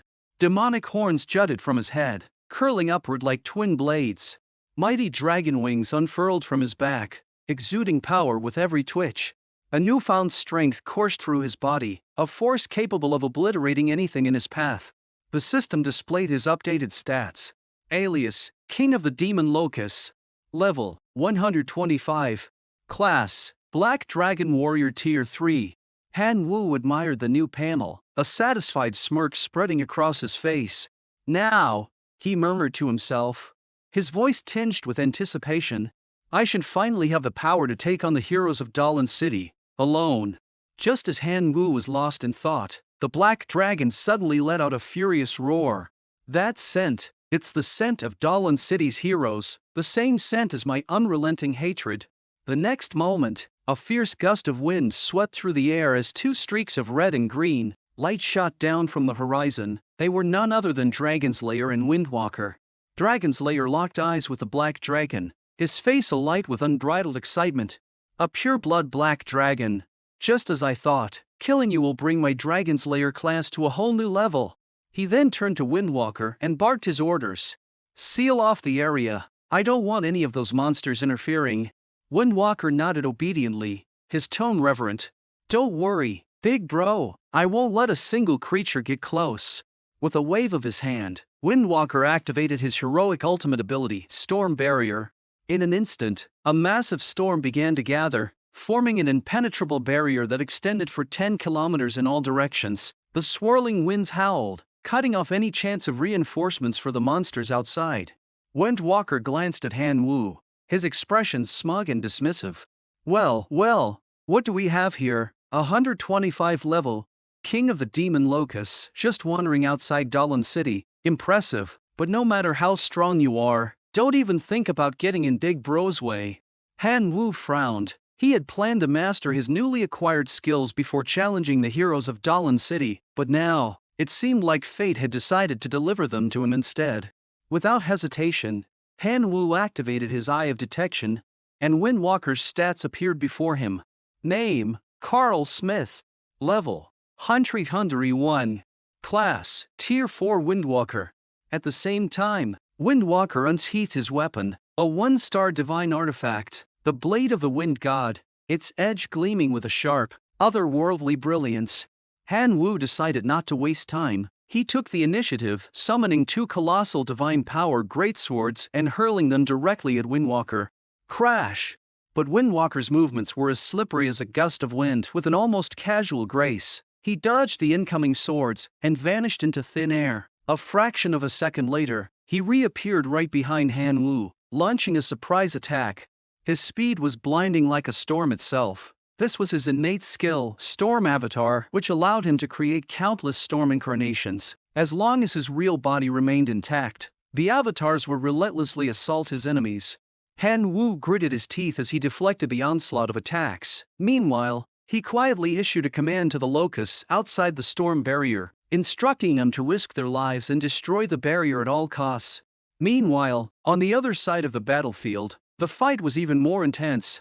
Dragon Slayer unleashed his heroic ultimate ability, Dragon Slayer's Domain, summoning the souls of every dragon he had ever slain. These spectral dragons materialized around him, transformed into battle puppets under his command. The black dragon was instantly overwhelmed, forced into a desperate struggle as dozens of draconic phantoms swarmed it.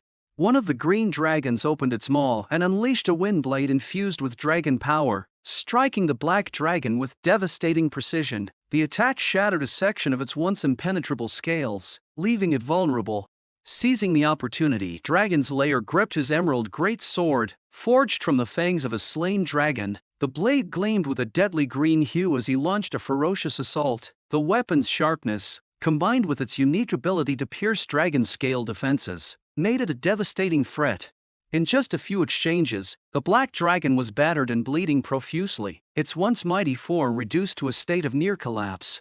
Standing triumphantly atop the black dragon's massive head, Dragon Slayer raised his blade high and shouted, "Dragon souls, take this black dragon with us, back to Dalan City."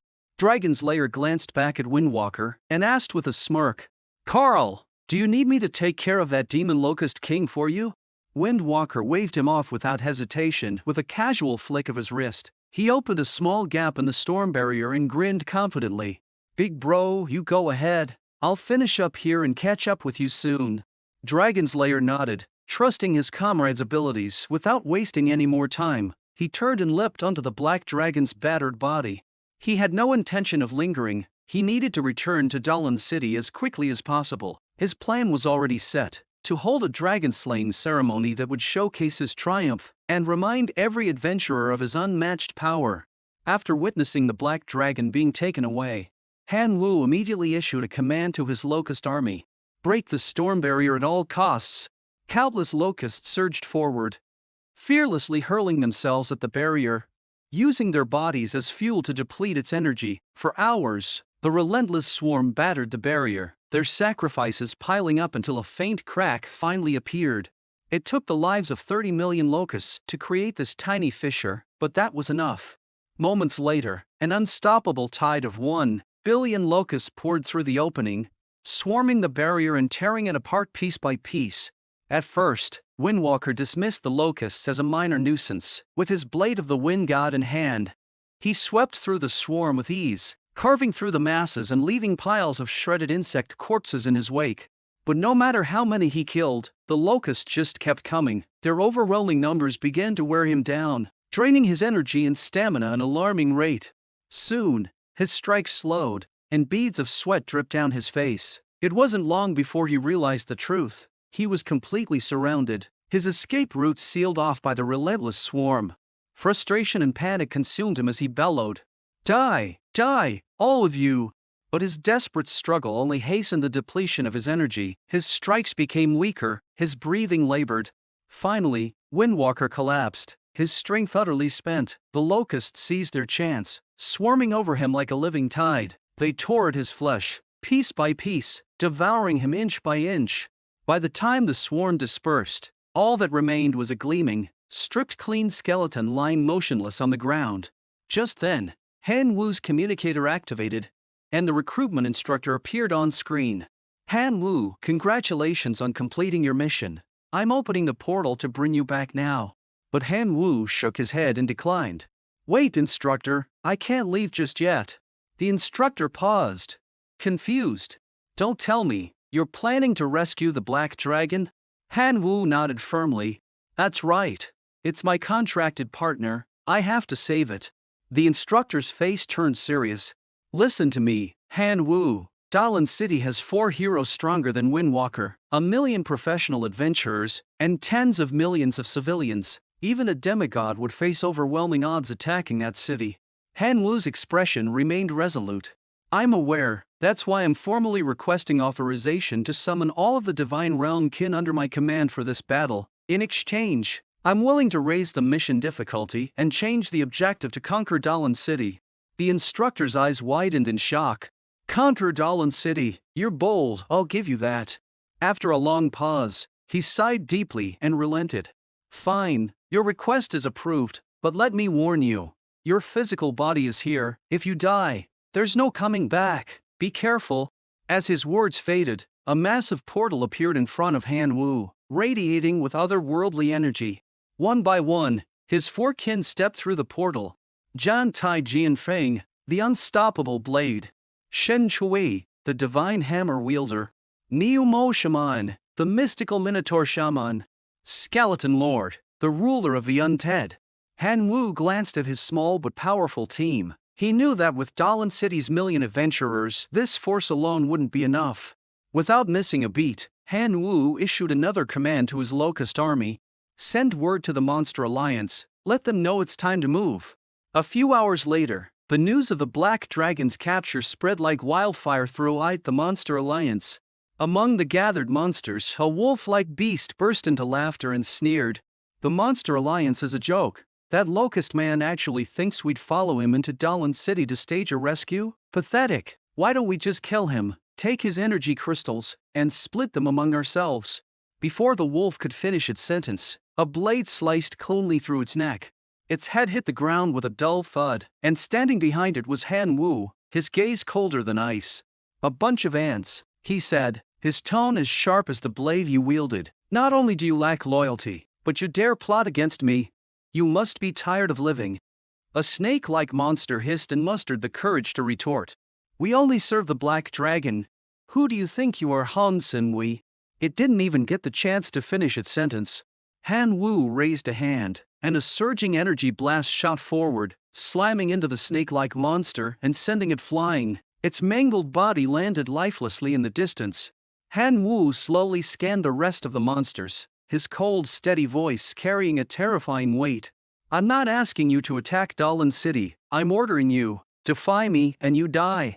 The remaining monsters, shaken to their cores, stared at the corpses of the 2 defiant creatures. Fear overwhelmed them. Those who had witnessed Han Wu's overwhelming power before were the first to kneel, bowing their heads in submission. The others soon followed, caving under the sheer threat of death. Reluctantly or not, every monster present pledged their allegiance to Han Wu's plan. In just one day, Han Wu rallied the entire Monster Alliance.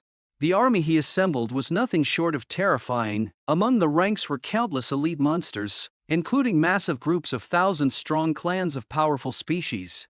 At the front of this monstrous horde stood Han Wu, his piercing gaze sweeping across his army. He raised his hand, his voice ringing with unshakable authority. All units, listen to my command. Target Dalan City, move out. Elsewhere, inside Dalan City, the weakened Black Dragon was chained and imprisoned on a high platform, completely immobilized. Below the platform, tens of thousands of adventurers gathered in the city square, eagerly awaiting the grand dragon slaying ceremony. Amidst the preparations, a subordinate hurried over to Dragon's lair, bowing deeply before delivering his report. Sir Dragon's Lair, the arrangements for the dragon slaying ceremony are complete. Also, the Saintess has inquired, why hasn't Sir Windwalker returned with you? Dragon's Lair frowned. His mind clouded with doubt. It's already been 12 hours, could something have gone wrong on the way? Still, he was confident in Windwalker's strength. With a casual tone, he brushed it off. He's probably just delayed. After the ceremony, I'll go look for him myself. But before he could finish speaking, the ground beneath them began to quake violently. The red wine in Dragon's Lair's hand spilled, splattering across the floor. In the distance, the blaring of alarm horns rang out across the city, followed by a panic shout. Alert! A massive monster army is attacking Dalan City. All adventurers, prepare for battle. Women and children, evacuate to the underground shelters immediately. 10 minutes later, the monster army arrived at the city gates. The sight was utterly overwhelming, a seemingly endless horde of creatures of all shapes and sizes, towering giants wielding massive iron hammers, werewolves with immense strength, cunning goblins armed with crude but deadly weapons, and above them all, a swarm of locusts so vast it darkened the skies, blotting out the sun. The city's defenders were thrown into disarray. The adventurer commander shouted urgently, "Mages, take down the flying monsters with your spells." But before the mages could cast their magic, a barrage of arrows rained down from the skies, cutting down the adventurers in the front lines. The assault was swift and deadly, leaving countless bodies in its wake. The arrows were fired by the Locust warriors, who followed Han Wu's direct orders, prioritize eliminating the adventurers' long-range firepower to clear the path for the ground forces. As reports of the devastating losses on the front lines reached the city's leaders, the mages were quickly dispatched to retaliate. They unleashed powerful spells, aiming to annihilate the locust swarm with their superior range and destructive magic. But Han Wu had anticipated this move. "Ascend higher," he commanded his locust warriors. The locusts obeyed, rising far beyond the range of the mages' spells. From their lofty perch, the swarm rendered the mages' efforts useless, their attacks falling short of the targets.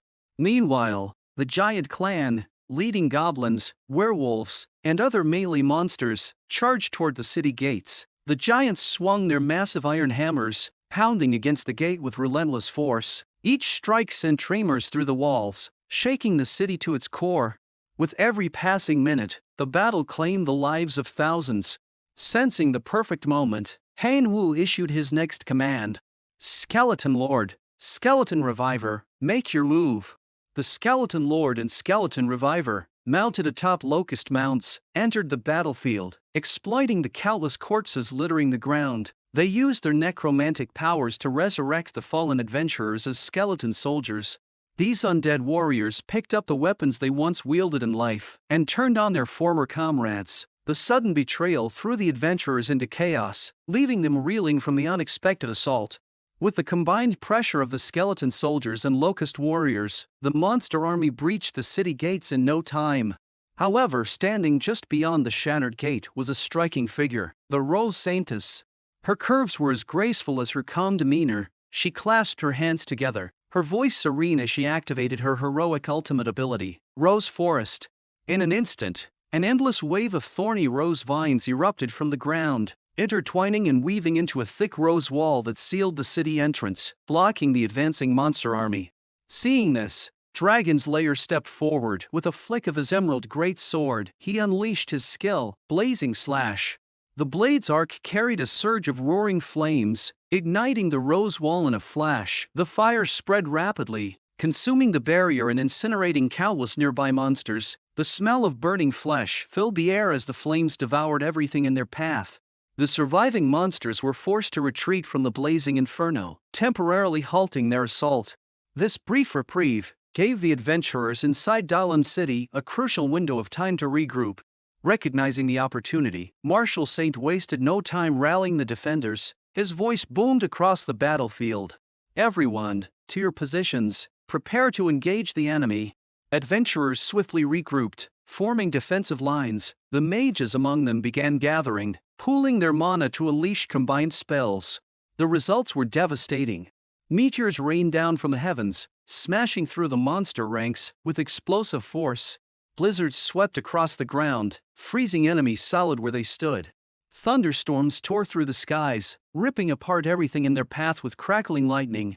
The power of these massive spells, executed with near-perfect coordination, obliterated countless low-tier monsters, leaving the invading army reeling. The monster forces suffered heavy casualties in an instant.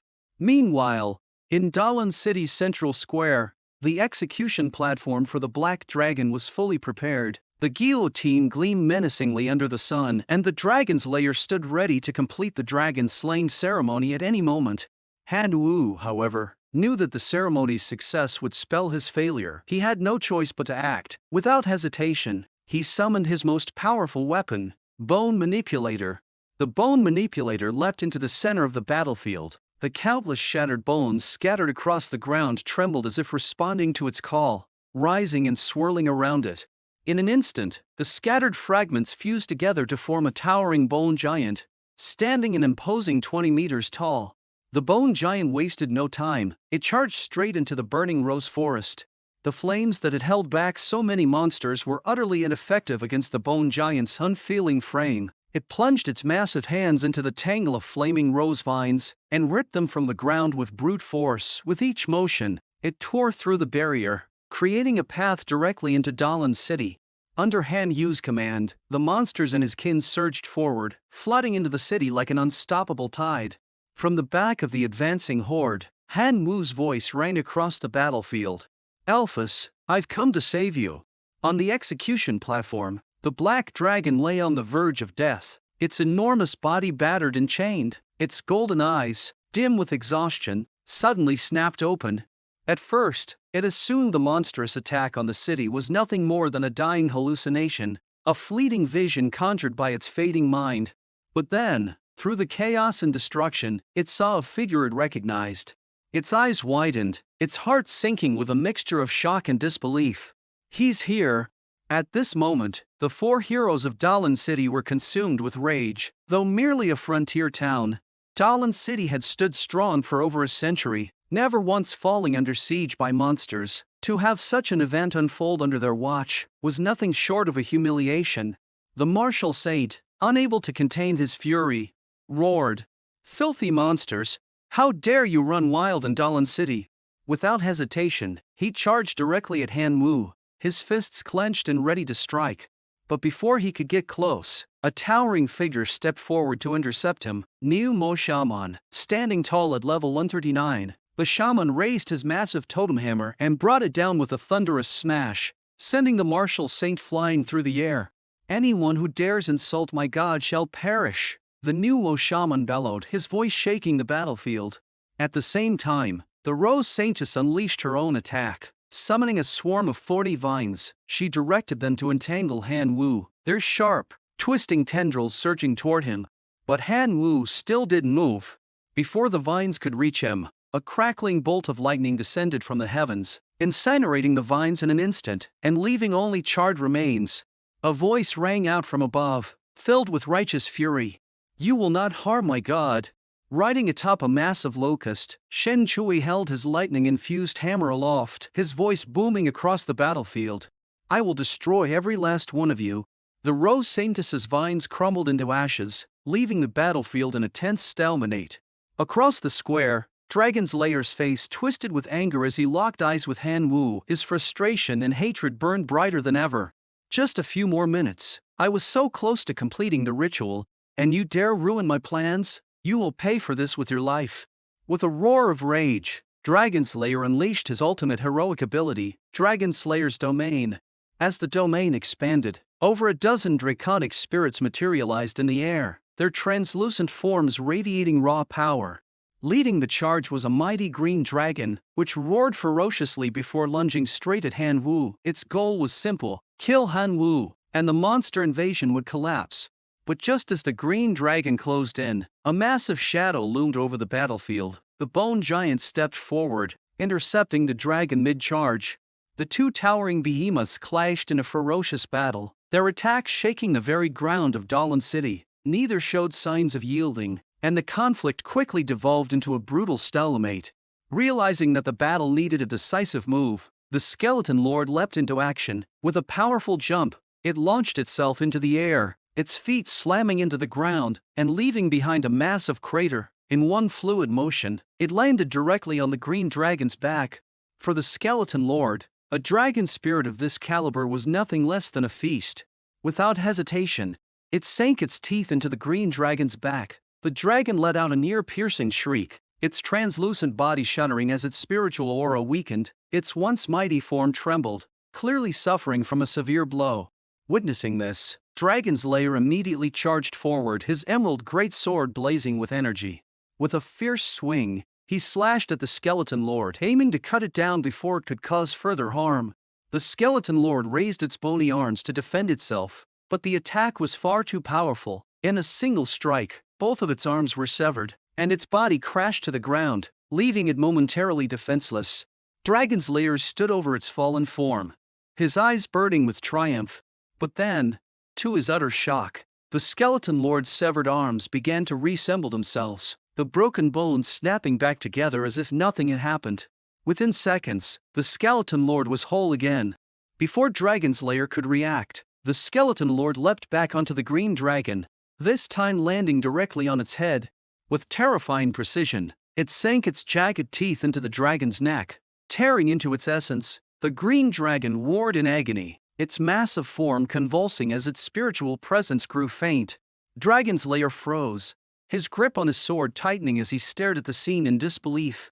What kind of monster are you?" he demanded, his voice trembling with rage and fear.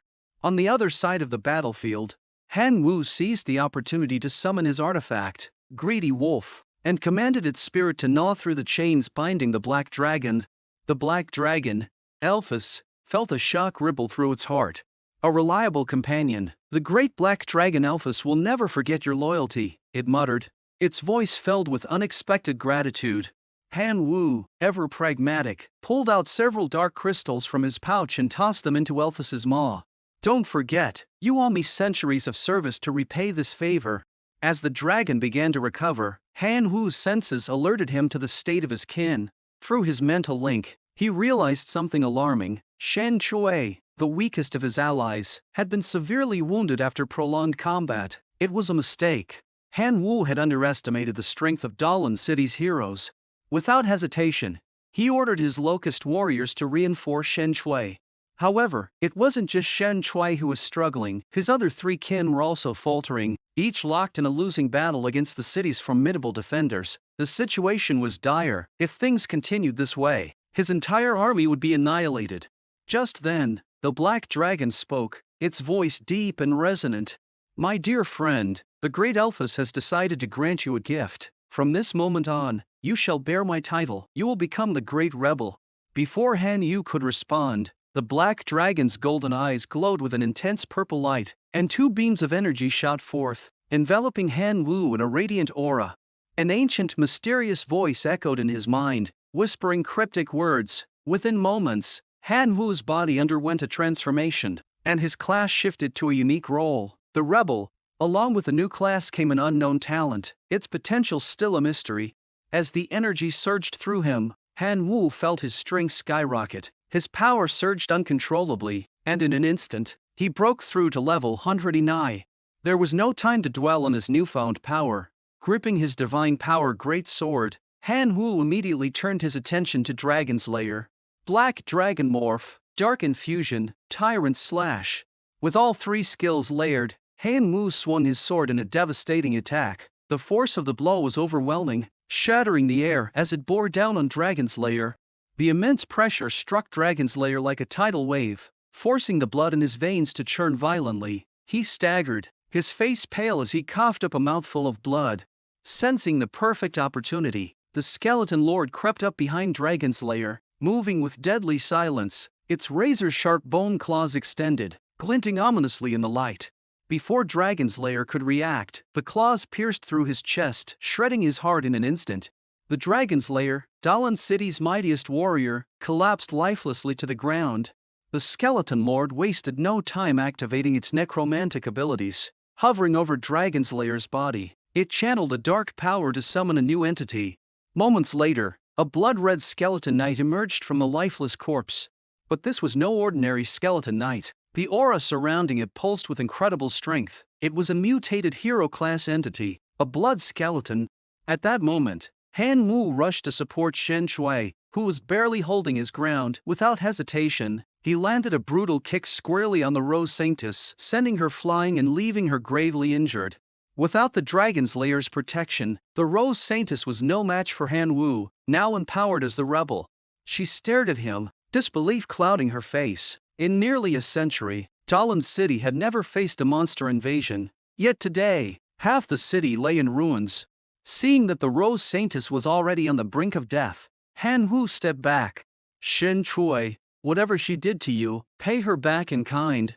Shen Shui, still panting from the fight, gave a reverent nod. Thank you, my god. Moments later, the battlefield was stained red as Shen Shui executed the Rose Saintess, cutting her down where she stood. From there, Han Wu moved to Zhan Tai Jianfeng, who was locked in a fierce sword duel with the Bladesmaster of Ice and Fire. The clash of their blades filled the air with sparks, but it was clear that Zhan Tai Jianfeng was at a disadvantage. Han Wu saw his chance and swung his divine power great sword in a wide arc toward the Bladesmaster's back. The Bladesmaster, sensing the incoming attack, quickly turned and raised his blade to block, but this maneuver left him completely open to Zhan Tai Jianfeng's strike. Zhan Tai Jianfeng seized the moment. Unleashing his ultimate skill cross-slash, the attack cleaved through the Bladesmaster, killing him instantly. With 3 of the city's heroes slain, the martial saint was overcome with fear. No longer caring about Dalan City's honor, he turned and tried to flee the battlefield. But his path was blocked by the blood skeleton, summoned from the Dragon's Layer's corpse. Desperation filled his eyes as he turned back, only to see the Numo shaman closing in from behind. With a swing of his massive totem, the shaman struck a crushing blow, killing the martial saint on the spot. The monster army had triumphed at last. Standing atop the ruined walls of Dalan City, Han Wu surveyed the devastation, his expression one of triumphant satisfaction. Raising his voice so that it echoed across the battlefield, he declared, "Monster army, cleanse the entire city, bring all your spoils to me, and I'll exchange them for crystals."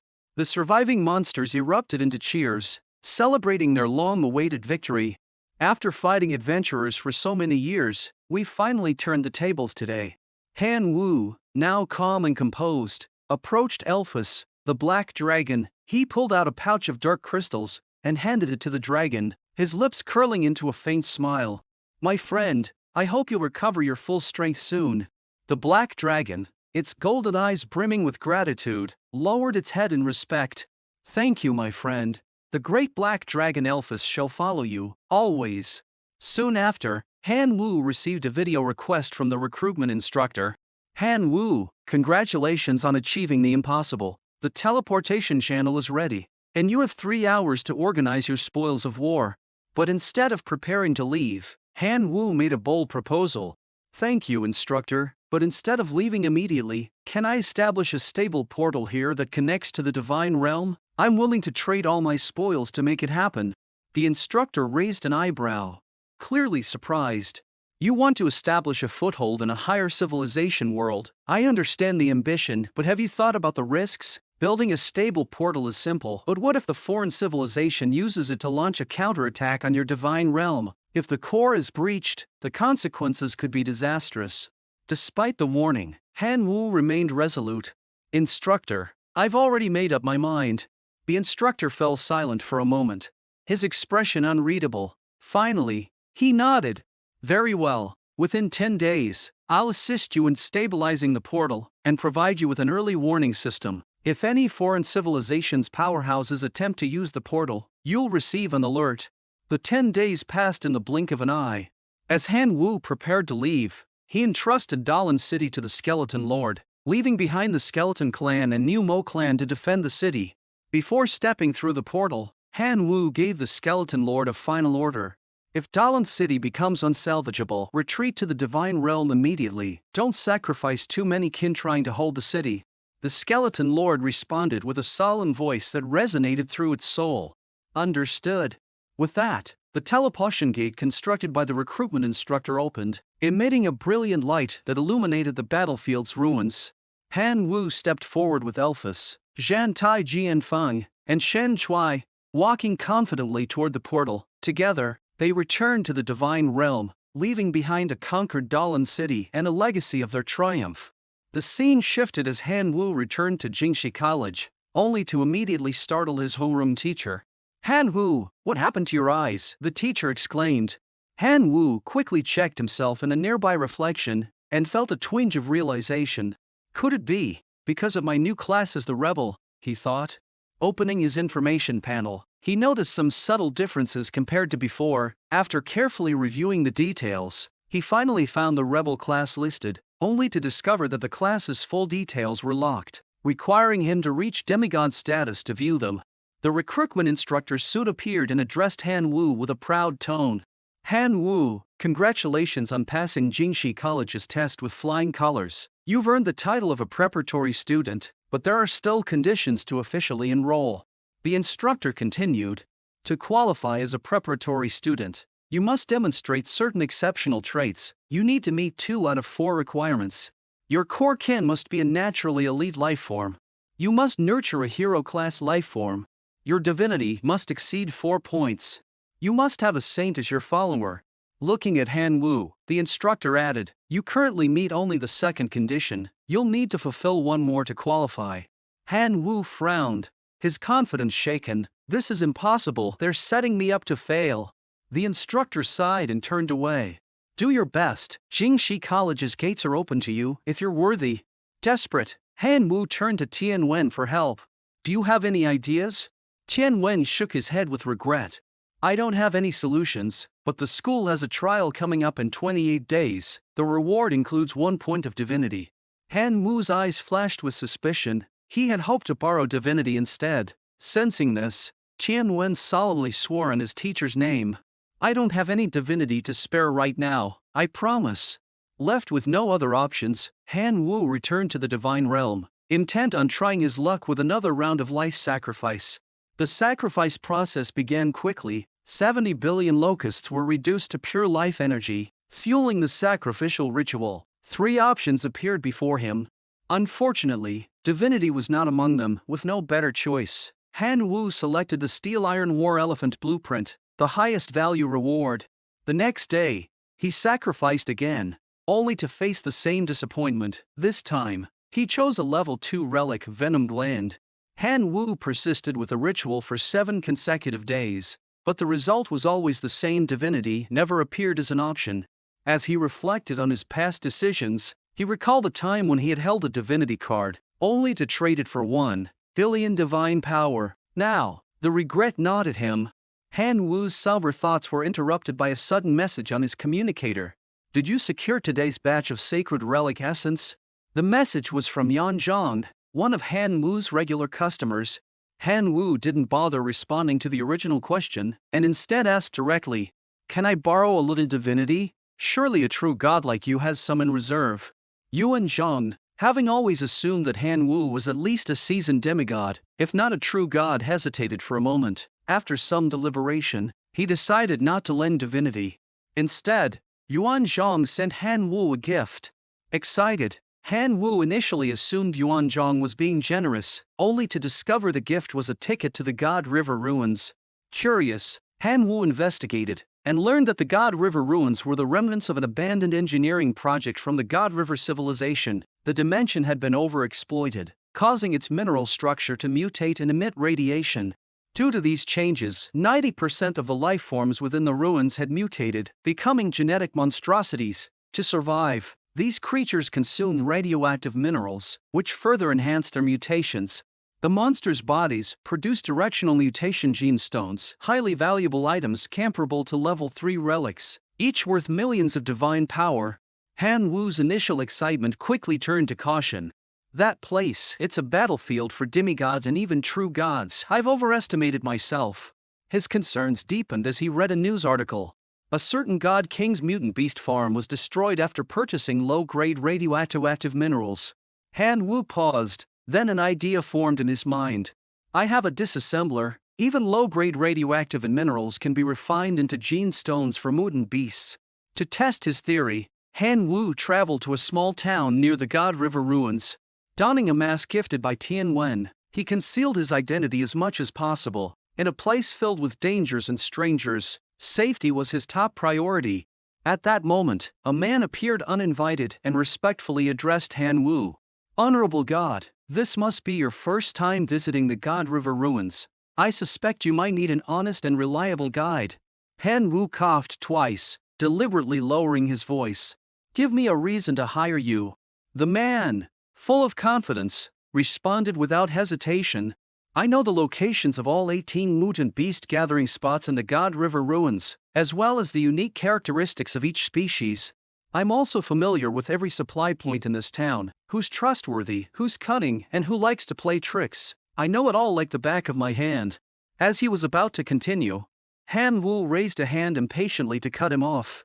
"Enough, right now. I only want to know one thing. Is there anyone here selling radioactive minerals?" The guide's expression shifted slightly, his tone becoming cautious.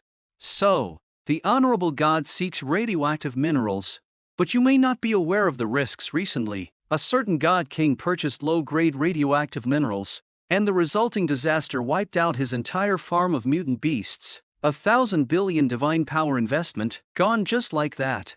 Before he could finish, a bald middle-aged man approached with a cheerful grin and greeted Han Wu. "Hello there, sir." The guide immediately introduced him. "This is Mr. A, my client. He's interested in purchasing some radioactive minerals, and, Honorable God, this is the biggest mineral dealer in the entire God River ruins."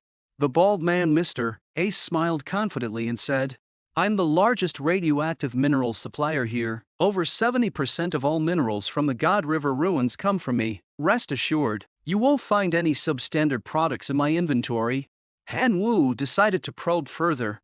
"I'll need some samples to take back to the Divine Realm for testing. Give me 10,000 divine powers worth for each purity level of your minerals."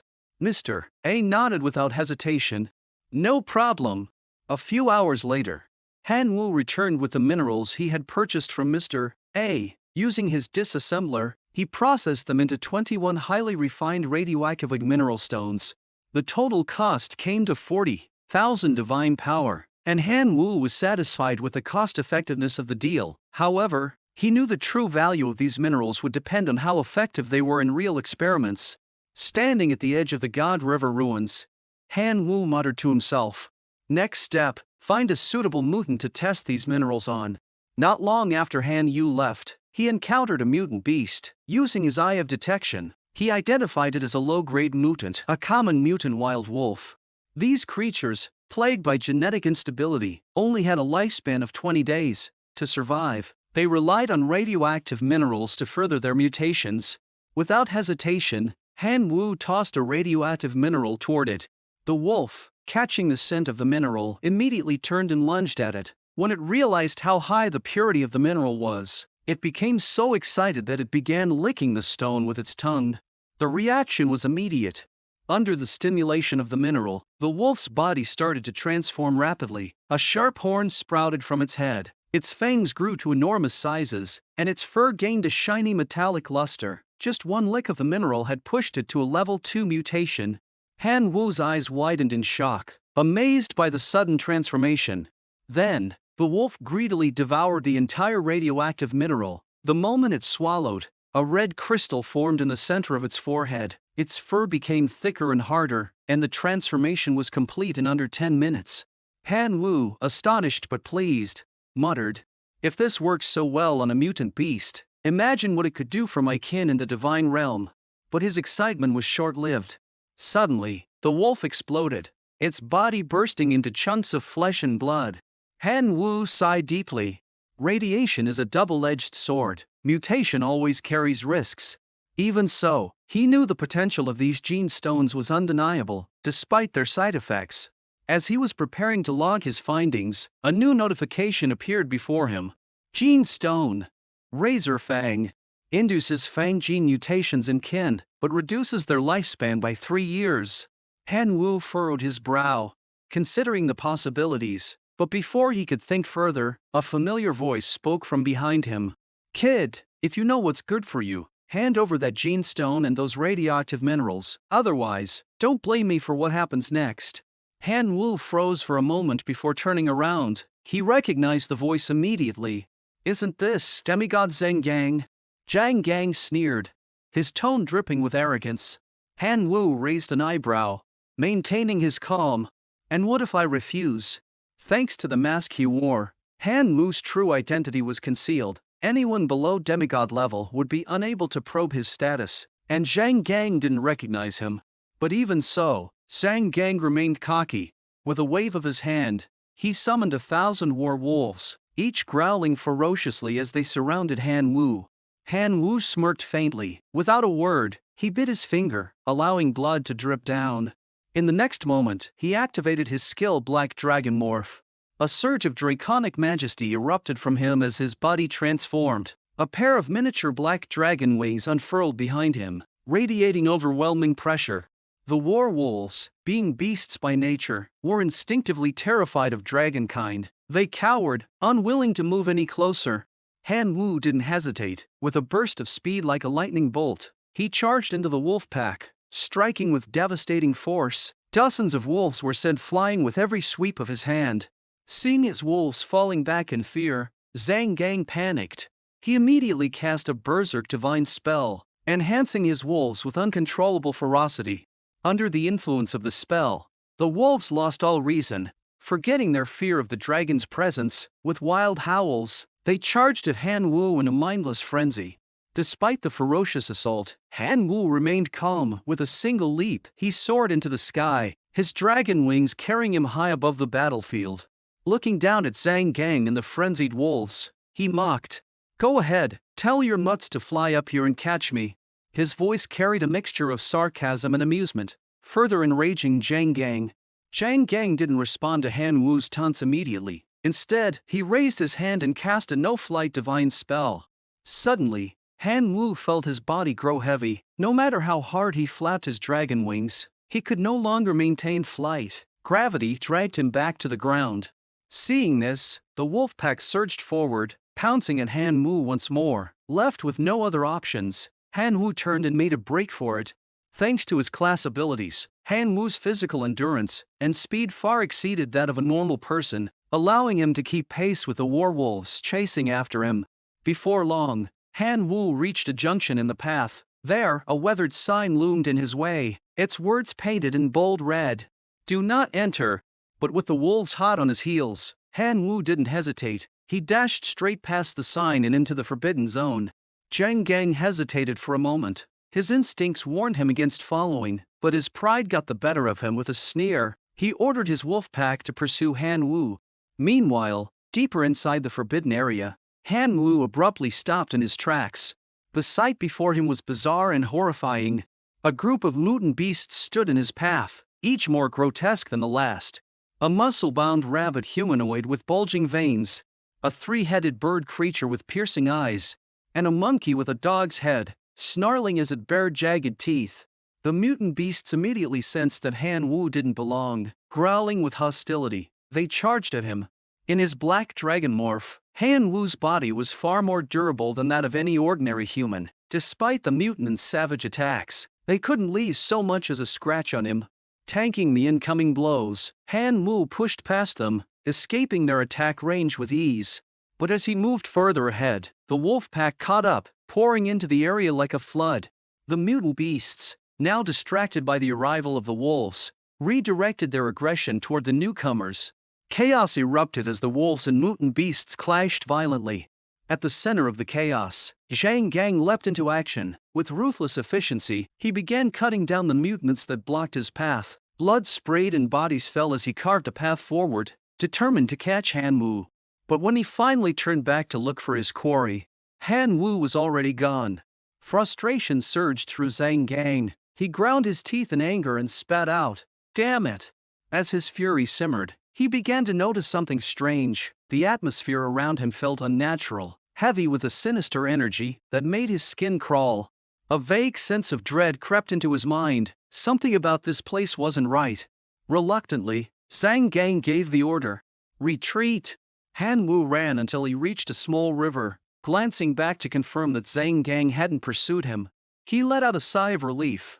As he bent down to drink some water, a strange sight stopped him in his tracks. A fish with legs swam up to the shore. The bizarre creature startled Han Wu so much that he almost dropped his jaw.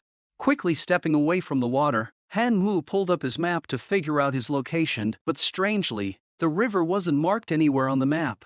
Great. Looks like I'm lost. Might as well make the most of it and farm some gene stones along the way. Tossing a few radioactive minerals toward a group of nearby mutant beasts, Han Wu watched as they eagerly consumed the stones. The creatures swelled with radioactive energy before exploding into bloody chunks, leaving behind a few valuable gene stones. A few hours passed, and as night began to fall, the number of roaming mutant beasts increased significantly. Han Wu knew he needed to find a safe place to hide. Scanning the horizon, he noticed a structure on the far side of a hill, a relic of the God River ruins, abandoned by the ancient God River civilization. Better to take my chances inside than stay out here dodging mutants all night. Flying toward the ruins, Han Wu descended onto what appeared to be an ancient, abandoned castle. He landed softly in the courtyard, which was eerily quiet. Under the pale moonlight, he noticed the ground was littered with scattered papers, each covered in incomprehensible data. The scene was unsettlingly peaceful, as if time itself had stopped here. As Han Wu explored further, he rounded a corner and suddenly felt a surge of energy. Peering ahead, he saw a group of hooded figures gathered, conducting some sort of ritual. From their conversation, Han Wu pieced together that they were working for a god king, who had invested 1,000 billion divine power to unravel an ancient seal left behind by the God River civilization. Han Wu listened intently as the hooded figures discussed their methods, manipulating maps, placing warning signs, and deploying confusion spells to mislead even demigods and trap them in the area.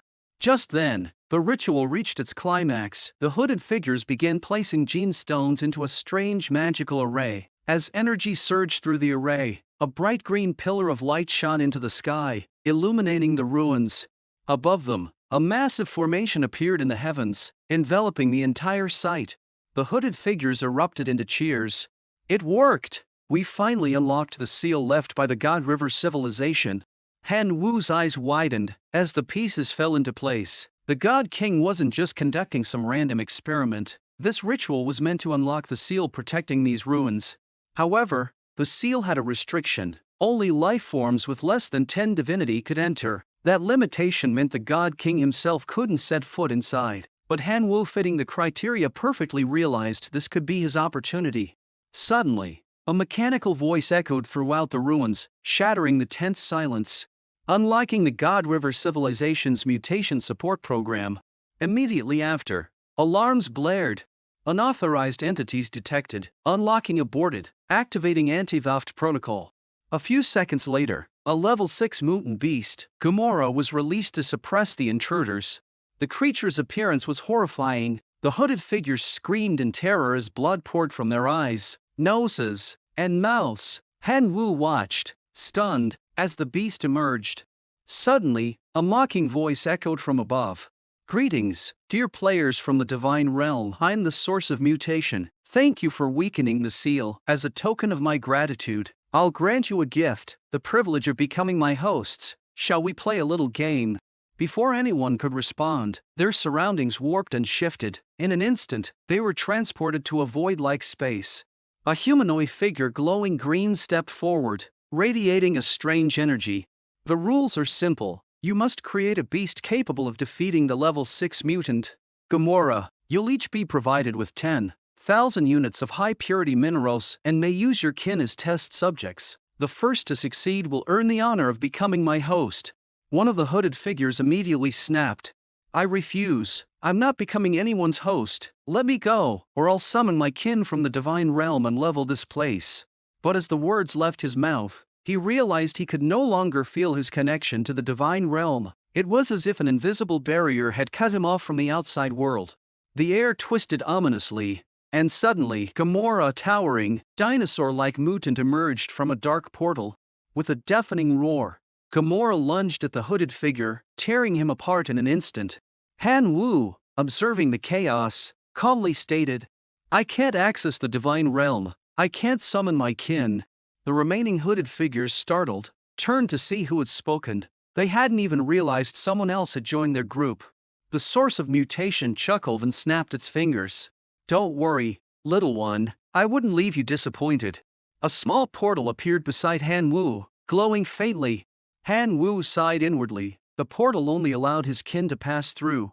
He himself was stuck here. Escape was no longer an option. 3 hours passed. The hooded figures were in complete disarray. Most of their kin had died after exposure to the high-purity mineractive minerals. Of the survivors, only 10% showed slight improvements in strength. On the other side, Han Wu's experiment was making remarkable progress. The disassembler had proven itself to be an invaluable treasure. It yielded an impressive 6,000 units of high-purity radioactive minerals, though at the cost of 1 billion locusts. But the sacrifice was worth it. Han Wu successfully nurtured a special giant locust with extraordinary regenerative abilities. Thanks to its gluttony law talent, the locust fearlessly consumed even the deadliest radioactive minerals. Though the radiation caused necrosis and other fatal conditions, its incredible recovery healed the damage as quickly as it occurred. Enduring countless cycles of radiation-induced torment, the locust grew stronger with every mutation, its power increasing exponentially. 3 months passed. By this time, the 5 hooded figures had exhausted all their resources. They barely managed to produce a level 4 mutant beast, their kin completely wiped out in the process.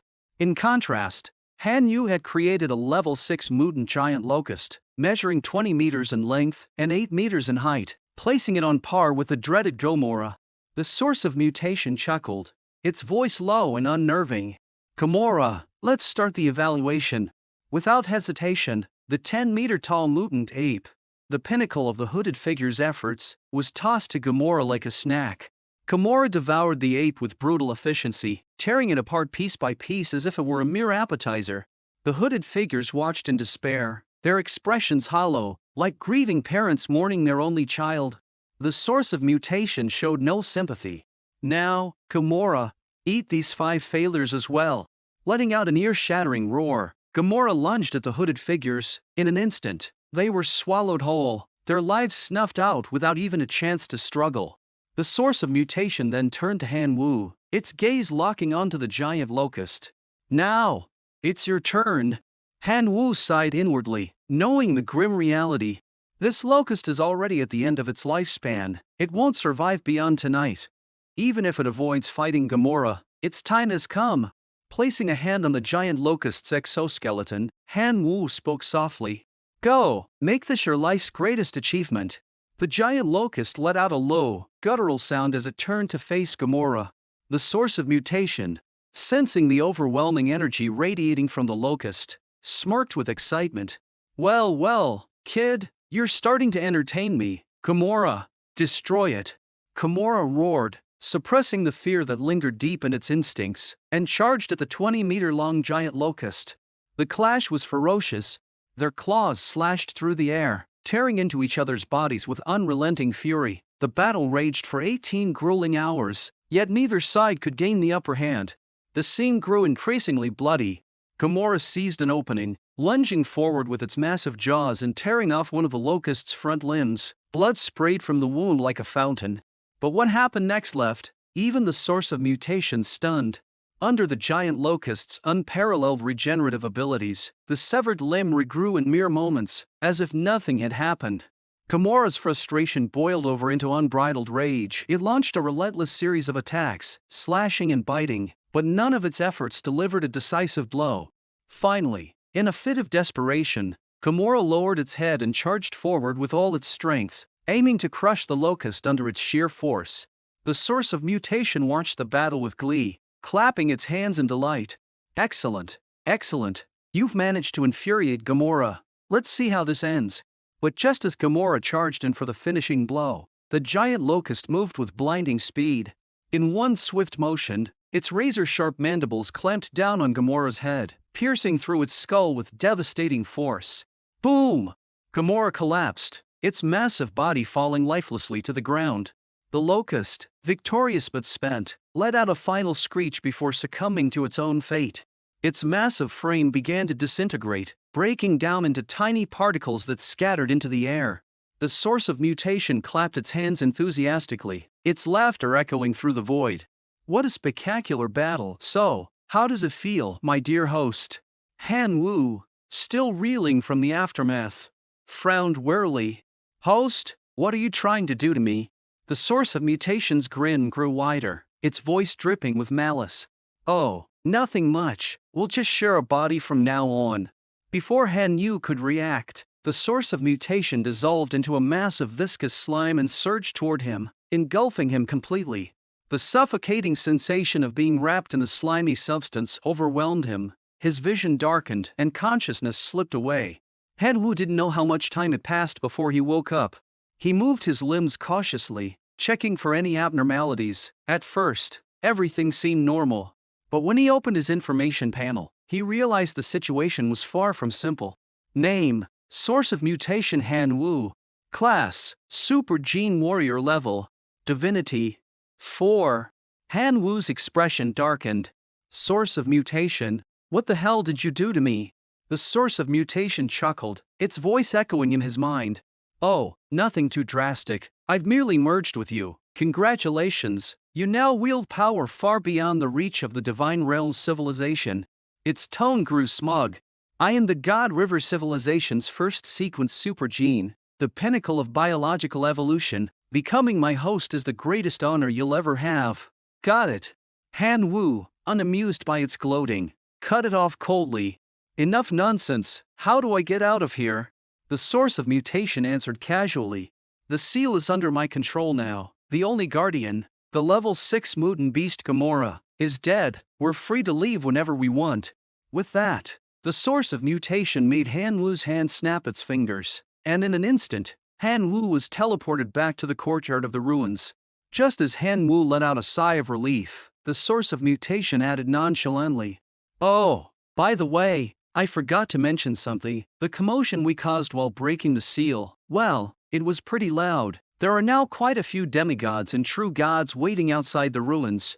Han Wu's face turned pale.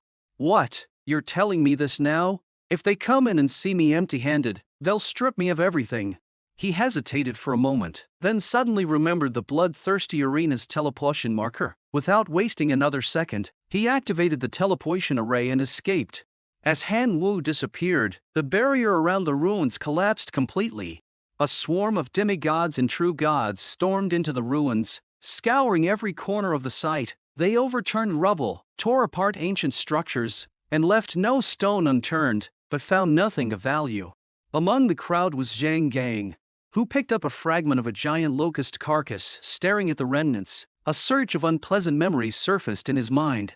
Meanwhile, in another dimension, inside the palace of a god king, a storm of fury was brewing. A majestic figure wearing a golden crown stood at the center, his face twisted with rage. "A bunch of useless fools, who dared steal my treasure?" His voice thundered across the hall. "All kin, hear my command, release tracking signals day and night. I want that signal seed found, no matter the cost."